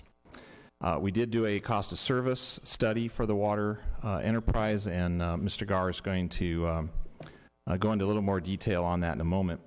Wastewater, 1% per year for the next 2 years. And again, the schedule includes a public hearing on April 12th, and then the rates would go into effect in May this year and January of 2017 if approved. Just for background, here's a little chart that shows history of wastewater adjustments. This is percent impact to average residential customers. You can see for many years that we went with zero increases. The last couple years went up 4 and 5%, and we're proposing 1% for the foreseeable future, which is very minimal increase in wastewater. For water, you can see that there's been higher impacts to residential customers, and primarily that follows a pattern of fairly high increases in imported water costs. In fact, in 2009 and 2010, the increases were around 20% per year for imported water costs. And that really is what is driving our wastewater rate adjustments. So with that, I'm going to turn it over to Sanjay and let him go ahead and we'll probably skip through some of this stuff. We're certainly happy to answer questions as we go through. But we did want to spend a little time on the cost of service analysis, because that's important to be in compliance with Prop 218, given recent court cases and aligning our costs with our rates with actual cost of service. So, thank you. Thank you, Jay. Mayor, City Council, staff, and public, I'd like to present Raftelis Financial Consultants' study. On the wastewater, as Jay mentioned, we are suggesting a 1% increase in the rates in order to meet the reserve targets. Basically, this chart right over here shows you a comparison of the rates. As you can see, Thousand Oaks is still one of the lowest rates on the wastewater side. There are other communities in your neighboring that are much higher than yours. Now I'm going to turn over to water. With water, there's a lot of different challenges that we're facing. One of them is the drought, as we know, and the usage level associated with that. The other one is funding capital projects, and this is the capital expenditures out in the future years. Based on those inputs, we develop a financial model. As Jay suggested, stated, it's basically a 7% increase that we're looking at. 3% of that is yours. 4% of that's imported costs. One of the challenges with designing rates now is the legal framework associated with rates and the need to have a nexus or rationality behind the rate structure. There's different legal frameworks associated with it. There's case laws associated with that. So we want to make sure we do that. We want to make sure these rates are defensible and meet the new higher standards associated with that. So in order to do that, what we do is we do what we call cost of service analysis. We identify cost components, water supply, imported, base, peaking, meter, customer service, and fire protection. We go through a very detailed analysis. It's very comprehensive. It's in the report that we've done associated with that. Once we've developed those components, then we can start developing rates. One of the other things we did is we also looked at the tier definitions and see if that makes sense, especially given the water supply change and demand with the drought. What we're suggesting is the tiers to be revised and slightly decreased. So tier 1 is now 0 to 12, excuse me, tier 2, 13 to 30, and then tier 3, anything above that. We have a rationality for that. Tier 1 is basically average winter use. That is actual empirical data. Tier 2 is enough to irrigate efficiently for 4,356 square feet. One of the other things we want to do is we want to increase the fixed charge component. That's a goal of the council has directed us in the past. It's a goal that a lot of communities are looking at, increasing the fixed charge for the reliability of revenue. So we're doing a modest increase. We're basically going from 16% to 20%. Note that your fixed is really 30%. So we're not going all the way to 30, but we're doing a slight increase towards that goal. Through the cost of service analysis, this is some empirical numbers just to show you that we went through a thorough detail analysis to determine the different cost components, determine what was fixed, what's variable, and how to collect that. Based on that information, then we developed the meter charge. There are some slight changes with the meter charge. The most is the non-single family. We're suggesting to have one consistent meter charge rate for each of the meter sizes.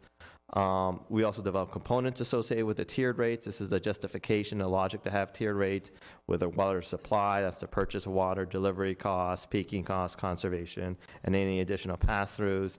We allocate those costs to the different tiers based on a logic and rationality associated with that.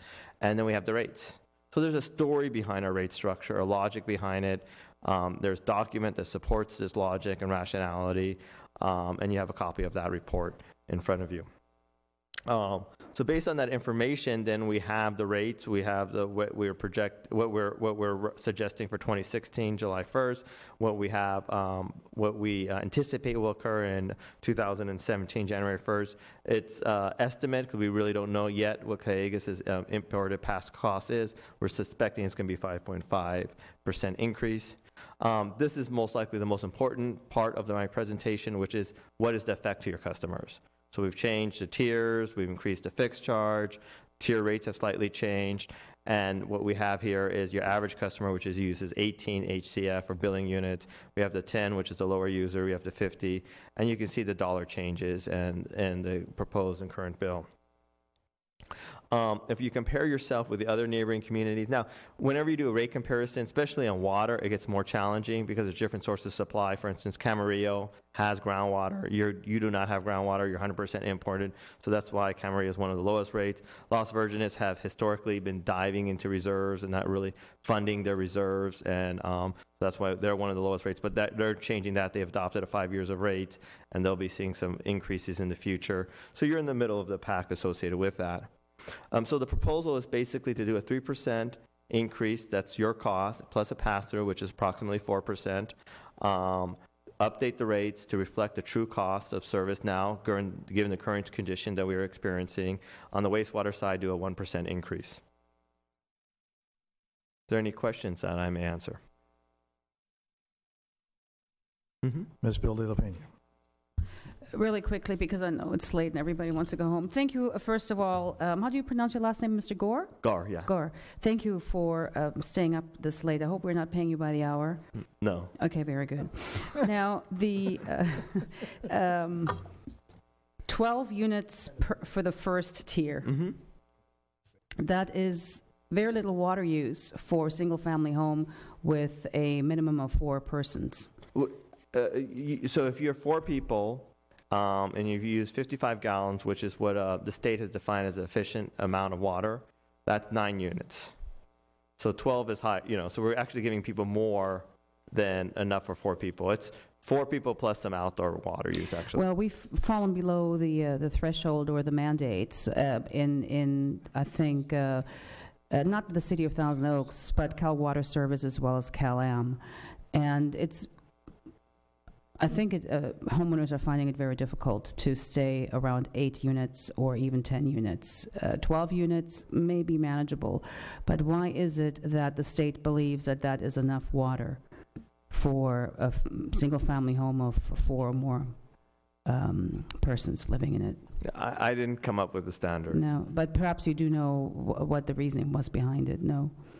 I mean, they did some I'm speculating. Okay. I'm not an expert in how the 55 gallons came out. Thank you. If you could look at what's on the screen right now, one of the there was some adjustment to the tier widths, and again, this goes back to tying costs to actual service. But you can see that the result of the analysis in the first year, you see that even though the widths of the tiers are changing slightly, you can see that the actual per unit cost is only being adjusted very, very incrementally. So the net impact from the net impact from that. It's not me. It's a citizen. Everything's under control. Good thing. Anyway, the net impact to residents is actually there's almost no impact making those adjustments, as you can see in this chart here. Thank you. He gets paid in 15-minute increments, Ms. Bill de la Pena. Okay, if there are any other questions, I will. Yes. No council discussion. There are no speakers. Then, Mr. Adam, make it. All right, I move that we approve the wastewater financial plan and water cost service study and set the public hearing for April 12th. Very well. Vote, please.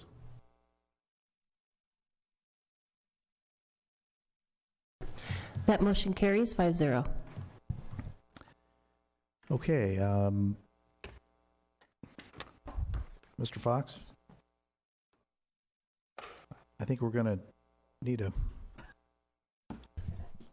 Yeah, I'm going to reluctantly move that we continue our council meeting to past 12 midnight if we need to. Any discussion of that motion? Nope. Then vote, please.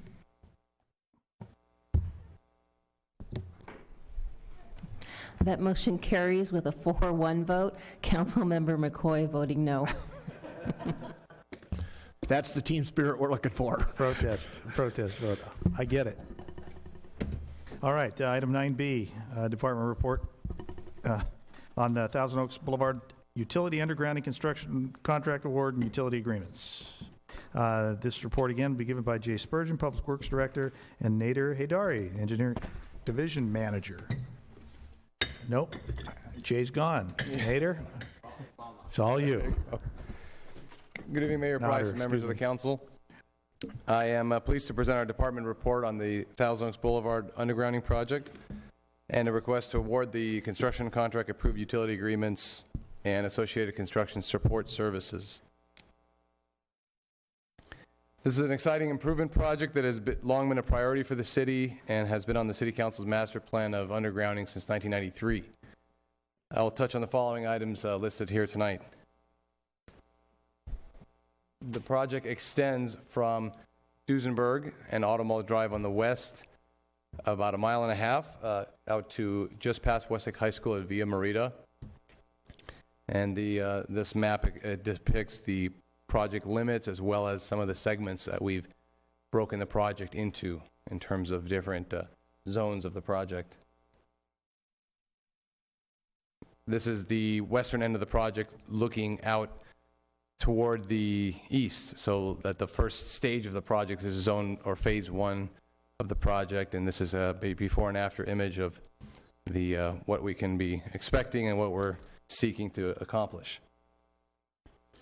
The project has many benefits. Obviously, the enhanced aesthetics is one of them, but there's a host of others as well, including increased safety from not having these high voltage wires overhead, limiting of the future tree topping, which has taken place repeatedly to prevent the trees from growing into the power lines, which won't need to take place anymore, and improved reliability from having a new system to Edison's latest standards to be constructed, improved pedestrian ADA access from the removal of the existing obstructions that are in the sidewalk right now, and accommodation to enable Westlake High School to build out their football stadium.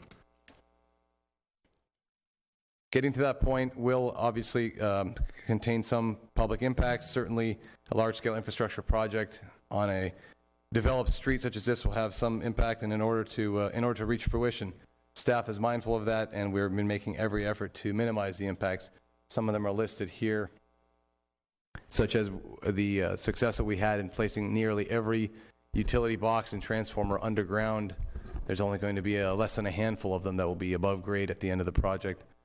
The public outreach we've been doing, which I'll touch on shortly, and phasing of the work at night and in other means to minimize the impact.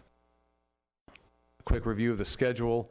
The outreach has been constant and continuous for several months now to get ahead of the curve and really get the communication out. We're before you tonight on the February 9th, and subsequent to this, we have a community information meeting next week here at City Hall for interested residents to learn more about the project. Those that we haven't already communicated with and contacted directly. And the construction phase is broken into 2 segments. Phase 1 is our heavier civil work where we're trenching the street and placing the infrastructure in. And once we're completed with that, Edison and the utility companies follow behind us to pull their new wires in, test and operate their new system, and decommission and remove the poles. The city, and as I mentioned before, we're very mindful of the impact of this project and the significance of Thousand Oaks Boulevard, the volume of businesses and traffic that exists, so we've proactively taken several measures to minimize the impact to the greatest extent we can, and this is just some of the efforts that we've performed and are performing that are highlighted here, that we're taking the lead management role in the job in terms of construction and in lieu of having Edison perform that, which is a little bit of a different arrangement, but it's giving us more flexibility and control over the project. We pre-qualified all the contractors prior to the bid phase to ensure that we get a contractor with a successful track record doing this exact same type of project all over the Southland on board. We performed extensive utility investigation and engineering up and down the entire length of the street to get, as best as we can, a handle on the existing infrastructure that is underground that we're having to cross and go over and under.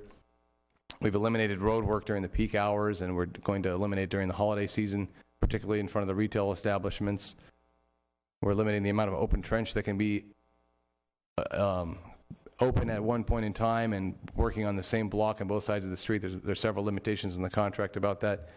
Also, the 101, 23, and Herbs Road projects are complete or in their completion phases. So as this project picks up, we're not going to have an overlap of multiple arterial streets impacted at the same time. Utilizing the night work, starting and sequencing the project based on a lot of communication we've had with businesses in the high school and several other key factors that have helped get the project moving. Here's a summary of the bid results. We received 4 bids out of the 8 pre-qualified contractors that were eligible to bid on the project. And the low bid is from Northwest Excavating in Northridge, California. He was actually the closest contractor to the job site, the most local of the 4 bidders. The bid came in 19% below our estimate. They've been in business 57 years, and they were pre-qualified through our rigorous pre-qualification process and have successfully completed several similar projects for Edison and other municipalities in the Southland. The project cost breakdown is before you, inclusive of all phases of the project. We're looking at $14.7 million. Further detail is in the staff report. The request before you tonight is to approve a total expenditure of $13.8 million for the construction phase and $640,000 of additional budget appropriation. The outreach, which has been extensive and continuous, as I mentioned, has reached and is reaching in the next few days the remainder of these entities on this list, including all 3 of the adjacent HOAs that are near the project limits. Communication directly with TOBA, BID, Chamber of Commerce, some of the larger employers in the area, each of the large shopping centers that are along the project boundary, the Auto Mall Association. In fact, I'm meeting with them just in a few hours here. Early tomorrow morning. Door-to-door canvassing has commenced. Last week, our outreach team has been going and visited every single business, 500 of them along the boulevard, to communicate with them, and not just to communicate with them on that one occasion, but make sure we have all their information right, leave behind contact cards that they can give their customers so that the communication can go not just to the business, but to the customers that are going to the business, to be able to then follow the website and follow our newsletter and stay in contact with the project. Several other entities on there as well, the school district, police and fire, and all the utility companies have been on board. Here's an example of some of the outreach materials, the brochure, the website, and the utility bill insert mailer. I've left cards up front, and looks like they're almost gone, so maybe the attendants earlier took some of them with them. And again, the recommendation is to award the construction contract, approve the utility agreements, and the construction support services. And I thank you, and I'm available for any questions. Thank you, Nutter. Mr. City Manager, do you have a comment you want to make? Oh, Ms. Bill De La Pena. Thank you so much for this presentation. I'm really impressed with the outreach that the city is doing for the undergrounding. It is going to be so important because of the disruption that everybody will experience, and I think you're preparing everybody quite well. So I have to say congratulations on this massive outreach. Love the logo, just love how everything is going so far. Let's just hope that the construction itself will go without any big glitches. And I'm ready to move staff recommendations 1 through 9. I do want to make it known that I have one written statement card. Doesn't express whether it's in favor or opposed, but I think Mr. Mitnick is going to address it afterwards. So, any comments to the motion? Yeah, just a quick comment. I know it's late. Just want to congratulate Mr. Mitnick. You know, I know council's aware he's really spearheaded this whole vision for many years. This is not something new, and it has not been easy. And so it's some creative things have occurred, and so this really is going to be an added benefit. And I share Ms. Bill De La Pena's comments with respect to making sure that there's a little impact as possible. That's good. Very good. Then I'll ask for a vote.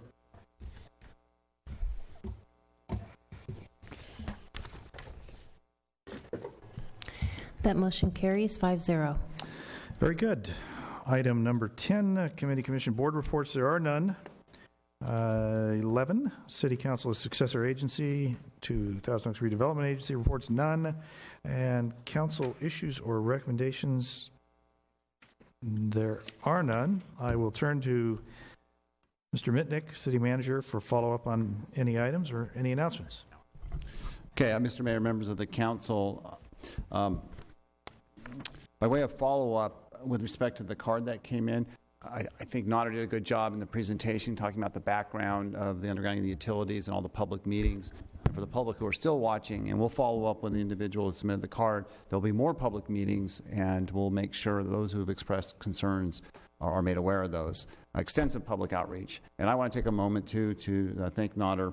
Yeah, the next meeting will be on February 16th at 6 p.m. in the Oak Room. You just go to the city's website, and you'll get the information you need. I do want to commend Jay Spurgeon, Nodder, Cliff Finley, everybody. I know I'm leaving some people out, as Councilmember Fox mentioned. This project has been 20 years in the making, and there were a lot of interesting twists along the way with the redevelopment funding and so on, and there were moments that we thought we'd lost this project, but this is a good example of when you persevere, you can ultimately get to where you want to go. So I want to acknowledge everybody. Nodder, great job. Thank you. The next council meeting will be on February 23rd. At this point in time, we have 2 public hearings, one dealing with the substance abuse treatment facilities for 7 or more beds. So that might draw some interest. There's a bond funding, tax-exempt multifamily housing revenue bonds project that Mini Mansions is seeking assistance with. It's passed through. It's conduit financing, and that's the Shadow Hills apartment project located on Wilbur Road. Department reports, we have 2 at this time. The Conejo Valley groundwater study update will be coming to council, and then the Westlake Boulevard sidewalk project comes to City Council. Thank you. Thank you, Mr. Mitnick. And with that, we will adjourn tonight's meeting until our next regular scheduled meeting on February 23rd. Good night.